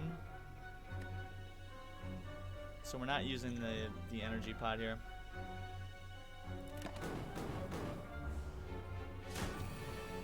Got to kill now. Okay, I think we got him. Barely. God. Well, the fairy is gone. I think it's well wasted, though, honestly. To get a ginger is pretty good. No weaken. Found a blessing of the forge, which is pretty solid, although it doesn't particularly work well with sacred bark. And a Nirvana weave. 2 scry cards. We got through it, rid of our cut through fate. Those aren't very good. Hologram's okay. I don't think hologram is worth here. It's not terrible. We really just need strength. We need strength something fierce here. Wonder, golly. Wonder if I have to go to a shop. I really wonder if I have to go to a shop here. Hologram? You like the hologram, Teach? The hologram says we can put a card from our discard pile back into our hand. That would be good for finding apparitions. Be good for finding Hyper Beam. We need the W, we don't need 4 elites. Very true. Very true. Well, let's take a peek here. Do we need to pivot? Right now we can take a shop. We have 340. Or we could take a shop and then bounce back here. No, I think we have to take this elite here. Can we get to a shop later in the act? No, we can't. So then perhaps we jump to here. That's 1 charge.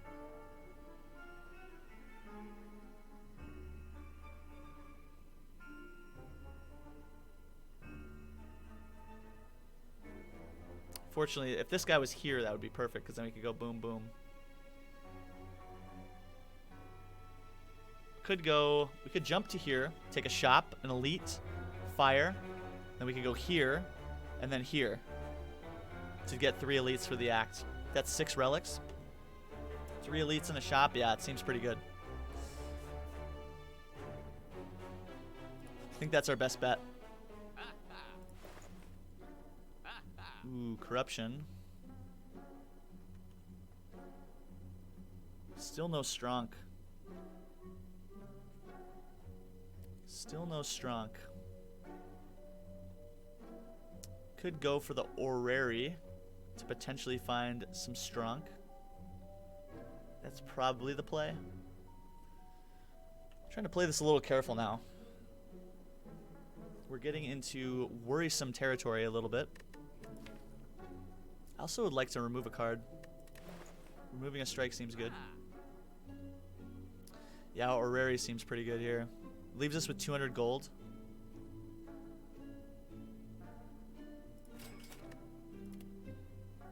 Footwork, flying knee are both good options. Loop, shrug. Piercing Whale, that's a fantastic card that I would love to add to the deck. Fitness and Infernal Blade, not incredibly interesting. Study Burning Pact and Blizzard, okay. Not really the cards that I was looking for, but not terrible. Potion slots free 2 with the bark, yeah, true. We could definitely get some more potions here. Okay, so extra dexterity feels okay. We could potentially get up to like something ridiculous as far as dexterity is concerned, and maybe that's our way to win. The only thing is we're going to be going against Awaken 1, so playing multiple powers is a no-no. It's good against the heart, having that much dexterity, but we just need strength at this point. And we also just block really well with our apparitions already.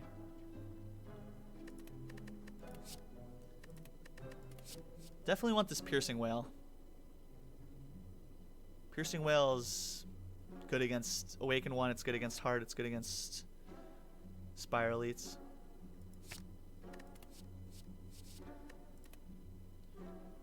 Can't really outscale the Heart. It doesn't seem so. Yeah, it's scary. It's scary. Could it get a Burning Pact?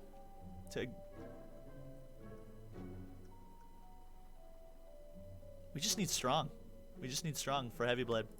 We can stall long enough to make that Heavy Blade big if we can find like a demon form.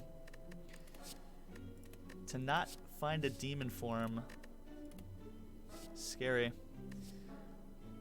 Flying Knee is also kind of interesting because it solves the problem of energy for us a little bit more. Plus it's just another attack.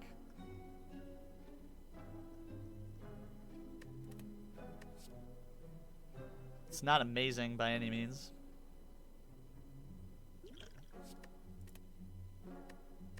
Yikes. I don't know what I'm hoping to see here. Do we ever just grab Turbo? 3 extra energy? Could also grab an Orichalcum. Orichalcum's kind of funny with Tungsten Rod and Apparitions. Guess we don't really need it. I think we just maybe grab Thorn Pot. Thorn Pot's going to be super good against the Heart. 6 Thorns is a ton of damage. And then that way we just try to block against the Heart, I guess, at this point. Kind of hoping for a Pog Relic from the Elites. Yeah, absolutely. We really need some help. Like, if we can get, like, a Tori or something, then we'll be in okay shape. But we just need some strong. Just need some strong. Alright, Reptomancer. Time to pay the piper. Time to pay the piper.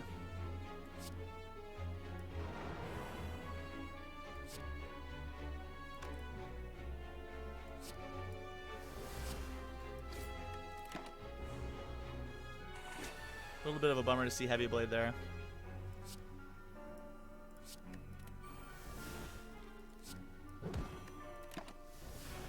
Okay, get a bunch of intangible next turn, and then hopefully should be able to just see this fight out.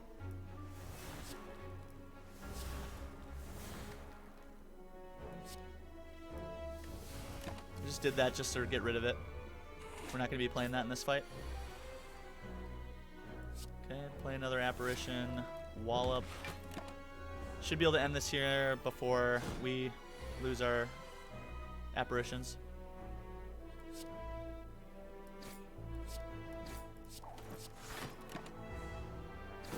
Good. Good fight against Repto. Good fight against Repto. Bag of Marbles, Toy Ornithopter. There we go. Toy Ornithopter with Sacred Bark and Potion Belts. Very good. Also, getting another potion is fantastic. And a Reaper. Do we want a Reaper? I don't know. Kind of feels like Reaper is not what we want to add to the deck, right? We're healing for this. The upgraded Flying Knee is interesting.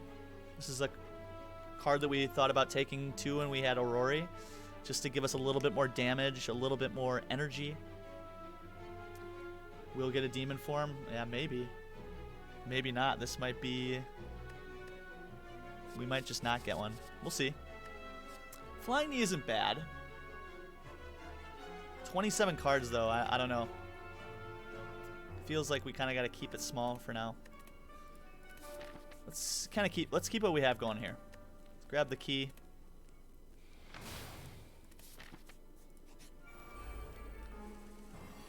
Grab the key, see what we can do here. Weaken you for a couple turns.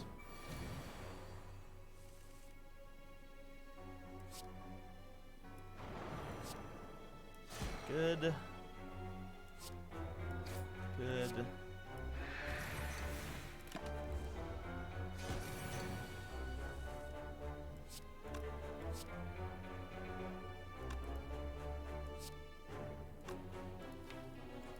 Okay. Pretty good chance to just win next turn here. Okay, good. Full health. We got a decent amount of gold and a crippling cloud. Crippling cloud's pretty good. Bowling bash is not terrible. Crippling cloud is interesting. Let's grab crippling cloud.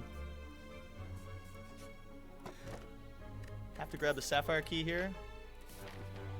And interestingly enough, we have not used one charge of Omamori. And it doesn't look like we will. We have now 1, 2, 3, 4, 5 chances to see strength scaling cards. A lot of your cards exhaust though. How many cards cycle? Let's see. We get rid of 1, 2, 3, 4, 5, 6, 7, 8, 9, 10. So we effectively have 18 cards cycling, which is solid. It's really solid.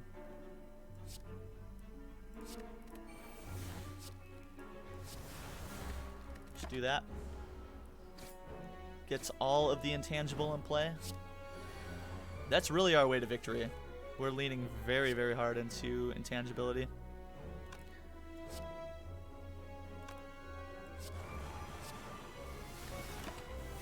Go, get a little poison down. And our powers too. Yeah, good call. So it's really like 20-ish. Something like that.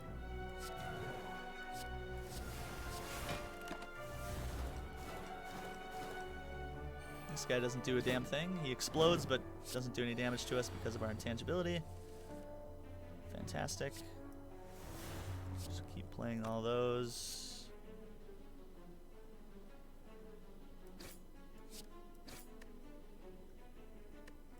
It's fine. Guess I could have played that piercing whale just to get it out of the hand. That would have been fine.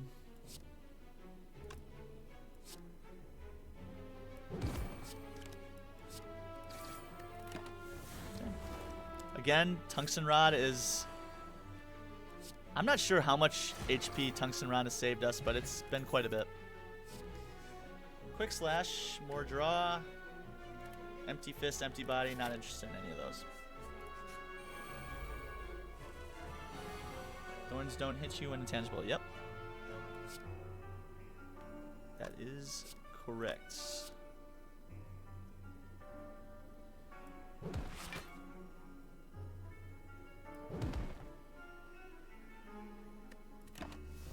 Okay. Hyper beam, there you are.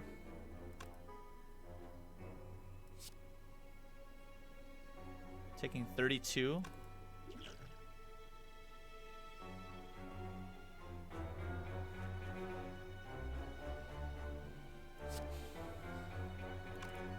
This does 34 damage.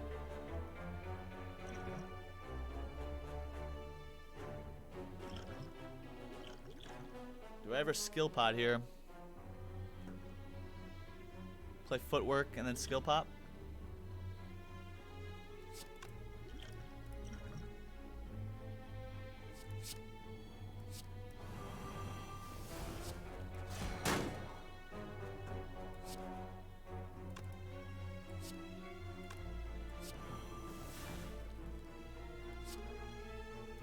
He's almost dead. Should be able to kill him next turn.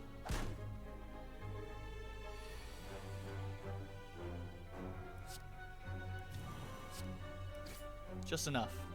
Perfect. Okay, Infernal Blade, Flame Barrier. Flame Barrier is actually pretty decent, right? On the turns where we see the multi-attack from Heart, we can do like 1 billion damage with Thorns and Flame Barrier in place. Let's try that out. Tangible and waiting for them to die. Is this the silent clad? Yeah, it sure feels that way, doesn't it? Really does feel this way. Starried, thank you so much for that follow. Welcome to the channel. Hope you are having a fantastic day. Appreciate the support.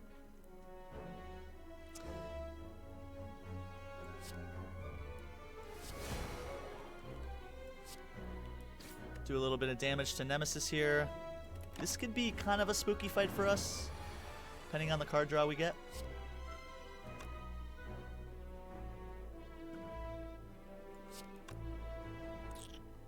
Scary. Okay. A couple apparitions is nice. Just gonna play both apparitions here, since he's intangible anyway. Okay. Flex Heavy Blade is fine. Getting pretty close to ending this fight. This does 18. This does 34. This also weakens and does poison damage.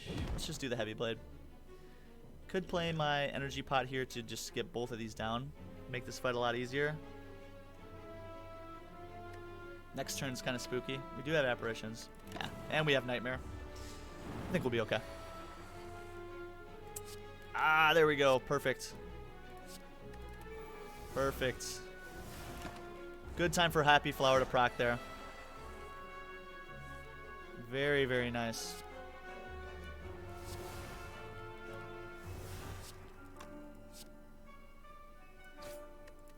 Okay. Couple more turns of intangibility here. It's a shame to see both this and this on this turn. A little annoying. A little annoying there.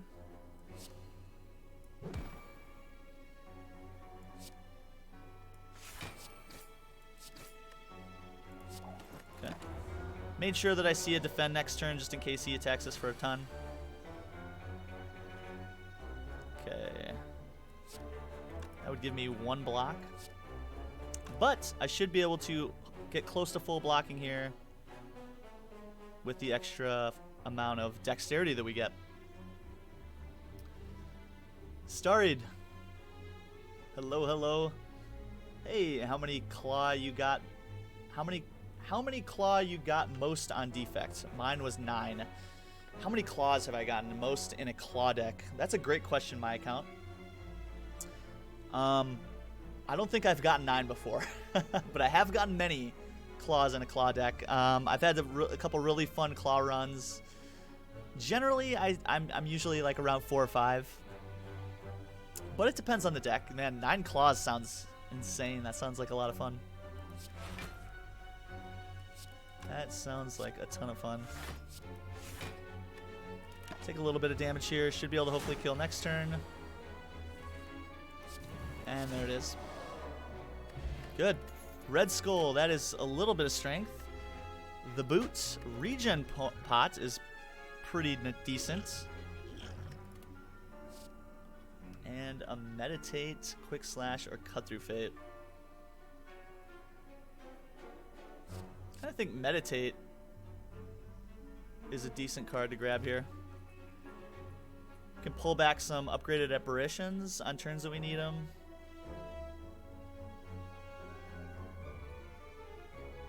Can pull back some big attacks. Heavy Blade. Yikes. Kind of feels like Thorns is going to be our way to win. Like, we're going to need all of our potions, I think, in the hard fight.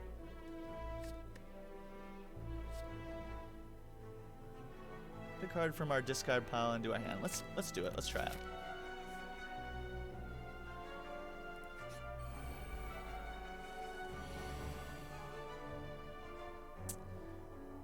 Okay. Let's get rid of you. And then get rid of you. Save the apparition. Okay, good turn. Thank you, apparition. Thank you for being there for me. Appreciate it.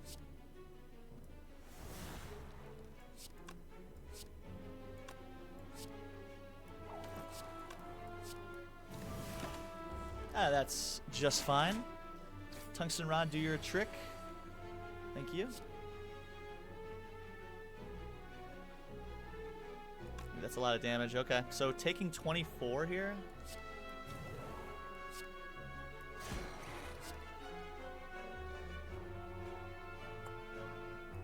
Could play the energy pot here to get the wallop down.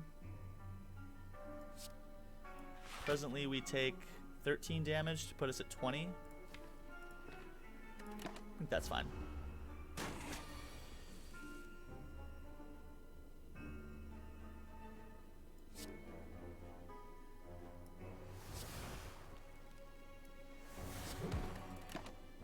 This should be okay. Hopefully be able to kill in the next few turns here.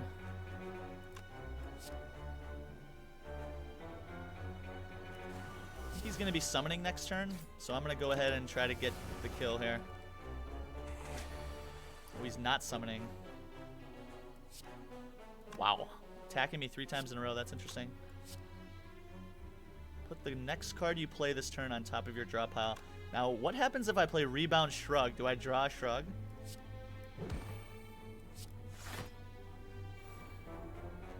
Nope. That would have been interesting. Oh, did I have just lethal there? 30... No. Okay, good. Take one. Take no damage, actually. I should just be able to kill here. Yep. Good. Good, good, good. Oh, there it is, guys. There it is. Big time. The Cultist Pot. For all of the strong. 2 rituals, which means we gain 2 strength. It's pretty much like a demon form. Prayer Wheel, Gambling Chip, both very good. And free demon form. Yeah, absolutely. That's the demon form. That's it, guys. That should hopefully secure the victory. Hopefully. Calculated Gamble is also really good.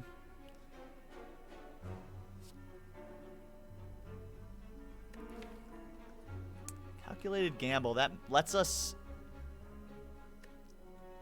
discard the apparitions on turns we don't need them too. Just better card draw. Let's try that. Ooh, this is kind of a weird fight. This is kind of a weird fight. Let's do this for now. Okay. I think I'm going to opt to just use the apparitions here. It's essentially the same thing. I could Hyper Beam here as well, but 2 apparitions means I get a free turn next turn too, though. So we'll save the Hyper Beam. There's some Stronk, and then I can Nightmare the apparition as well. Should hopefully have this in hand now. In fact, I know we do. This fight's over. You just press end turn now.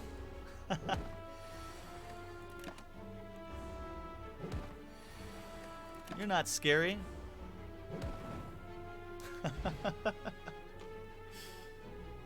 Could have taken the Reaper, yeah. Could have taken the Reaper, but really the Reaper isn't doing a ton, right? The Reaper's... Like, if we had 100 HP, I'd be interested in that Reaper. Press E to E, you know it. The funnest thing we can do, right? Ooh, Well-Laid Plans. Well-Laid Plans. And it's upgraded. Outmaneuver. Outmaneuver is sometimes really good. If we could set it up with Malaise. Can we set up something like that? With Well-Laid Plans? And like maybe the energy pot? We could like destroy Wokebird. With a big Malaise.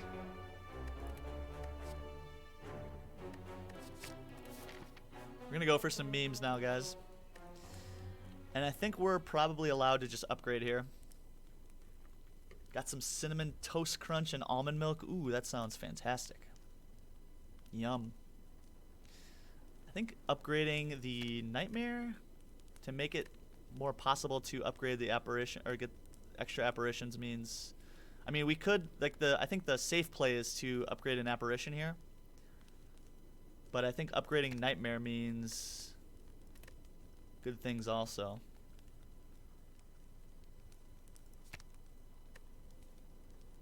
Putting 2 cards into our discard pile, into our hand, and retaining them also feels really good.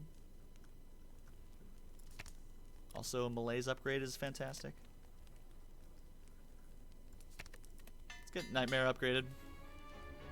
That just guarantees that on the turns where we see Nightmare, we're able to play it. Well, we'll see what happens here, guys. Definitely gonna have to try to play this correctly here.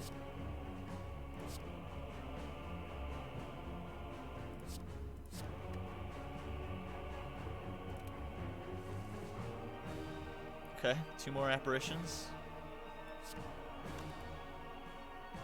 Do I ever scrawl here to try to find Nightmare?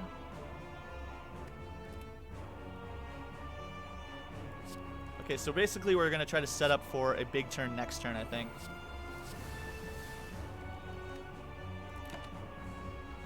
It's a shame we couldn't get our Hyper Beam in play there. Don't think I need to play the footwork yet.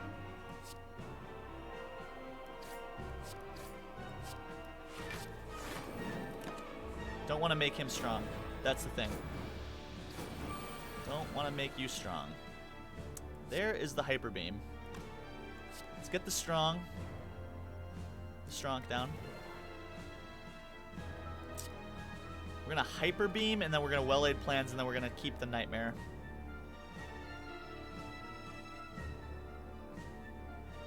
This guy's dead. This guy's attacking me for 24, 34.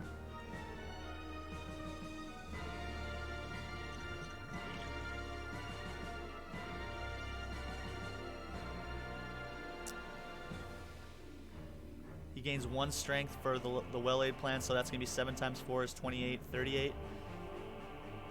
We block for 41, so we're at 3 HP presently.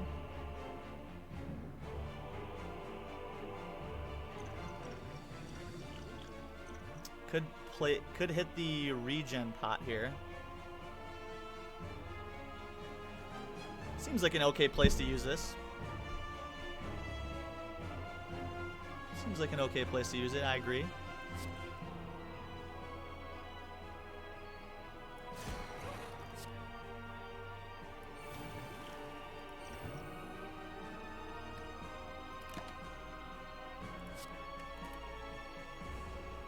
Could have kept the defend too there, I guess. Oh, I guess yeah, I forgot about Tungsten there. Okay, now I wonder if I'm playing the energy pots to down strength him in this fight. I'm gonna wall up actually. And I can Nightmare the Malaise perhaps?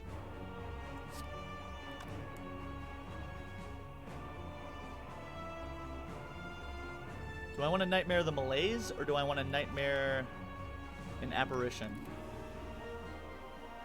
Kind of feels like the Malaise is the better play here. I can get tons of energy and just make him essentially a non-factor at this point. But then how do we kill? We have 7 strength.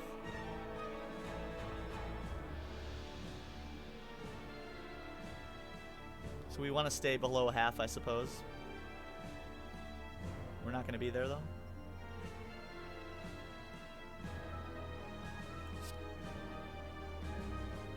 I'm going to heal for 9. I'm going to go to 16. He's going to hit me for 9 more, so I'll be at 7 again.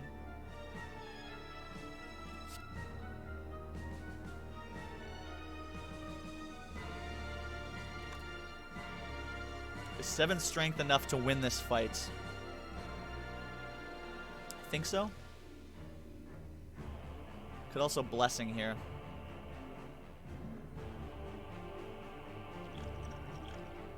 I'm okay with using a couple potions here. We're going to go to the shop. We're going to see more potions.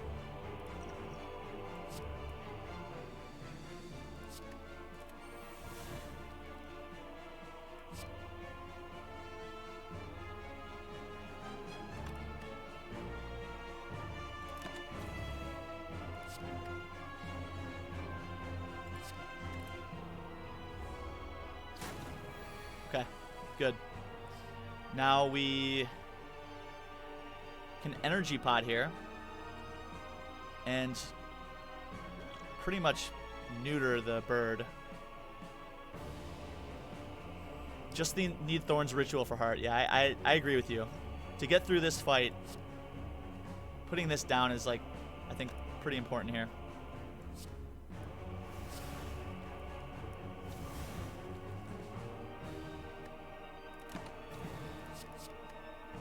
Just get a bunch of those down. This guy doesn't hit us for anything at this point. And we just pretty much end from here.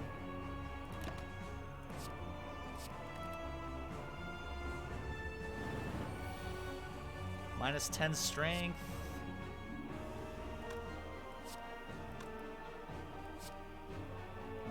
Let's see. I'm getting 6 more. Yeah, no, we can take a little bit more damage here.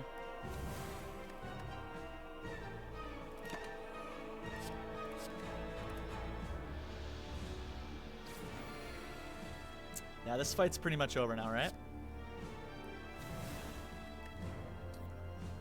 Ooh, actually, I might have wanted to keep one of those. Oops.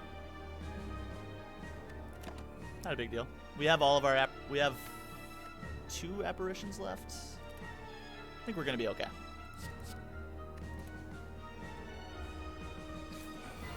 I probably did want to keep one of those.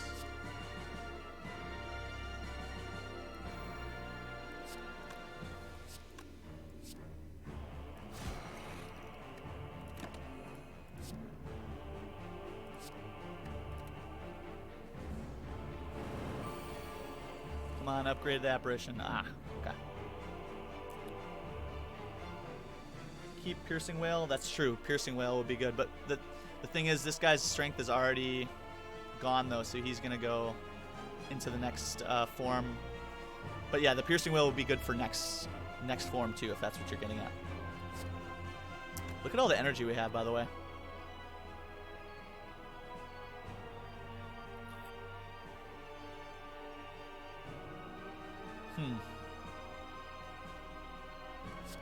I guess we just start hitting him. I think we can play the footwork if we want.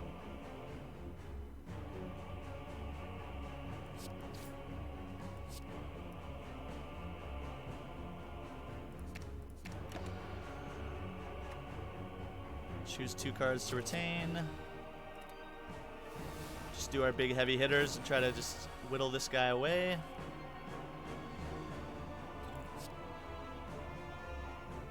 I think we can save that as well.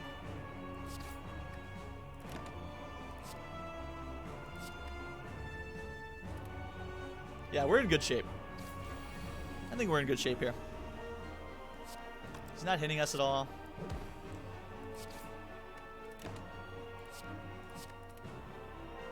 We are definitely not in danger in this first instance of the fight. Would have been nice to have had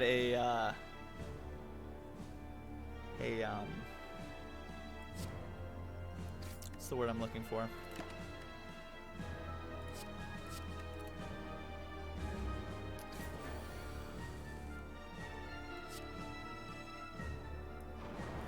Okay, so we can just kill here.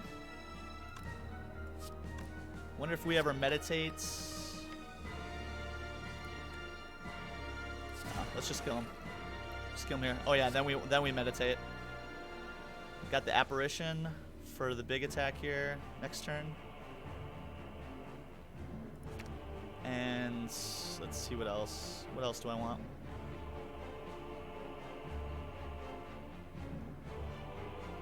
Get Crippling Cloud down too.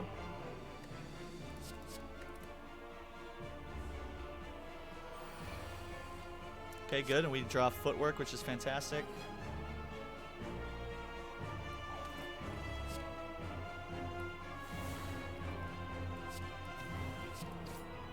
I could have saved, actually, probably should have saved the flex. Should have saved the flex there just because that gives us a lot more strength on a potentially big heavy blade turn.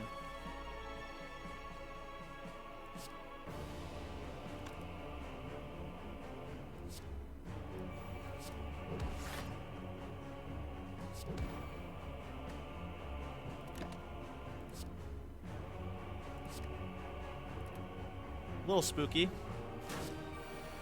It's nice to have the +3 decks here.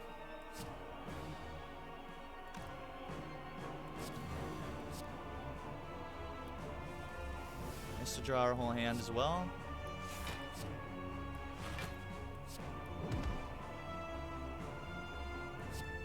Do we need to meditate anything back?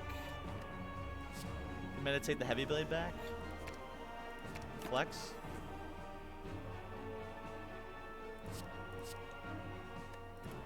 Let's see how that goes. We have piercing whale this turn.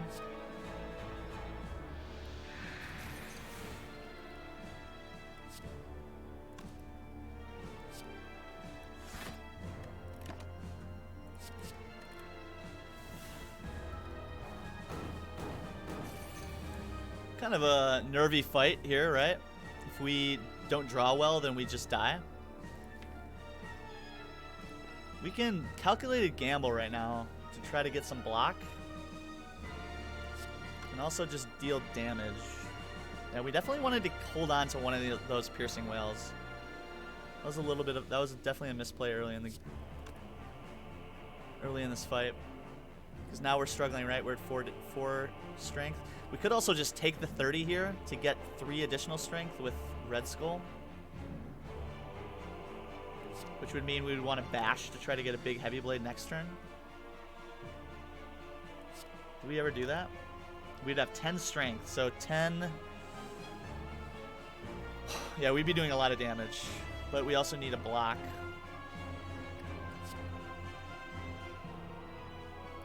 Alright, I'm going to take a little bit of a risk here. Go down to 9 HP.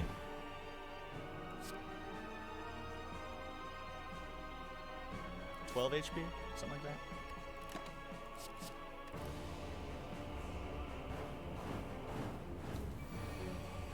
Okay, this puts us in a much better position to win, though.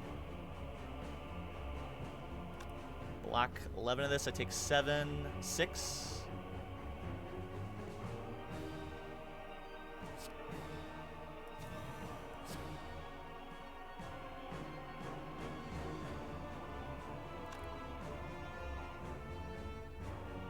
Man, if I just had one more energy, I can meditate those back and just win. But we have to block.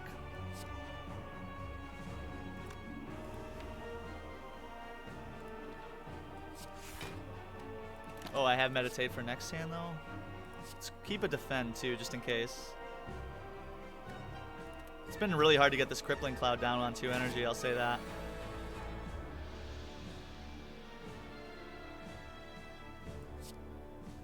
That wallop's insanely good.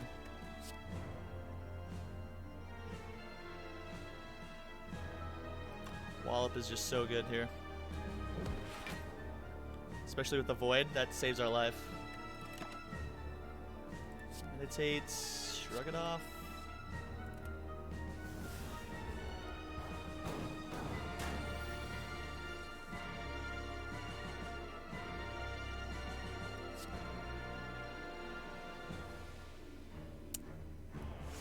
Shrug, hyper beam, strike, strike, or strike. GG. GG, guys. That was a lot harder than it needed to be. Just not many sources of strength that we found, right? GG, Mr. Zatissimo. Korovai Silver. Touch and go for a bit. Yeah, it absolutely was. Pretty spooky, but right, we're going into this next fight with the potions that we wanted for sure. And we're headed to Act 4 and trying to push the ladder to Ascension 4. I think an upgrade to Malaise is good, an upgrade to the Apparitions are good. I think we have to upgrade an Apparition at this point. I'm not going to think too hard, I'm just going to do it. Need the Apparitions to win some of these next few fights. Another Cultist pot for all of the Strong. Also a Speed pot. Disarm's also really good. Okay, shop's insane. We're really happy with the shop. Do I need another Cultist pot? That's... Oh my gosh, that's so much strength. 4 strength a turn. Potions, yeah. Kind of seems like potions are the way to go here. I also have a clockwork souvenir, so I could just get 10 dexterity at the beginning of the fight. And then we get all the strength we want from here. Yeah, let's do that. Disarm. Could also just remove a strike.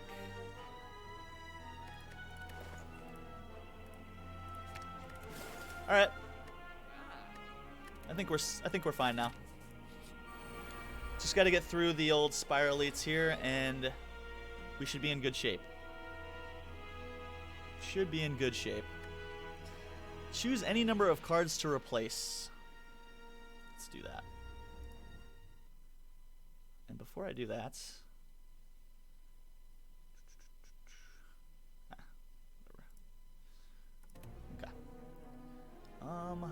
okay. What do we want here? Wallop. Definitely don't want these. Don't want this. I don't think we want Scrawl quite yet. Keep the Wallop. Okay, Tangible's fine. Good Nightmare it too. Let's do that. Feels bad. I wanted to get that well-laid plans down. But having the intangibility is like pretty much necessary in this fight.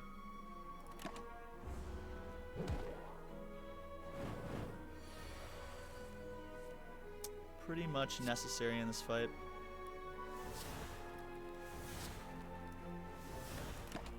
We'll cycle through. I'm gonna take the long road on this fight.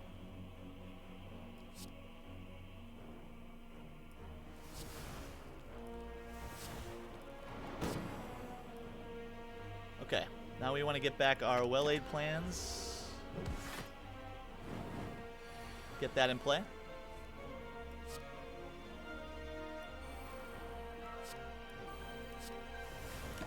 Okay. Don't need flame barrier. Bash is fine.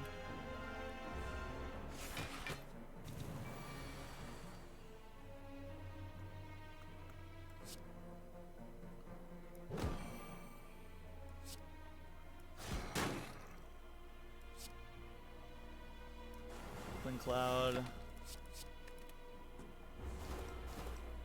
Shouldn't have too much trouble from here. Shouldn't have too much trouble from here, I think.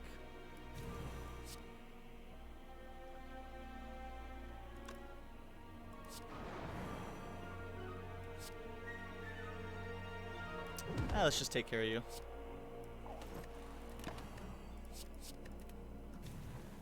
Just take care of that guy, and then we'll work on Spire Spear on his own.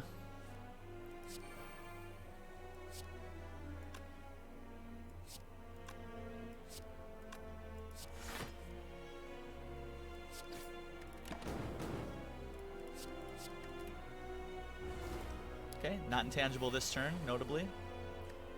Just kidding.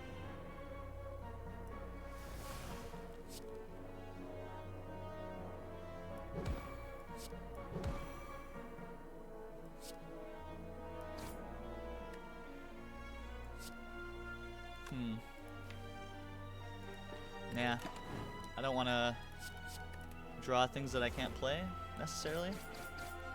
One Hyper Beam pretty much ends this now.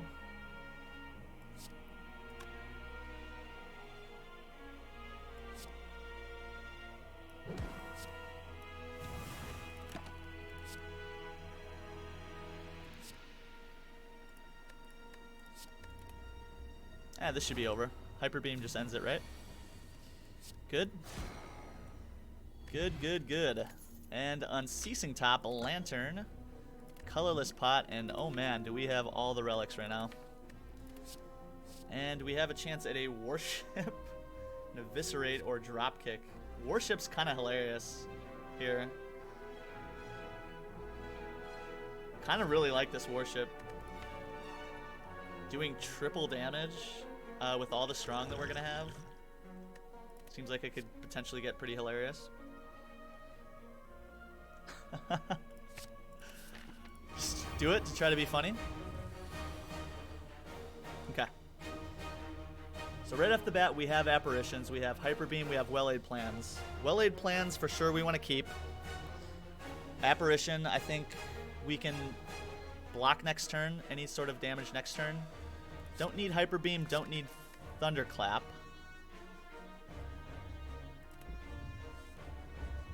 I could have gotten rid of the apparitions too, I guess. This solves all the damage that we're gonna take on the first phase, though.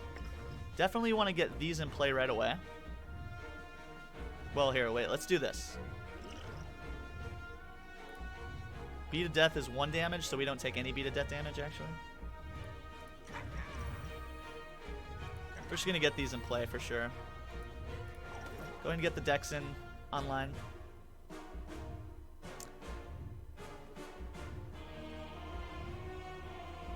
We're going to gain 4 strength here at the end of this turn. We also got our thorns in place.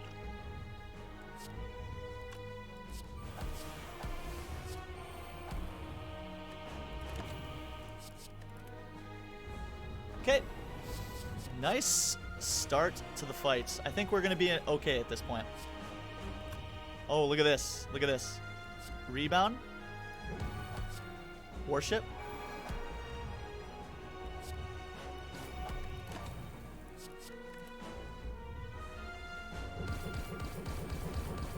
Ooh. This guy's gonna be hurting himself, I think. Oh my gosh, we can Nightmare the footwork too for even more decks?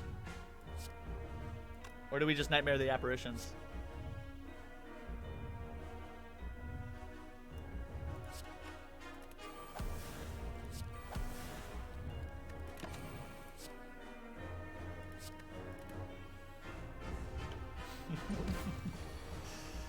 Oh, this is too fun. Too fun. Heavy Blade's already doing 74. So let's just go ahead and hit damage cap.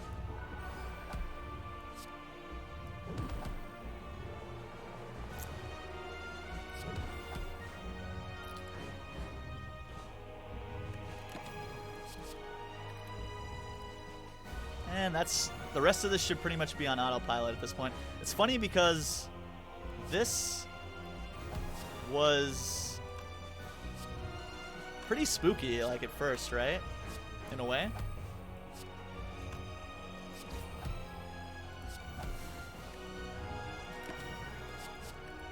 Until we got all those potions there. It kind of all came together at the end.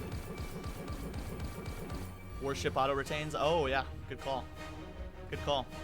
This is another case of me essentially being on autopilot at this point. For better or worse.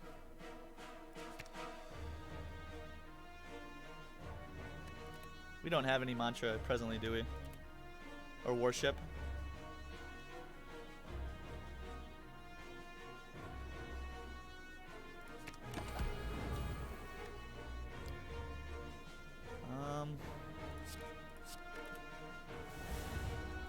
Okay. Outmaneuver. Heavy Blade. Apparition. Scrawl, I guess. Ooh, actually. Let's see if we can get the kill with Flame Barrier. That'd be kind of funny.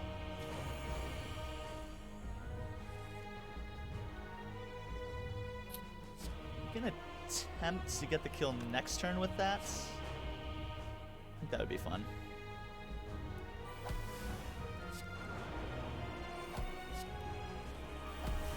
Okay.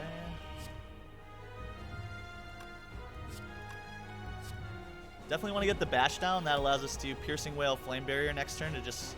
Actually, we just kill. What am I talking about? Heart was somehow easier than the Act 3 boss. It really was. Honestly, that last hard fight was so easy. I said it like 3 times. I just basically turned my brain off, guys.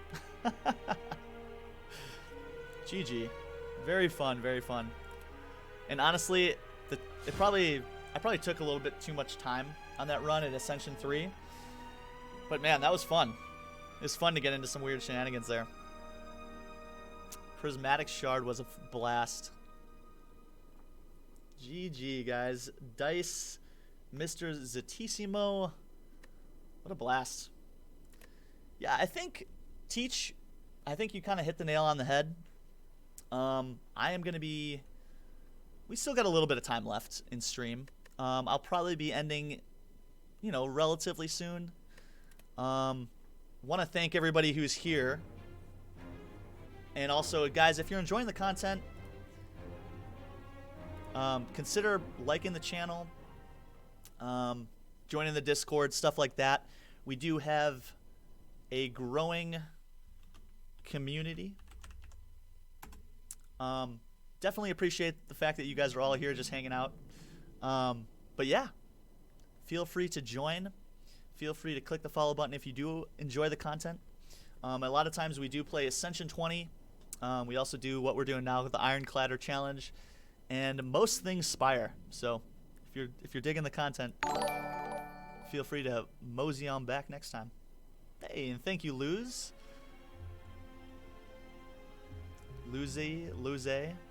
for the follow. Welcome to the community. Hope you're having a great day.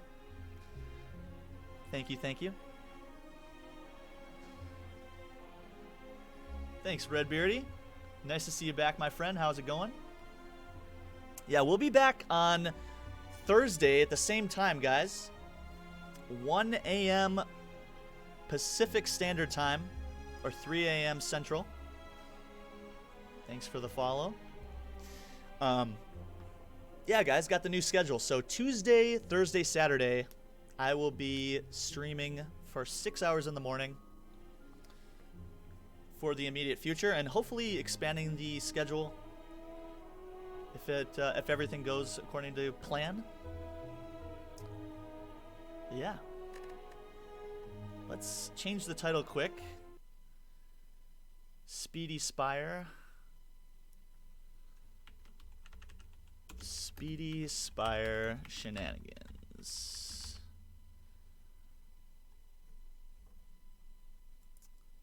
Do a couple speed runs here to end stream. But yeah, guys, we're up to Ascension 4, so next time we'll get to Ascension 4 on the Ironcladder. Really happy with the runs we had today on Ascension 20 and with the Ironcladder. Some nice wins. Couple heart kills. Always feels great. And yeah, definitely want to keep it going. Definitely want to try to keep that ironclad streak on Ascension 20 alive as well. For now, let's move back to the Ascension 20 profile. This also kind of doubles as my speedrunning profile. And let's get a ironclad speedrun and see how fast we can go.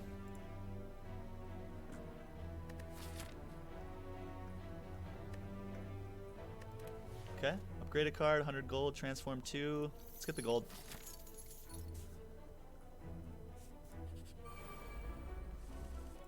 Let's just go fast.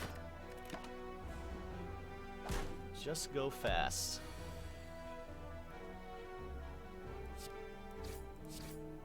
And I appreciate that, Redbeardy. Appreciate that, my friend. Headbutts, hemokinesis. Hemokinesis is fine. It's not amazing, not bad though. Calipers. Not really a speedrunning relic by any means, but no biggie. See what kind of damage we can do in a fast way here. Cleave. Need some strong. Okay, there it is. Whirlwind is great. Definitely want to remove a card. Move the strike. Blessing is not bad here. Blessing's good here. Okay. This might not have been the right pathing, to be honest.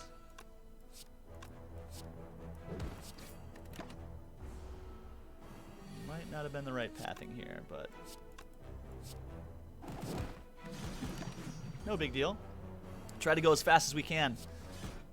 Try to go as fast as we can here. Flex. Yes. Okay, good. Get an upgrade to that immediately. Or do we want to upgrade the whirlwind first? Let's upgrade the whirlwind first, then we'll get the flex online.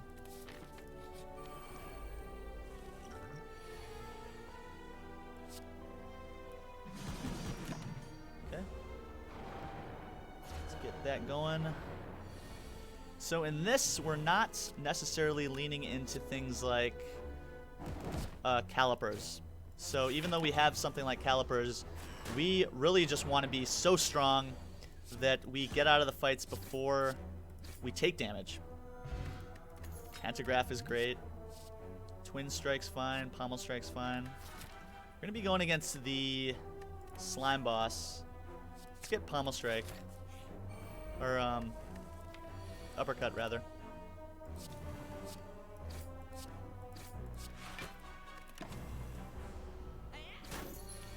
Also, if I'm not doing the most optimal play, it's likely because I'm just trying to go fast. I'm not seeing it immediately. Oh my gosh. Okay, limit break's fantastic.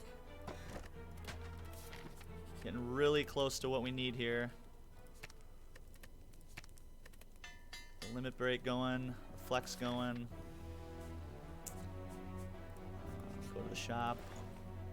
Any more strong? No. Gonna remove a card. Remove a defend.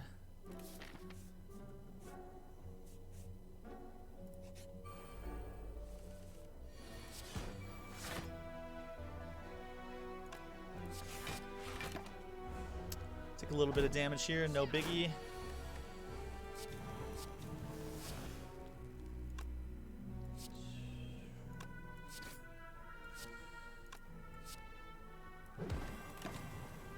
Should be able to kill next turn. Okay, good. Heart of Iron. Yes. Yeah, because we're not really using block cards. Don't need any of that. Take the max HP. Anger the mushrooms. Sure. Anger those shrooms.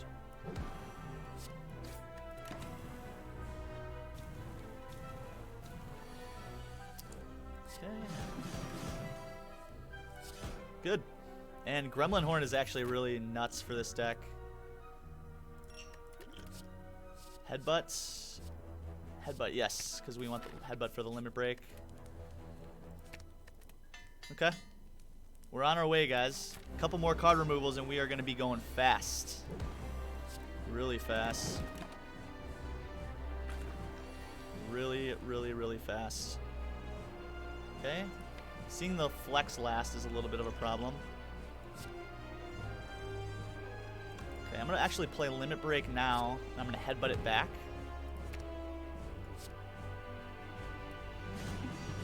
Okay, we're splitting at 70 here. We're going to take this first 35, I think, on the chin. Could hit him here. Yeah, that's fine. Just do that.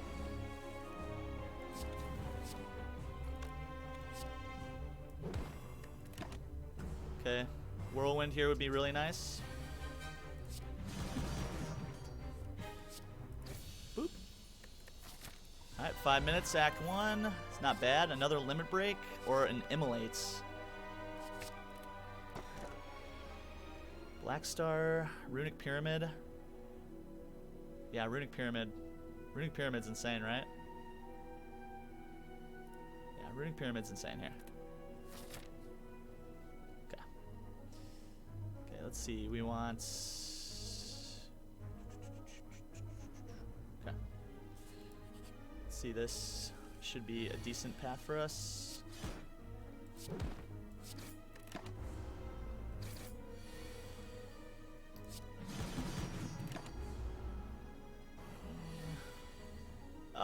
Again, this flex. Okay, so we need to get rid of cards out of this deck. Like, immediately. Immediately. Jeez. Oh, that's a yikes.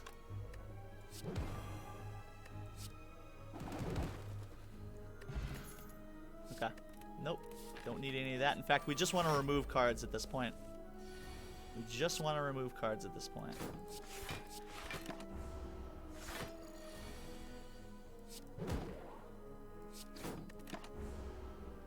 Just want to remove cards. There we go.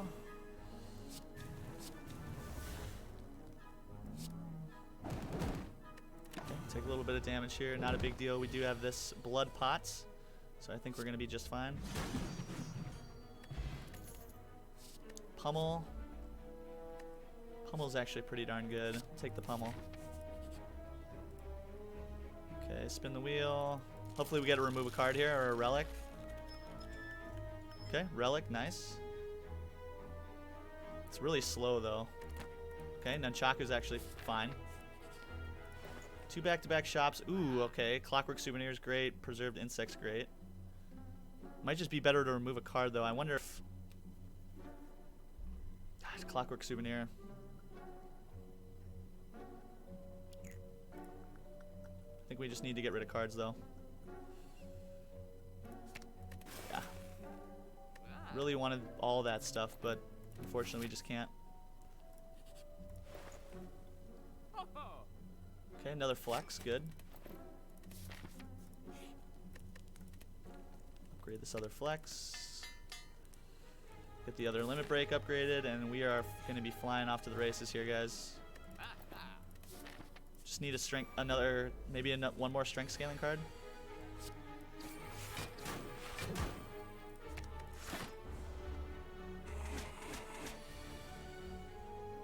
Really a bummer when we see these flexes last, though. I'll say that. It's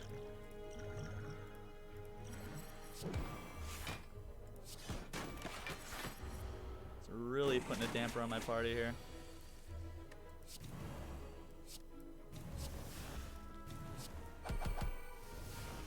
It's making us much slower when that happens. Which means we just need to get rid of cards, right? Gambling chip is going to help with that.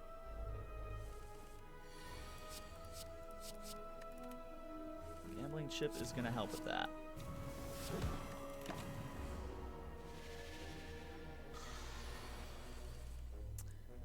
Okay.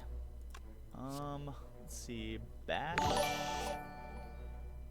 5 is 45.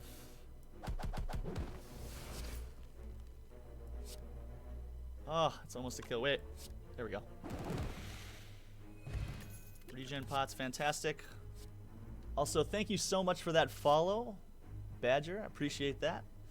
Thank you so much. Welcome to the channel. Very much appreciate the support. Hope you're having a good one. Could grab another flex here. Heisenberger, thank you so much for the follow. Hope you're enjoying the content. Hope you are having a great one. Okay, we're about to fight 2 elites. Let's just rest here. Slowing down a little bit. Need to pick up the pace. Gotta pick up the pace here. Okay.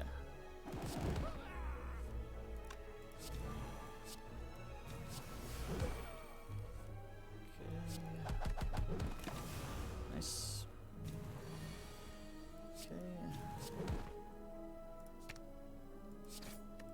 Okay, should be able to win next turn here.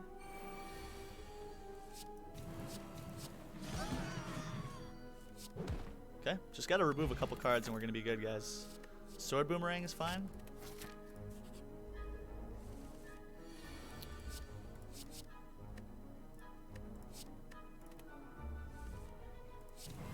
Okay, good. Take this on the chin.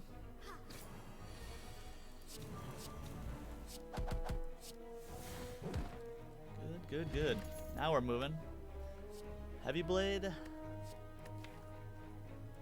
Blade, sure.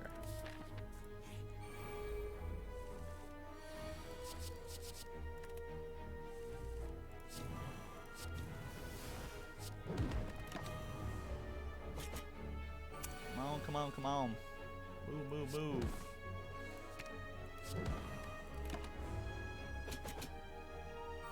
Alright, should get a couple flexes in play here.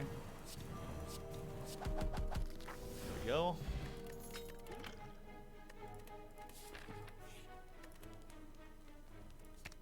Upgrade on the other limit break. Alright. Feel full here, which is nice. Alright, that's actually a pretty good starting hand. Nice little hundo to start. Should be able to hopefully kill next turn here. Oh, they took it from my hand because I brought it back. Savage.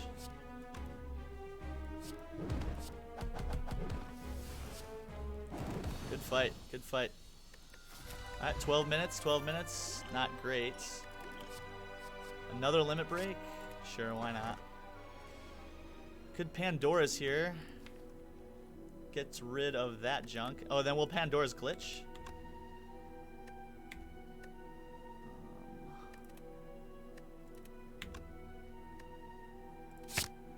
Oh, whoops. Okay. I'm gonna really quick Pandora's glitch here this to go stronger or to go faster. I messed that up. For anybody who doesn't know what the Pandora's glitch is, oh, they must have fixed it. Oh, there we go. There we go. So you hit escape twice, and then in this glitch, now I get to get rid of all my strikes and defense. And now we're going to be super fast. We are going to be ultra fast now. Double tap would be great.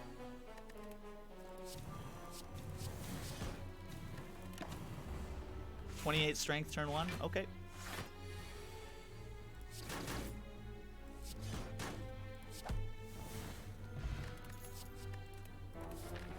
I just need to stop looking at cards now. Remove a card. Yeah. Bash. Just want that. Get rid of the cleave.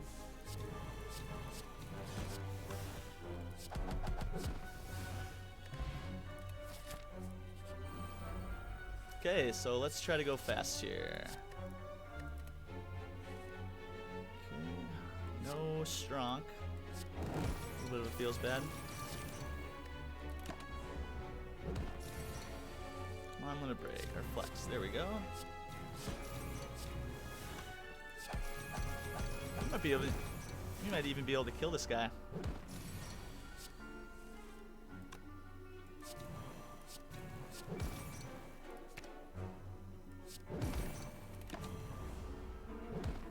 Might be able to kill him. We got 2 turns.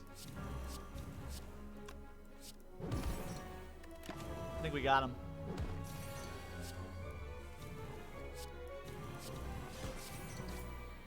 Nice. Kill on the transient. Gotta love it. Gotta love it. Lose sword boomerang, lose limit break. Alright. Not a big deal. Not a huge deal.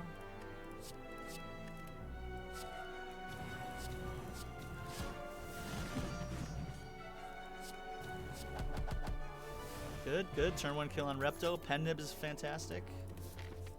Come on, baby. Gotta move, gotta move, gotta move. Another limit break upgraded. Fantastic. Upgrade cards. Yeah, we don't need to heal. What's healing?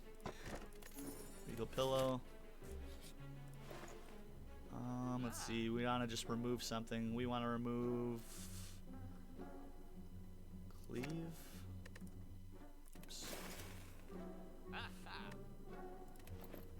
go. Don't need to rest. Sure. Come on, go, go, go. Trying to go fast.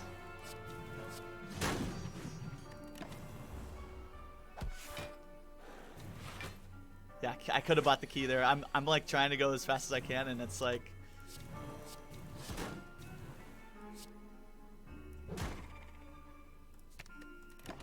oh, could have gone again there. There we go. Okay.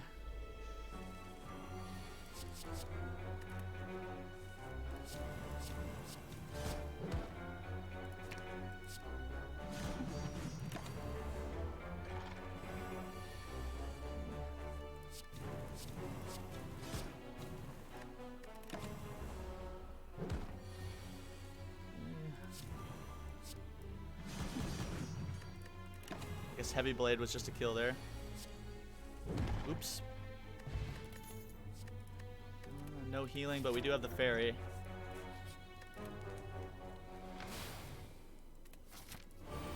Okay. Shouldn't have any issue in this fight here. Should not have an issue in this fight.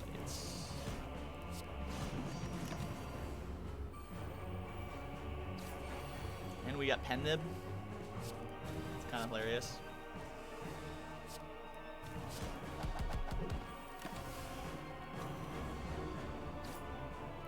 Alright. Whirlwind me, please. Here we go. GG. 17 minutes. Not even close to my best, but to be honest, I am a little bit tired. And I think that's probably indicative of the slow time. But still, 17 minutes, sub 20 is never bad. Missed lethal, yeah. Did I have like a heavy blade or something that I could have hit? GG, guys. Really fun stream. Really fun stream. And I gotta say, guys, to anybody that's come to the channel in the past, you guys know, like, I've been away for just a little bit, about 6 weeks, but to come back with a full schedule, new channel art, which I will show off really quick for you guys. And to have so many of you guys come to hang out is really special. So I definitely look forward to streaming more. I will be back Thursday, same time. You guys can catch me at 1 a.m. Pacific Standard Time on Thursday and also Saturday. I'll be back with some Ascension 20 play, along with probably some Ironcladder as well, maybe some speed runs towards the end. Anyway, guys, I'm off. I hope you guys all have a fantastic week ahead. Thank you so much for all of the follows and subs and stuff this stream, guys. It means a ton. We're going to send a host on over to our good friend of the stream, Mr. Redbeardy McGee. He's on another fellow Slay the Spire player, probably playing some Ascension 20. But yeah, hope you guys take care. If you enjoyed the content, consider hitting that follow button to see next time we go live. Until then, guys, ta-ta, and thanks again.